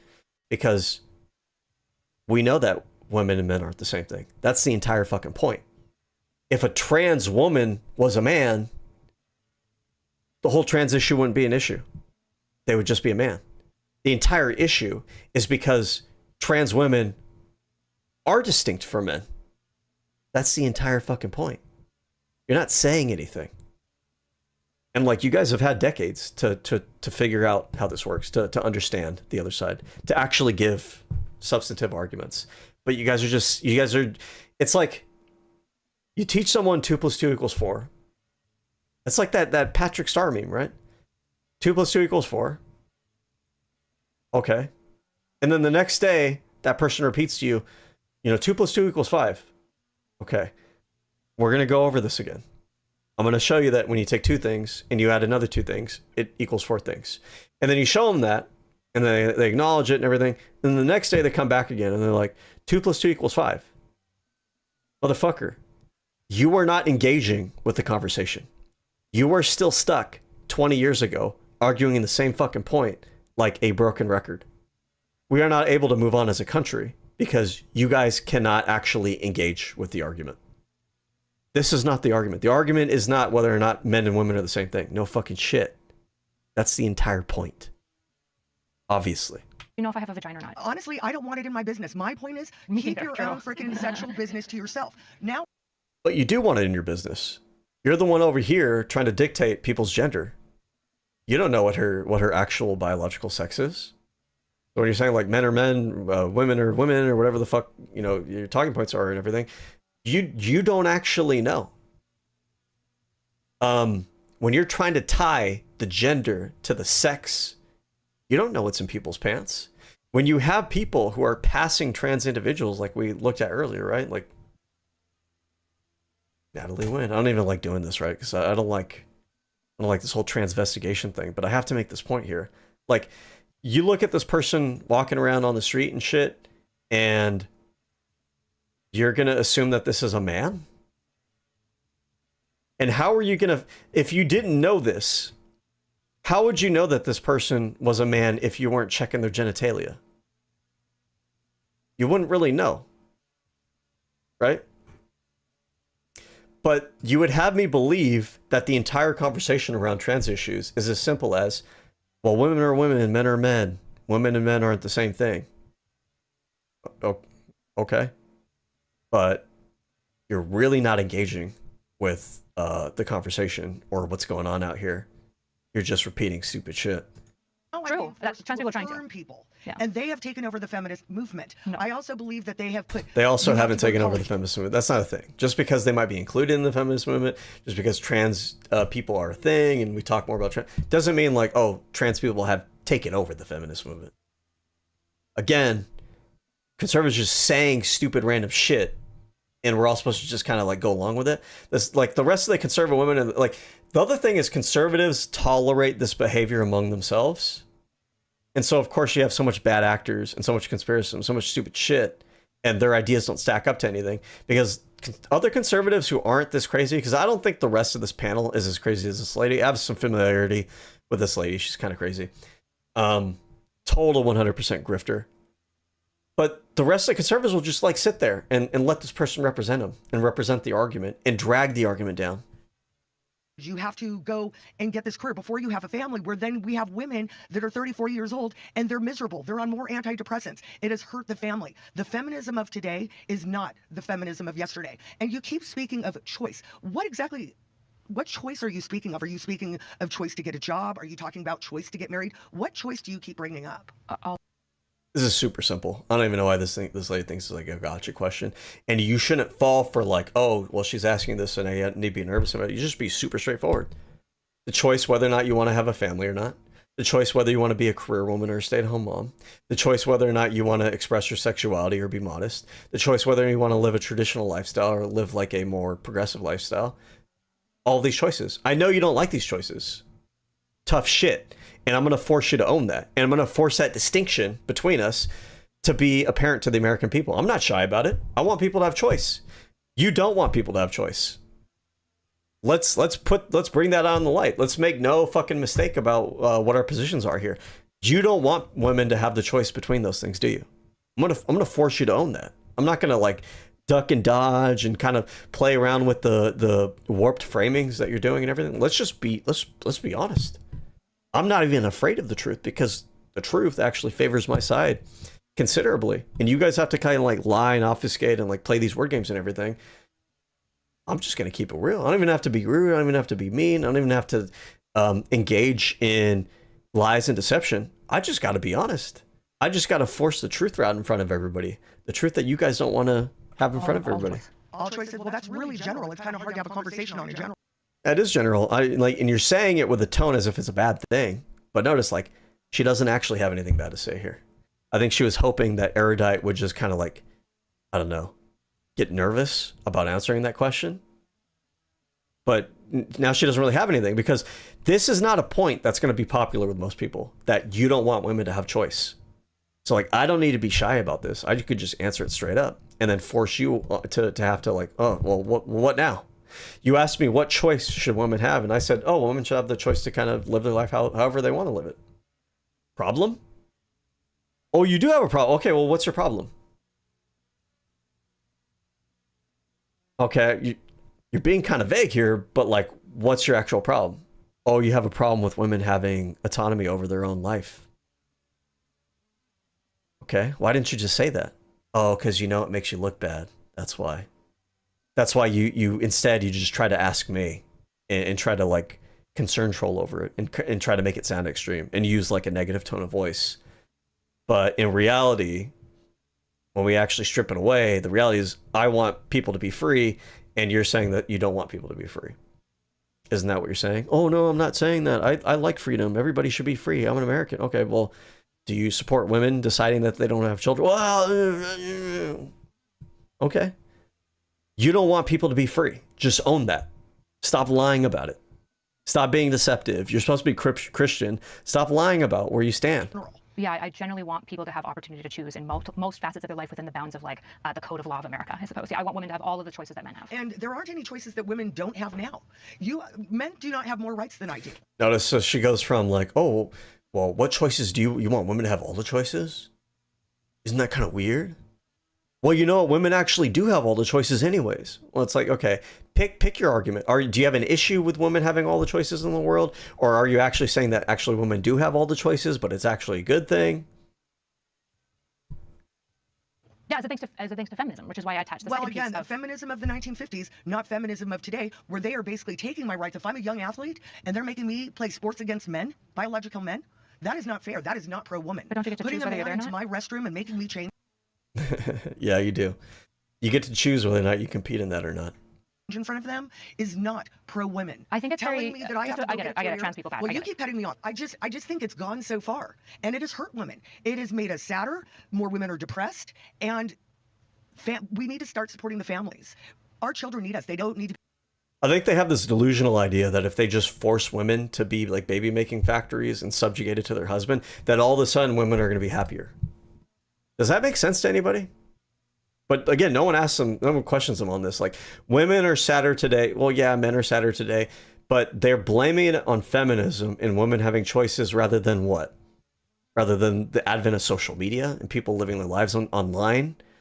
Rather than like the mass media distribution of like body dysmorphia for women, rather than like men these days, you know, being so misogynist. Like there's a million different reasons why women might be sad, but like this lady just says it's feminism, and we're all supposed to just kind of like assume that that's the case, and that then the flip side of this, that again, like they're not really honest about, is what are you saying is going to make women happier then? That you take away their rights, that you take away their options, that you force them into a lifestyle that they didn't want, they didn't choose, they weren't ready for, and you think that that's going to make them happier? And if you think that, then own that. And that's why I'm advocating, like, force them to make that case. Force them to own that position. Don't let them just like talk around this shit. To be raised in daycare with DEI. They need family values. I'm just gonna, I don't know why we're going into DEI right now. Because it's all connected. I think it's very telling that like the strongest rebuttal to feminism is trans people existing. I don't think that that's rebuttal. Fourth wave intersectionalism, feminism, for example, women. Acknowledges, yeah, it's about women, right? And some of the conversations about what women is, but other conversations are about things like, for example, when somebody is really understanding and empathetic, like a teacher or a nurse, they don't get the social respect, and they don't get viewed as doing a noble thing in the same way that a guy who can like make a lot of money gets social respect. That would be a part of feminism, intersectional feminism, where we go, these traits that we societally view as feminine are never viewed as respect-worthy when they're deeply, deeply beautiful and respect-worthy. That's an element of fourth wave feminism that is being massively pushed by a lot of black writers. They're talking about how a mother, everyone loves their mom, but the respect for motherhood, nobody understands the level of absolute, utter self-sacrifice and dying to self that motherhood has to look like, but also the fact that our society has told mothers that they must do this, that if you're a mother only, right? And so many women, my mom is struggling with this right now. Her kids have left the home. Her entire identity, she's been told, was her kids. And the reality is she's like, I don't know who I am outside of my children. It's the most sad thing ever. I love this little monologue that she went on here, because it's one thing to just say that feminism supports motherhood, but Erudite here is talking about discussions that feminists have over not only an appreciation for motherhood and like a very passionate appreciation for motherhood, that the things that women do in motherhood are underappreciated, and these are like really noble things, right? These are points that like none of the other ladies, these conservative ladies, really made in this discussion. So it doesn't come off as if Erudite's just trying to sell feminism using the things that she thinks other people want to hear. It sounds more like Erudite is describing a vision of feminism that other people aren't used to hearing, but a version that's authentic and coming just straight from feminism, not coming from the critiques of feminism, not coming from addressing the complaints of it, but just like, you guys are probably not even used to hearing what feminists actually think about motherhood. Let me actually just talk about that. And then what was the other part that she mentioned right here? These are parts of choice, right? So when I say I don't know who I am outside of my children. Oh, and then this issue right here, it kind of breaks the illusion a little bit of the way that the conservative women are framing it, of like, oh, motherhood, it's all motherhood, it's all just needs to be motherhood, and everything will be fine if it's motherhood. As like, okay, on the one hand, yes, feminists are able to have a more robust and honest conversation about this. We're not saying that motherhood's bad, but we're also saying that there are these downsides to it, and there are women who are mothers who are experiencing issues that your side isn't talking to. You guys don't talk to those issues. You pretend those issues don't exist. But like, feminists are actually talking about not just that motherhood is good and great and everything, but feminists are actually trying to make an effort to talk about like women's issues when it comes to motherhood. And if we want to have a society where motherhood is valued and respected and women want to be mothers, then we should have a society where we actually talk about what are the issues and concerns that mothers have that may be making them nervous about being mothers, or making them nervous about even wanting to be a mother, right? That's probably a more robust and sensitive and down-to-earth, relatable angle with which to address motherhood and feminism, is by not just like, oh, you should be a mother just because the Bible says, and because I want to force my lifestyle on you, but like, you know, you want to be a mother, being a mother is a great thing. Yes, there are concerns that women have when they become mothers, or struggles that they deal with. We're not going to just tell you like, oh, go be a mother. You know, good luck. You know, now it's your problem. Fuck off. You know, now that you have babies, like, I'm glad that we forced you to have kids, but now that you have, you know, things that you want to talk about and concerns that you have, like, tough fucking luck, right? We're not going to do that to you. Motherhood is great, but we're also going to talk about and try to support you as you're dealing with issues and concerns that are related to motherhood. That's more honest. And I feel like if more feminists were to approach conversation in this way, I think it really exposes just how the respect for and support for motherhood is actually genuine on the liberal progressive feminist side, and it's just a tool on the right-wing side. They just want to force you to be a mother. They don't actually give a fuck about you as a mother, though.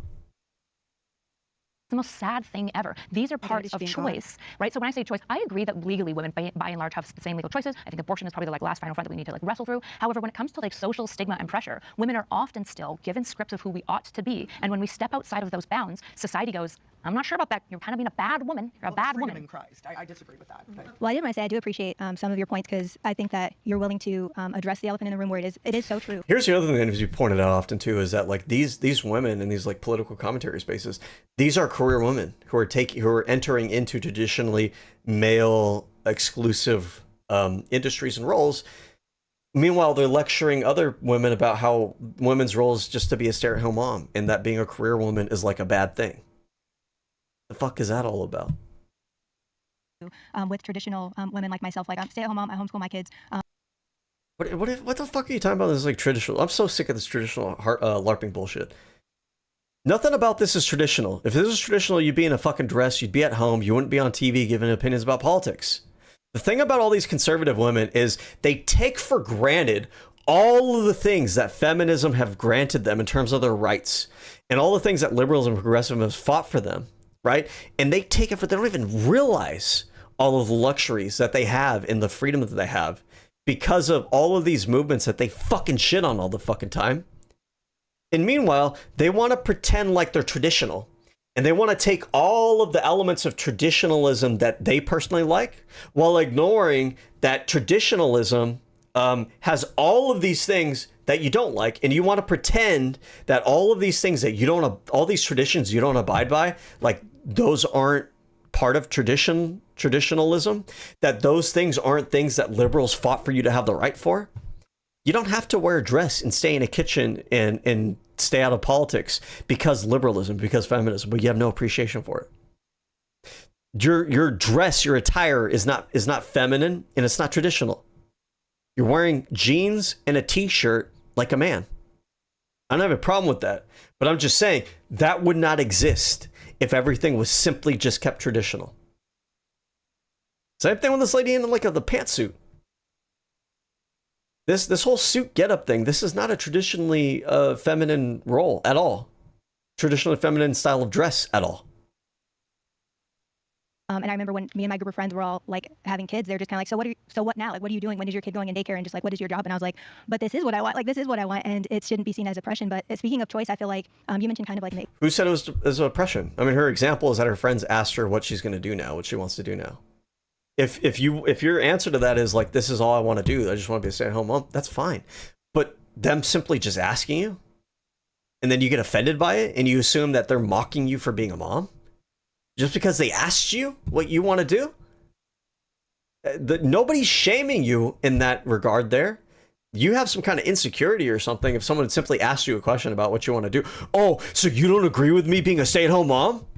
I just asked you what you want to do. I mean, you have your kids now. Like, if you want to be a stay-at-home mom, that's cool. I was just fucking asking you. It's you that got fucking triggered about me asking you the question. 80s, 90s, where it's like the empowerment of the woman going into the workforce. I feel like it was almost like propagandized. Like, you have choice. You saw the commercials with the women with the biggest shoulder pads in the world and the power suits, and it was like, this is fierce womanhood. This is what you should aspire to. Fierce shoulder pads. Yeah, so I feel like a lot of women were kind of wrapped up in that, and obviously, like you said, looked down upon for like, what if I just do want to bake bread? Like, what's so bad about it? Where's this thing where they're looked down upon? I keep hearing this, but they never give examples of this. Telling women that it's empowering for them to have the ability to be career women is not shitting on I keep saying single moms, of stay-at-home moms. You feeling like it's a shame for you to be a stay-at-home mom and not be a career woman, that's you. That's your insecurity. And maybe other people telling you that you have to be insecure about that. I am not running into feminists or progressives or people that are advocating for career women telling you that it's bad or that you shouldn't be a stay-at-home mom. It's a fake fucking thing. It's made up. It's bullshit. About that. And so I think that in a way, there has been these different iterations and evolutions of feminism that have, to me as a conservative, as a modest, Christian who believes in traditional values, I'm just like, what's happening with this and when does it end? It feels like it doesn't end and it just keeps. I also hate this expression. Oh, I believe in traditional values. Like, define that. Stop just throwing it out like it's fucking like a brand name. Like, oh, I support Nike. I support traditional values, TM. The fuck do you mean by that? What does that mean? Anybody could say that. What do you mean by that? Like, oh, I support traditional. When you say that, you mean that you support women not having rights? Women not having the ability to make their choices? But you're calling it traditional values? And so then you don't have to actually say what you actually mean by that? No, fuck you. Say what you actually mean when you say that. I'm so sick of conservatives doing this. They do this about everything. Everything is, oh, well, I don't really hate gay people. I just have traditional values. You mean traditional values like as in opposing people being gay, right? Well, my religion and traditionally we didn't really allow gay people and everything. So you are actually against gay people then? Well, I just have traditional values. Fuck you. Evolving, and that's, I think, for people who are conservative, that's the scary thing for us is like, how far are you willing to keep going when it keeps changing into something? Keep going where? To give you choice? If you want to be a stay-at-home mom, be a stay-at-home mom. I don't know why you feel like other people having the ability to do other things it's going too far. I don't know how far it's going to go. It's going to go as far as people are able to do what the fuck they want without you fucking telling them how they're supposed to live their life. And it needs to be framed this way more and more and more, over and over again, because conservatives try to do this thing where they try to pretend like, oh, liberals are trying to tell you how to live your life and do everything.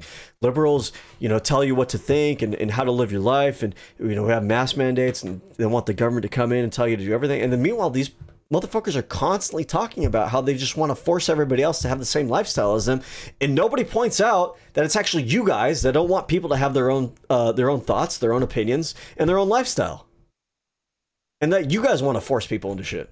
The fuck? This is actually a really, really good point. Feminism is a philosophy. Philosophy doesn't end. Neither does feminism, because technology is always updating and changing. The way women interface with the world around them, what feminine means at any given culture, is always changing. That's why it doesn't go away. In the same way that men and masculinity and their understands of their place in life as a man will always be updating and changing. And I think that that's a beautiful thing. Okay. They don't believe that. Axiomatically, these people don't believe that. They think that everything can be fucking static for the rest of the time. Because like they have like this mythological religious view that everything was designed by God to just function this way and this way only, and it'll never change and everything. They have to constantly be at odds and be in tension with reality, because yes, reality does change, things do change, and human beings adapt. But like you saying, oh well, things change in time, people always change, like it's not convincing to conservatives, because one of the other things that they're not outwardly saying, there's a lot of stuff that they just don't really say, they're not really honest about, is that they don't believe anything is changing or should change. They don't want anything to change. They think that they can stop things from changing. They can like actually from the top down control society to force society to never change. To me, it's delusional, but they actually believe that. All right. Do you ever feel off at night, like you're going to bed? Well, look, I mean, this shit's long. I could be here all night. Let me just fast forward. Let me see what the other topics they talk about, but I'll probably end it over here. I just want to see what the other prompts are. Musa, baby. .com/staff. Make 2026 the year you finally start sleeping great again. My next prompt is Trump doesn't care to free Iran. Hi. Okay. This one must be a blowout. Like, they have absolutely no leg to stand on this. Like, I can't even believe, like, conservatives have the lack of shame and, self-preservation to not want to actually argue against this point. Because, like, what's the argument against this point? Let me make sure I understand what the claim is exactly again. Hold on. My next prompt is Trump doesn't care to free Iran. Yeah, okay. Not that he's not that he doesn't want to back out of the war, which he probably does at this point, but that he's not there to free Iran. That's super fucking obvious. And in fact, his quotes will just explicitly tell you that. He initially started the war trying to claim that that was the motivation, but we know that he shifted from that motivation to wanting their oil, wanting regime change, wanting to stop them from having nuclear bombs, doing it because Israel wanted them to do it, right? But none of these things have to actually do with freeing Iran, freeing the Iranian people. And if he was wanting to free the Iranian people, why are you blowing up kids' hospitals? You're not freeing the people that you're killing. I guess you're freeing them from life. But like, yeah, this isn't... It's so shameful to me that, like, there's a lot of things that these conservatives can argue, but when you argue a point like this, like, it just feels like you're just arguing to argue at that point. Like, you guys are, I don't know if I want to call like tools or peons or pawns or whatever, but like you're using yourself. I don't know. I don't feel like I'm putting that properly, but all right, let's see what these other prompts are. Really? Yes. Musa, baby. Or just the overall idea that God himself is more aligned with liberal values. Okay, and Christianity is liberal. I mean, this is pretty obvious too. Whatever.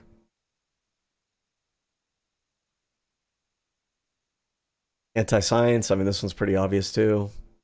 Basically, if I had to predict, this basically comes down to this argument is going to be all of the Christians on here, conservatives, not actually disagreeing with the prompt that Republicans are anti-science, but they're going to explain why they're anti-science and why being anti-science is actually a justified position.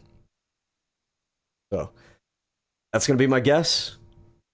I'm not actually going to stick around and watch it. Not biological sex. The thing that emerged. Oh yeah, this Hold on a second. Here, like science. It's a normative prompt. Bible, you don't believe in the Bible? I believe in the Bible. The whole Bible? I'm not a sola scriptura. I'm more like a Catholic in that way. Okay. What's up with all these liberals and progressives and stuff like cucking out to the Bible? Just stop it. I know you're too smart for that shit. Fucking stop. All right. We are perpetuating this religion into our society that's training people to worship like authoritarian leaders and to engage in like irrational modes of thinking and magical thinking and opposing people's rights on the basis of some kind of religious mandate to do so, you gotta stop lending credence and support to this fucking shit. I know you're too smart to believe that the Bible's real. Maybe you think it serves some utility or whatever, but like, come on, you're too smart for that. Stop playing. I think, and I'm enjoying this. Like, I think that we can kind of find some middle ground here in this situation. But I do think, with the redistribution, which goes into communism, and we fought that. We fought that hard. And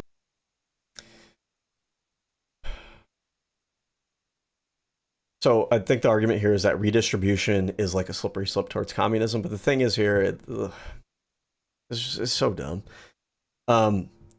Almost every society in human history has had redistribution of some sort. Almost every society in human history. I'm talking even back in ancient times. The idea that every fucking society that has ever existed was either communist or veering on communism because they had redistribution at all is fucking stupid. It's an inability to distinguish nuances and gradients between things. And it is a paranoia, a delusional paranoia over communism and the Red Scare being around every fucking corner. Because the Republican Party has trained these people to consider every little thing that is different or is a change is somehow going to lead to catastrophe or to the end of the world, or the Muslims are going to take over, or the Latinos are going to take over, or all the kids are going to become trans, or there's going to be no more babies, or it's all going to turn into Marxism. Like it's all just this delusional fucking fear-mongering bullshit every time. All right. Anyways, that's it for me tonight. I will catch you guys next time. This weekend, Sunday, I'm planning on doing, I set it up, might have mentioned a little bit. 2028 is pretty far away. 2026 midterms are here, basically in the end of this year. I want to talk about a platform for liberalism, because what I find is that the liberal movement in the United States it's directionless, it's visionless, it's leaderless right now.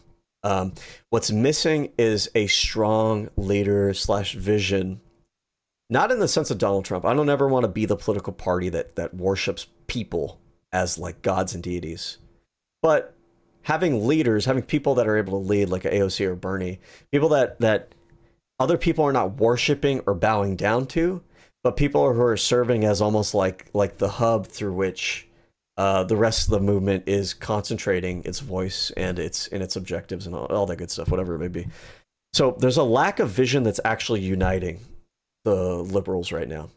There's a lack of passion that comes with not having that vision in that narrative. There's a lack of brand awareness among the general public for not having a like consistent narrative platform idea that you're going for. Conservatives have that. Republicans have that. It's like anti-trans, anti-immigration. We need to have a counter argument to this. It can't just be like anti-Trump all the time. And a lot of the like left wing of our party can't get behind any of the politicians because those politicians don't know that, like, again, there's not this vision that has broad appeal and support that'll appeal to moderates and progressives and a general public. And I think I have the ability to lay out a platform that's able to do those things. And I think that if Democrats were to adopt this platform for the next few election cycles, for the foreseeable future, I think that we will absolutely obliterate the fuck out of the Republican Party. If we can get around the messaging behind it, if we can get around, staying true to that theme, staying on that theme, staying, focused on the, handful of priority points that we want to emphasize to give people something to focus on, I think we'll annihilate the fuck out of the Republican Party electorally.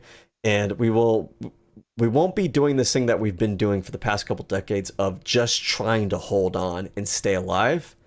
But we would be getting to a point where now we are seen as the de facto leader of this country because the people see that we have a actual, genuine, realistic, positive vision and plan for the society. When you actually have a plan and you're putting it into effect and you're confident about it and you're expressing it and you're clear about it and you just look like you have the confidence to actually lead people towards that vision, there's a lot of people that will just kind of put their confidence in you, and we have a lack of that. So I'm going to talk about what that platform is. It's kind of more of a general platform. It's not really super duper specific in the policy weeds there. It's more about the themes that we talk about. But honestly, that's more important than anything. And it's something that Donald Trump has done and the Republican Party has done that I don't know if a lot of liberals have really picked up on, which is that you can advocate for things in such a way that you're not over-committing to specific policy positions that become a liability for you, and you allow some wiggle room to adjust that messaging for different time periods, different election cycles, different areas, and you allow your voter base also to kind of read into what your policy is to a certain degree. So for example, right, being anti-corruption, and I know what you're thinking, like, oh, anti-corruption, like that's not really like a revolutionary idea or anything. Yeah, no, of course not, right? But like the idea that we focus on that, we make that a primary talking point. The way that we frame those talking points, and part of the way that I'm talking about here is that you can frame it as something that's generalized, because what does drain the swamp mean? Who's the swamp? What actual policy is that? Who the fuck actually is the deep state? These things were amorphous, but it allowed people to get behind this idea of, I'm anti-corruption. I want to get the corruption out of Washington, D.C. And they're able to fill in the blanks. You have all these voters with different concerns, different interests, different people that they think are the source of corruption. So make it a broad general theme. Attach your party, your movement to the anti-corruption angle. And then voters start to look at you as the anti-corruption party. There is no reason why the Republican Party should have ever been perceived by the general public as the anti-war party. The party that got us into the Iraq and Afghanistan war, that is always asking for increasing military budgets every fucking year, who is instigating violence all across the globe, who is trying to threaten our allies and invade other countries, get us into military conflicts that we're not even prepared for, that are declared. There is no reason why the Republican Party should have ever been able to label itself the anti-war party. But there was a lack of Democratic Party having a clear, consistent narrative that they're actually going out there and making known in the general discourse to fill that vacuum. And so Republicans were able to just spin that bullshit unopposed. That's the kind of thing that I'm talking about. So we'll go over that on Sunday. I'll probably have some like game streams in the meantime, because those are kind of low effort. But anyways, I'll catch you guys in the next one. Okay, see you. Bye. If you're not subscribed, subscribe. Okay, bye.